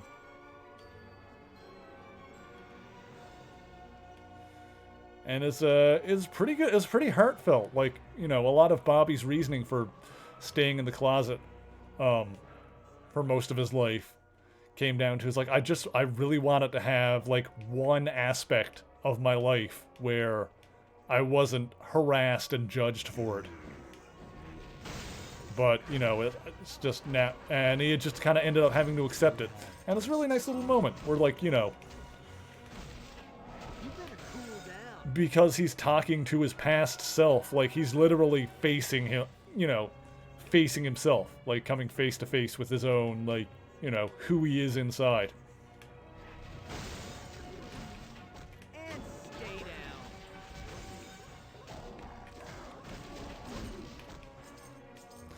The weird thing about the X-Men coming forward in time from, like, their 60s versions is that at the end of it, when they all went, like, back to their proper... Because, like, while they were there,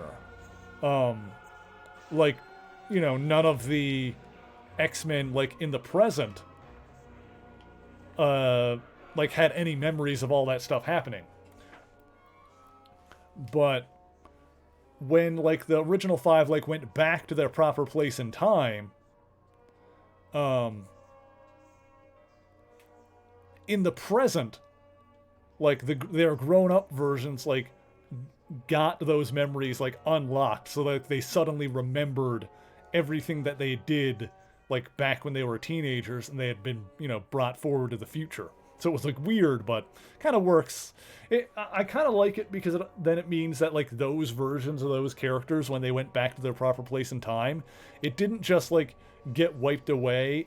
They're not alternate versions of the characters. Like, they were those characters. It's just that, you know, then when they finally went back and the timeline was put right again, that's when, like, the older versions had those memories unlocked. And so the modern, like, the current X-Men versions of those characters in the comics now are indeed the grown-up versions of, you know, those ones that were brought forward in time, and they're not like an alternate universe, like,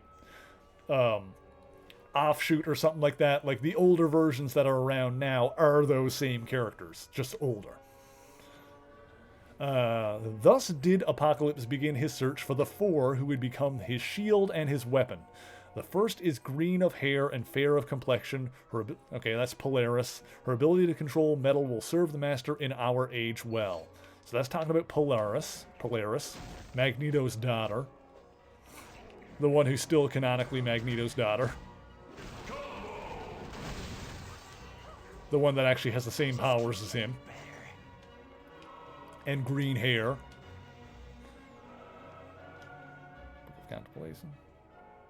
Yeah, that's all it says there. Let's see if we can guess them all based on the descriptions.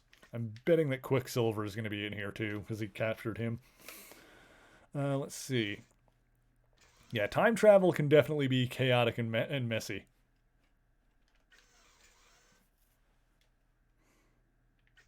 Yeah, we know there's 4. Time to find out who.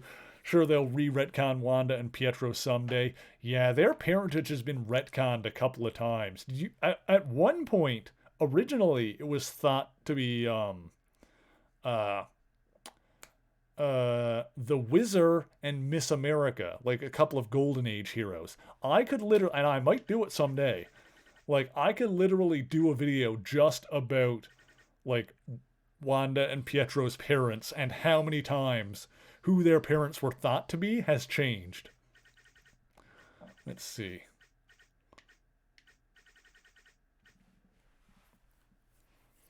At this point, it's like, yeah, that... oh, I can't do this again yet? Oh, no, what? Storm doesn't have any... Oh, it was just Wolverine that was leveled up. Oh, sorry, I was getting distracted there. Yeah, like I was talking earlier about, you know, how you can have, like, bad retcons that feel weird and retcon-y. And I feel like the most recent, like, making Wanda and Pietro not Magneto's kids, that feels like that kind of thing. In the end, Chaos Magic just made them pop out of thin air. Well, apparently now, the canonically their mother is the previous Scarlet Witch, Natalia Maximoff, while their father, as far as I know, and I don't think this has been at least you know, as far as a couple of years ago, her father has not been revealed. Their father, rather. So we don't actually know who their father is.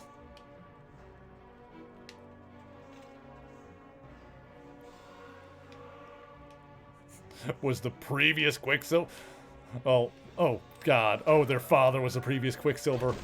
If you know, it would be hilarious if they brought it back and made it so that the Wizard, because one reason that they made it like back in the 70s or whenever it was, they made it seem like the Wizard was their father, was because he was a Golden Age superhero that has super speed.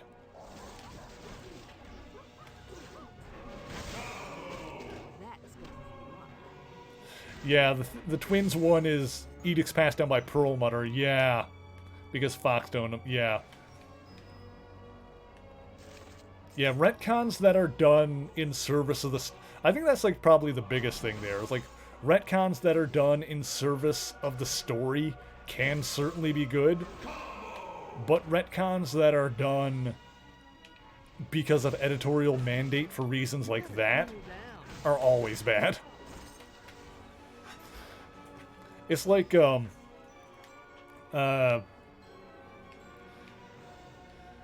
it's like when they had, like, Peter Parker have the, organic web shooters, like in the Sam Raimi movies, because that's what was going on at the time. Whenever the, yeah, nothing good ever came from the words editorial mandate.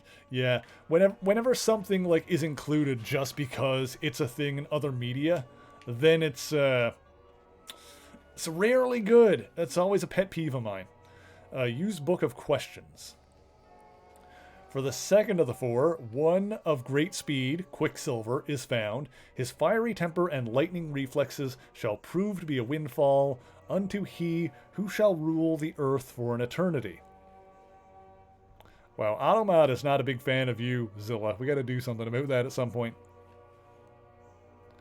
You have an issue with the organic... You didn't have an issue with the organic webbing, but how they got there was batshit insane. Oh, you mean how the villain, the Spider Queen, turned Peter Parker into a spider that then, like, gave birth to himself? So, like, she turned him into a spider, but then the spider died, but then, you know, Peter Parker came out, like, it basically gave birth to himself, so he came out as human again, except he had the organic web shooters. Can you bonk the Automod? You can try. You're calling the safe word on that comic. Yeah, it was a weird one. That was a weird one. That was a weird one. Although he did, you know, they kind of stopped doing the organic web shooter. Okay. Say what you will about One More Day. At least it got rid of the organic web shooters.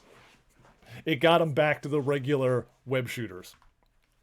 It didn't really explain it, but I think the last time he used it was when he was fighting Iron Man in One More Day. So, I don't think this has ever really been confirmed, but my personal fan theory is because the way he beats Iron Man is that he literally says it, like he just webs him until he's got like nothing left and just like encases him in this cocoon.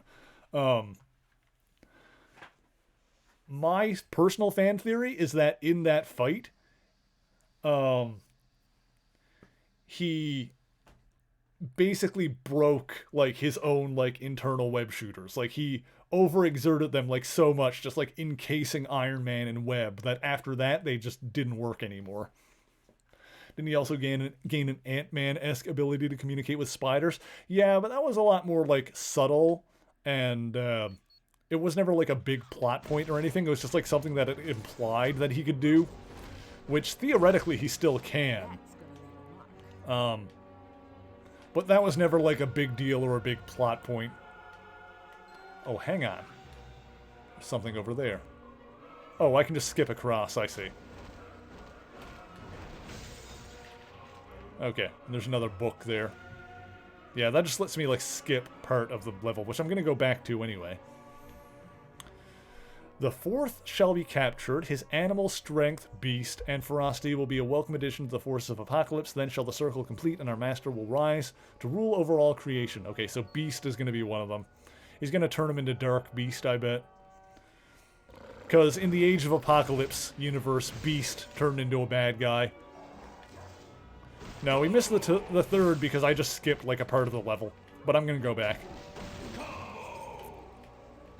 Yeah, in the Age of Apocalypse universe, Beast basically turned into a bad guy. Oh, looks like there's something over here. Can I break this wall, or do I need to go around, I wonder? I don't know if I can break that wall. Beast is a hottie. I do love Beast. Beast is pretty great. Beast is a good... How can this be? Beast is a good X-Man, for sure. Yeah, in the Age of Apocalypse universe, he basically turned into a villain. But then that version of Beast came over to, like, the main universe and was there for a long time. I think it was only recently they got rid of him, like a couple of years ago. Assuming that he's still gone. But yeah, he basically became the villain Dark Beast. Yeah, there's the third one there. Yeah, yeah. If you've ever seen Dark Beast, he is just regular Beast from the Age of Apocalypse timeline. The third of the four was born into vast wealth. Before I read the rest of it, Angel. And possesses a will that is powerful and indomitable. The capture of the third will prove to be a delight to our Lord Apocalypse. Yeah, this is going to be Archangel. This is a clue as to who Apocalypse is going to kidnap next. This person the person possesses vast wealth. Yeah, it's Angel. Obviously, Angel was going to be one of them. They've basically been hinting at that.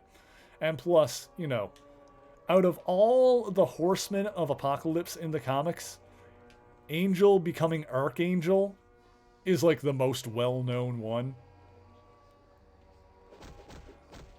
Like, they even did that in the Apocalypse movie, didn't they? Like, they gave him the metal wings and stuff. I'm pretty sure that was in that one. Oh, we got dudes. Hang on. Oh, hang on. There we go. I don't have enough energy for that. Alright, sweet. Oh, what was that? Something just blew up. Can I go this way? I can go that way now. Hang on, there's a thing over there. Remembering the story arc from the original X-Men animation. Yep, that would have been... Yeah, they had Angel and Archangel in that. Oh, I can, like, break these and get stuff out of them. There's no way they're going to do this game and not include Archangel. Oh, yeah, I mean...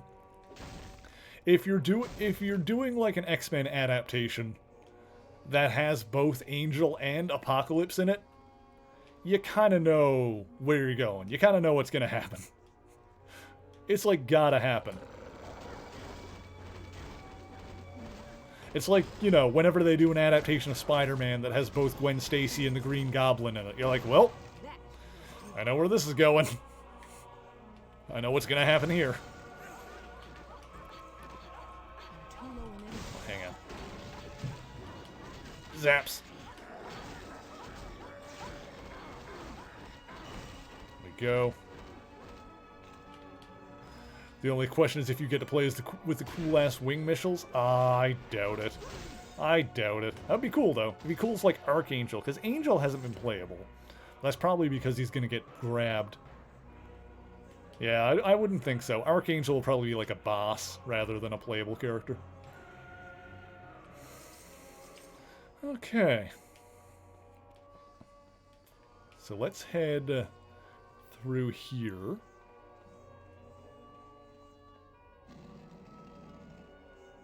We got another thing.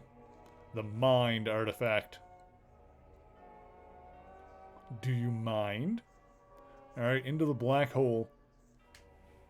Make him a bonus character would have been cool. Oh, yeah, for sure. Oh. It's opening doors. Where'd that door? Oh, yeah, where does this lead? Go downstairs? Where does that lead? What's downstairs? I guess we gotta put the... Okay, this is like continuing onward, I guess. Okay, hang on. Let's go back up for a sec. Yeah, I only know what one of the bonus characters are. I don't know if I'm gonna unlock it, because I think I probably missed some stuff. Pretty obvious, we've got some of the armor pieces. Iron Man is unlockable in this game. That's really not much of a spoiler. You literally collect Iron Man's armored pieces. Let's see. Where am I?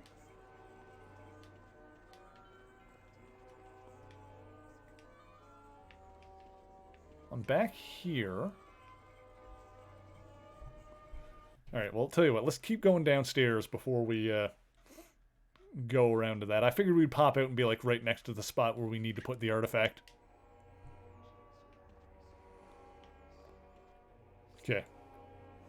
Surprised Apocalypse didn't try Phoenix like she's the literal Apocalypse. Yeah, he's trying to rule the Earth, not destroy it. That's a good point. Plus the Phoenix Force kind of, or I guess you mean like Apocalypse would, you know, go for her to be one of the, I got a coat for Rogue to be one of the Horsemen. Yeah, it just might be difficult to control.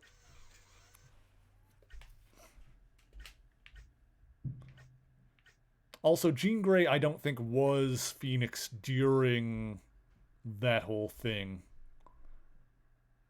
I don't think she was dead. I think she died later. That's not good until 42. Alright. That has less defense than what she's got. Alright, whatever. Some of the platforms got access to some other characters that were pretty interesting. Oh yeah, what characters are like not in this version? That's back upstairs. What characters are not in this version of the game? Phoenix Force not being easy to control would be the story, though. Yeah, that would be... Oh, that just needs to be back around here. Okay. Okay, hang on. Let me get back to where I was. Pyro and Sabretooth? That makes sense. Good old Pyro. Let's see. Let's go through here. Yeah, it's like how Ultimate Alliance had... I think Moon Knight was only in the Xbox 360 version. Probably PS3 as well. But I know the Xbox 360 PS3 version had exclusive characters that weren't in like the PS2 version. Cable in the PSP version, I could see that. I could honestly see that being a thing. That would not be surprising to me at all. Actually, funny thing, they almost had, I shouldn't say almost, can I go through here now? Where do I need to, I got the artifact, I need to, oh, here's the things. Can I put it here? You signify the contribution to your spirit, of your spirit to the will of our Lord and Master. With that contribution, you grow even closer to becoming a servant of Apocalypse. And did I get the one to put over here already? I think I did. I must have gotten it. Yeah, okay, I got the other two then. We're good. Place the artifact of heart upon this altar as demonstration of your desire to give your heart to the Madri. Thus shall you take a step closer towards basking in the power and wisdom of Apocalypse. Cable, X-Man, Cannonball, and Dark Phoenix. Oh, X-Man. Interesting. So Cable, another Cable. Sort of. Sort of.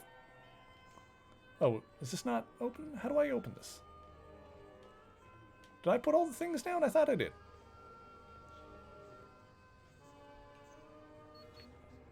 I put that down. Oh, wait, no, I didn't put the... There's a thing there. So I'm still missing one of the things. Beast is in the N-Gage version. I didn't put the thing here either. Okay, yeah, I'm still missing two. Okay, never mind, I'm crazy. I thought I picked up another one. Okay, hang on. I need to take a look at the map. I'm still missing two artifacts. Auto map. Let's see. Let's see. There's nowhere else in this area, so let's go back through the portal we just came through.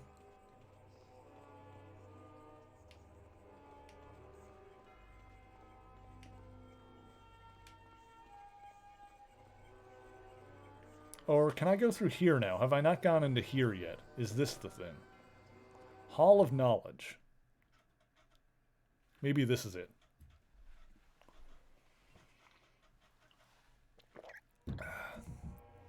No, I've been here before. Let's see. Let's just have a look at the map, though, if there's any other doors. There.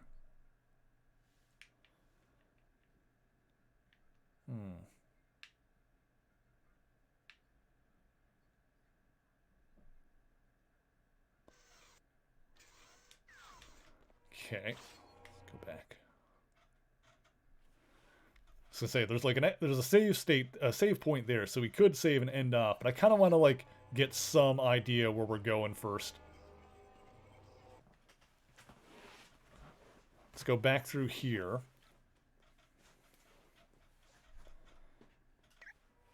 Let's see.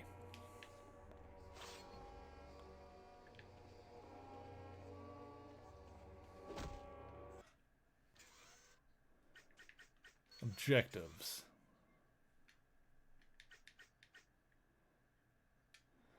Find the heart art. Oh, here we go. Find the heart artifact in the meditation chamber, soul artifact in divine sanctuary. Return the mind artifact to the Madri antechamber. So I did get the mind artifact. Okay, whatever.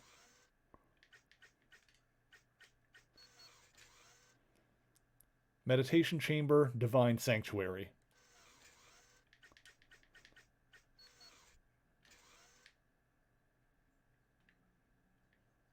Let's see. Oh, there were, yeah, okay, there were two doors back there that I didn't go through. I remember now. Okay, now I remember. When we first came into like this like big area, there were like two doors that I passed by that I didn't go in. Right, now we can go to those.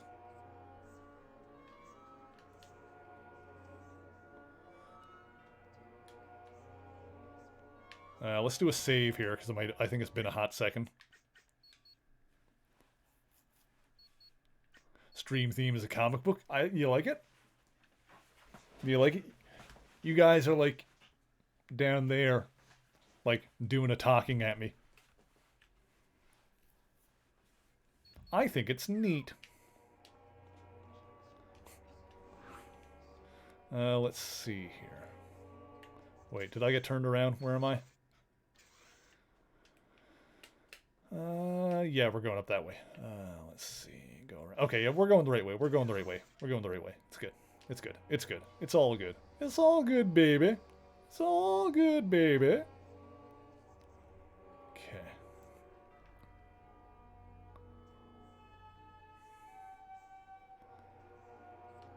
At least I can go faster when I'm flying like this or hovering than when I'm just walking.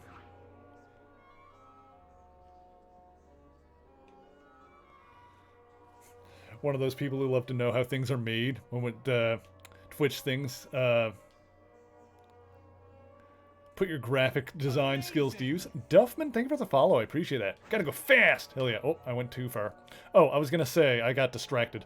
Funnily enough, at one point for Ultimate Alliance 1, they wanted to have Link and Samus be playable characters. But because the developers showed it off running on PS4 or PS2 hardware, Nintendo denied it. And we'll make certain you'll not pass through these hallowed gates. To even attempt it will be to meet your doom. I'm glad this guy's back. Alright, let's kill him.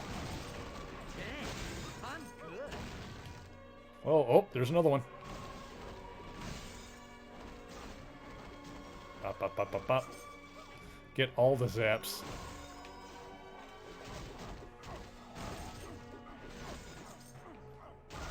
Oh. Here we go. Some of your favorite superhero games? Nice. That's awesome. Yeah, if you like superhero games, stick around. We don't do it every day, but, you know, I stream on the weekends, and Sundays are usually Marvel games. Been making my way through through a bunch of them. And, you know, some are good, some are better than others. X-Men Legends games are definitely enjoyable. Really been liking this one a lot. This has got to be one of the better, like, Marvel games we've played on the channel, just in general. Man, these old, you know what we really need? We need, like, a collection. Like a 4-pack collection of the old X-Men Legends and Ultimate Alliance games. Like, I don't even necessarily need, like, crap. Like a remake or anything like that. Just put, like, you know, decent, like, HD ports of these on, like, a PS4 disc. Just, like, shove all 4 of them on there. Because there was a version of the Ultimate Alliance games, at least, on PS4, I think, that is not available anymore. Yeah, 3 is pretty fun, too. I dare you to get back up. If Activision under Microsoft... Oh, that's right, yeah, Microsoft bought ActiBliz. I wonder who owns the rights to these games now, because that would be a complicated question, I guess. Like, I have to assume that it's like both Marvel and Activision. It would have to be. Here we go. Okay, hang on. Okay.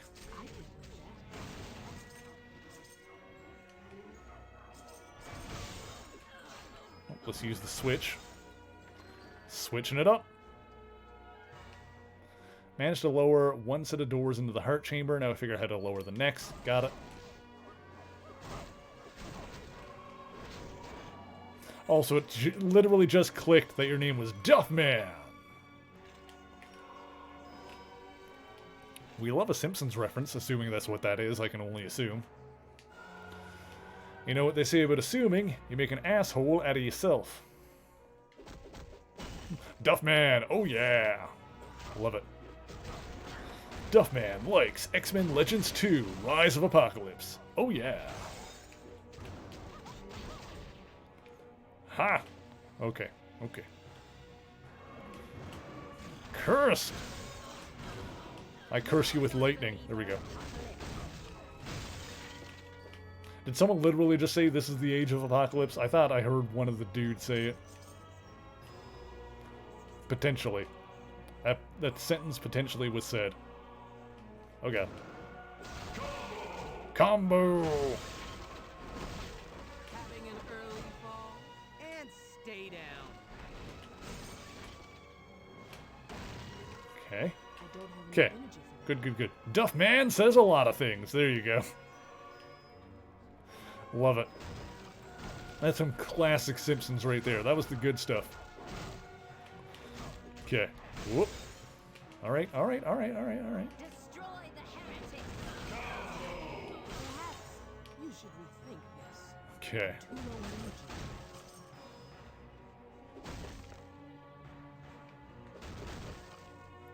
Let's see here. Need to end off tonight and get some food at some point, but I want to get to like a decent stopping point first, so let's take out some more of this temple. And then we've got like an obvious spot to go next. We can call it. It's been going a little bit long tonight, but it's all good. I have a good time with this game. I don't mind going long when I'm having a good time with the game, honestly. It kind of helps. What platform am I playing this on? This is the GameCube version. We are playing it on a Wii, which is basically the same as GameCube hardware anyway. But yeah, GameCube.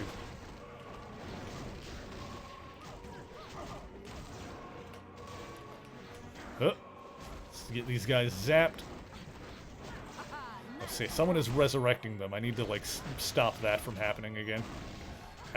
Probably the cursed guy? Probably the cursed? I don't know if that's true or not. Okay, give me all this stuff. The cursed seem like priority targets, if I had to guess. Yeah, I think they're doing the resurrecting. Oh, there's another one, jeez. There's just no stopping me. Go.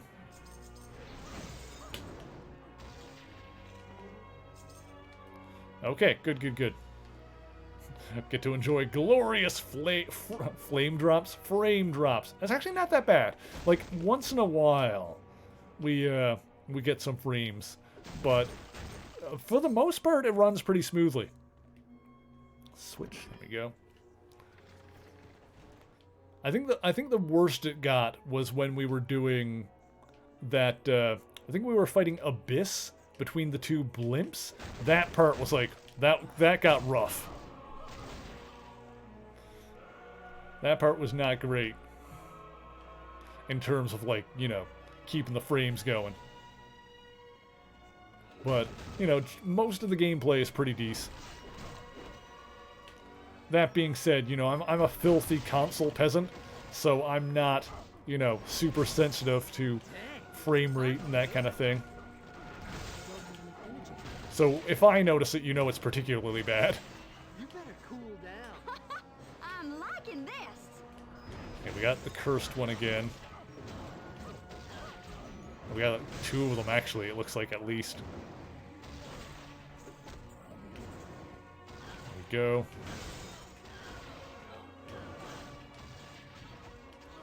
Okay. The further we get into this, the more it gets, like, noticeable that using the EP regeneration isn't, like, actually instant. It, like, takes a second to fill back up. Oh, hey, look, a disc. Nice.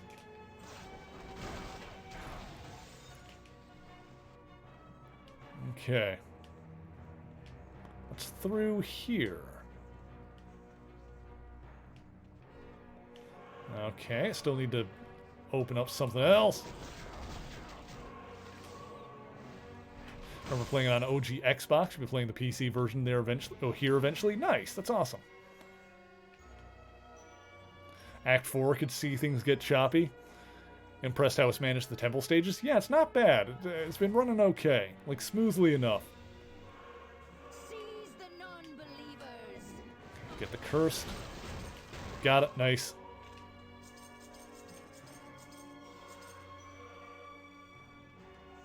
Okay.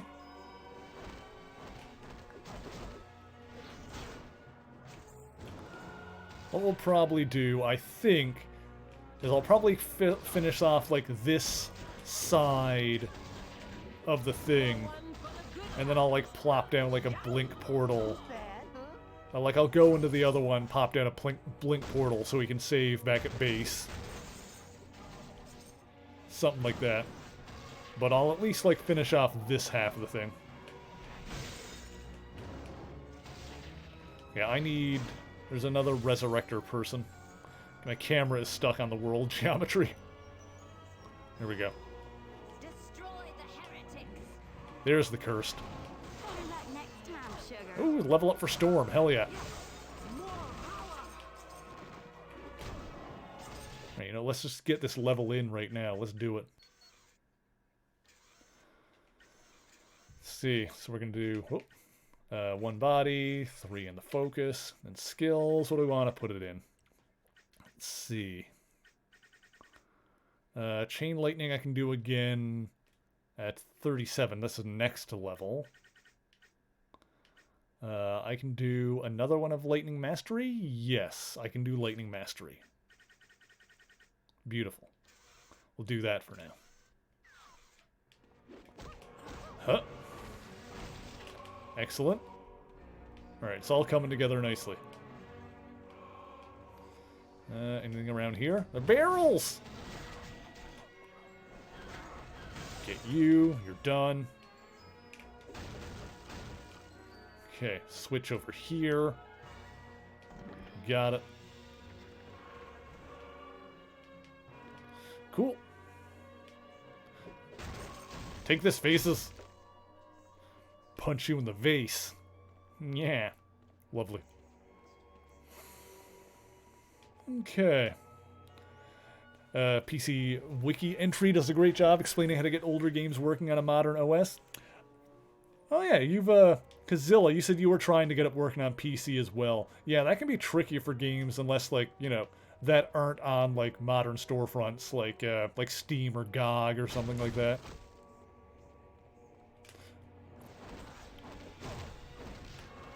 Yeah, and it's not even, like, you know, it's not even old enough that it's, like, runs through DOS, like, you know, it's like super old games that are, like, DOS games. A lot of the times you can get those running fine by just running a DOS emulator, like DOSBox.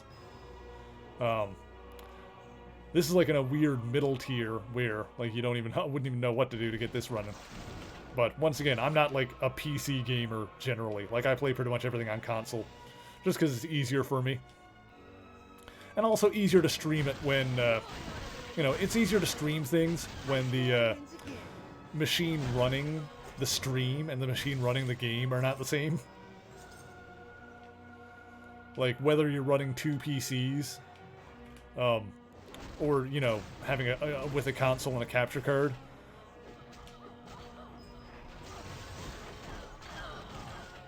Like, having a separate machine, having one machine run the stream and another one run the game, like, however you do that is always a bonus for stream quality.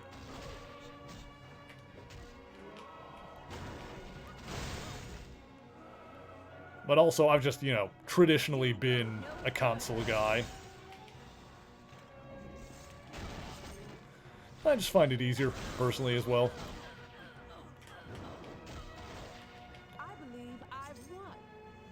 Also, you know, just my particular setup is, you know, done for that anyway.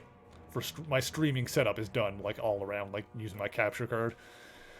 We did it. The way is clear. Now to the artifact of the heart. Let's go grab it and return to the altar of the heart. Alright, sweet. So we got the heart artifact. The heart effect, if you will. Hang on. What's it? Oh, this is another one of those... Yeah, another one of those things I needed to destroy. The psionic altar. Got it. Okay.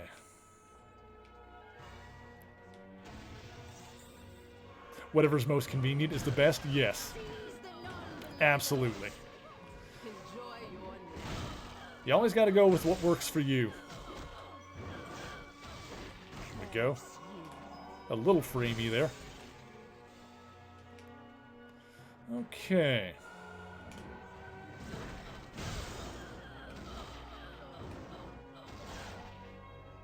Okay. Can I grab the thing now? I should be able to.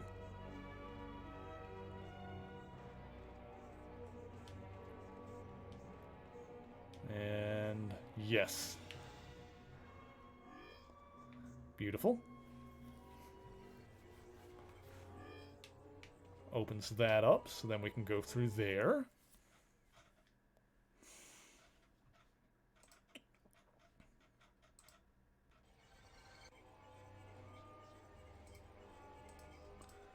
And put this down here. Congratulations. The third altar is now active. This is most unexpected. Please do. Oh, thank you, Duffman. I appreciate that. You can activate a fourth altar. You know, they're beginning to sound a lot like Emma. Okay. So here's what I'm going to do now. I want to make sure I know where I'm going next time.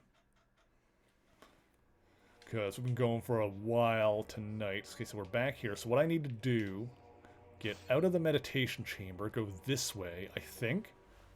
Pretty sure. Did I make it? Yeah, I think so. I think pretty much everything on my stream layout I did, you know, myself in some way or another.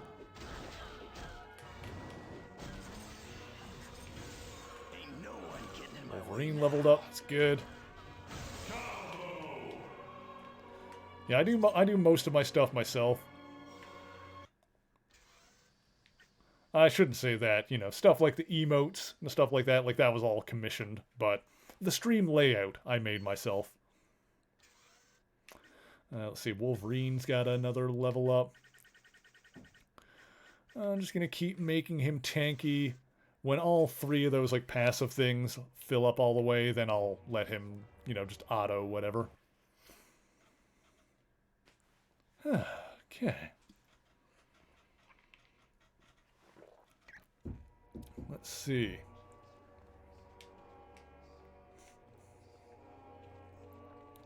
Divine Sanctuary. So this should be the last area then. So I go in here. Yep, okay, perfect. Looks like there's a lot of stuff to do here. So this is where we're going to end off. So what we're going to do, I'm going to blink portal. Perfect. This should work well. We'll blink portal back so I can do a save. And that way next week, when we play this again, we just hop right through the blink portal. And that'll put us like right where we're going. So let's go ahead and do a save here. Actually, let me go talk to Forge first and like empty my inventory. That would make sense. Up here, yes. So we'll empty out some of the crap we don't need. And, yeah, next time we'll continue from there. But thank you guys for hanging out with me tonight. This was awesome. We'll check and see who we're going to raid in just a second. But I will, of course, be back. Just get rid of a bunch of this stuff, whatever. Visionary X armor. I guarantee all of it, 100%. How long is that? Yeah, that's fine. Get rid of that. Shadow, 26. Yeah, no, get rid of that. That's fine. Yeah, I will again be back next week. We're going to be continuing this, of course, on Sunday. On Saturday, we're going to be finishing up Mega Man and Bass for the Game Boy Advance. And, yeah, we're going to finish up that game. And, you know, depending on how much time we have left, we'll do some extra stuff in it. We'll hunt down some more CDs just until, you know, for the remainder of that stream. And, like I said, Monday next week, I'll have to bust out the old 3-pronged stream schedule because I'm going to do a bonus stream.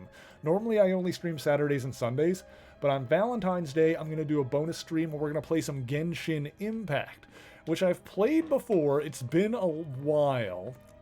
So we're basically just going to do some chill world quests. It's not going to be anything too stressful. Should be good. Just kind of like, you know, leveling up my adventure rank in that game if you've played it before. So let's do a save here, make sure that's done.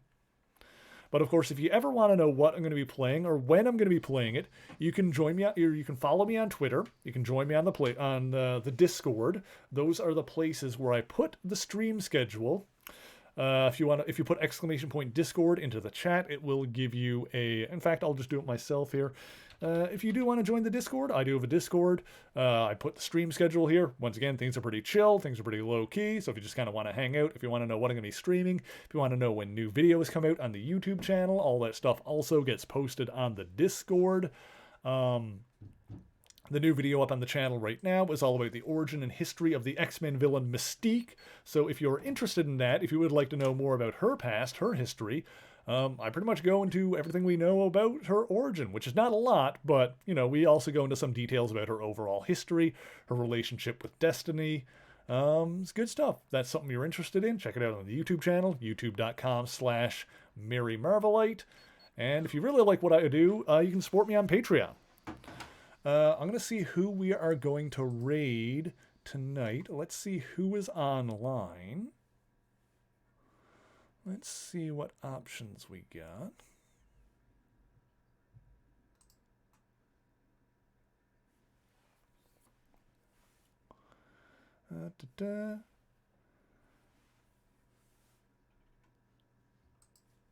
Let's see. Thank you for hanging out, Appa. I think I'm going to send you guys over to Lexi T. Rexy, because it looks like she's doing her makeup right now, and then she's going to play some Link to the Past.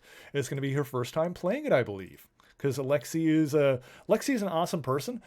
She's never really played the Zelda games before, but I believe she's beaten Zelda 1, and she played Zelda 2, but didn't finish it, and I don't blame her for that, because, you know, Zelda 2 is not everybody's cup of tea. But it looks like tonight she is going to be playing A Link to the Past for the first time. So let's go hang out with Lexi. Yes, I gotta get myself some food. I'm gonna have some chicken and rice, and it's gonna be fantastic. And I'm actually looking forward to coming back to this game, because this game has been really good. Mega Man and Bass have been enjoying somewhat. It's been up and down with Mega Man and Bass. I'm looking forward to getting back to it next week and finishing it off, because then after that we'll be back to the Legacy collections with the proper numbered ones. I still think my biggest complaint about Mega Man and Bass is the fact that it is the Game Boy Advance version, which does have a more zoomed in frame, which is kind of annoying. Got to figure out how to confirm your account, or you can't, or whatever, because you can't talk to her. Oh, that sucks. Yeah, I do understand that sometimes. I know that she has had issues in her community sometimes with people, but I think you should be able to confirm your account either with a phone number or an email. I don't think it's that. I'm not going to say I don't think it's that tricky. It should be doable. After beat X-Men Legends 2, you need to do another bad game. Oh my god. Well, I think the next one on the list, going down, because I've been going down through like the Marvel game, whatever the Marvel games that I have, that we haven't already played on the channel, in order.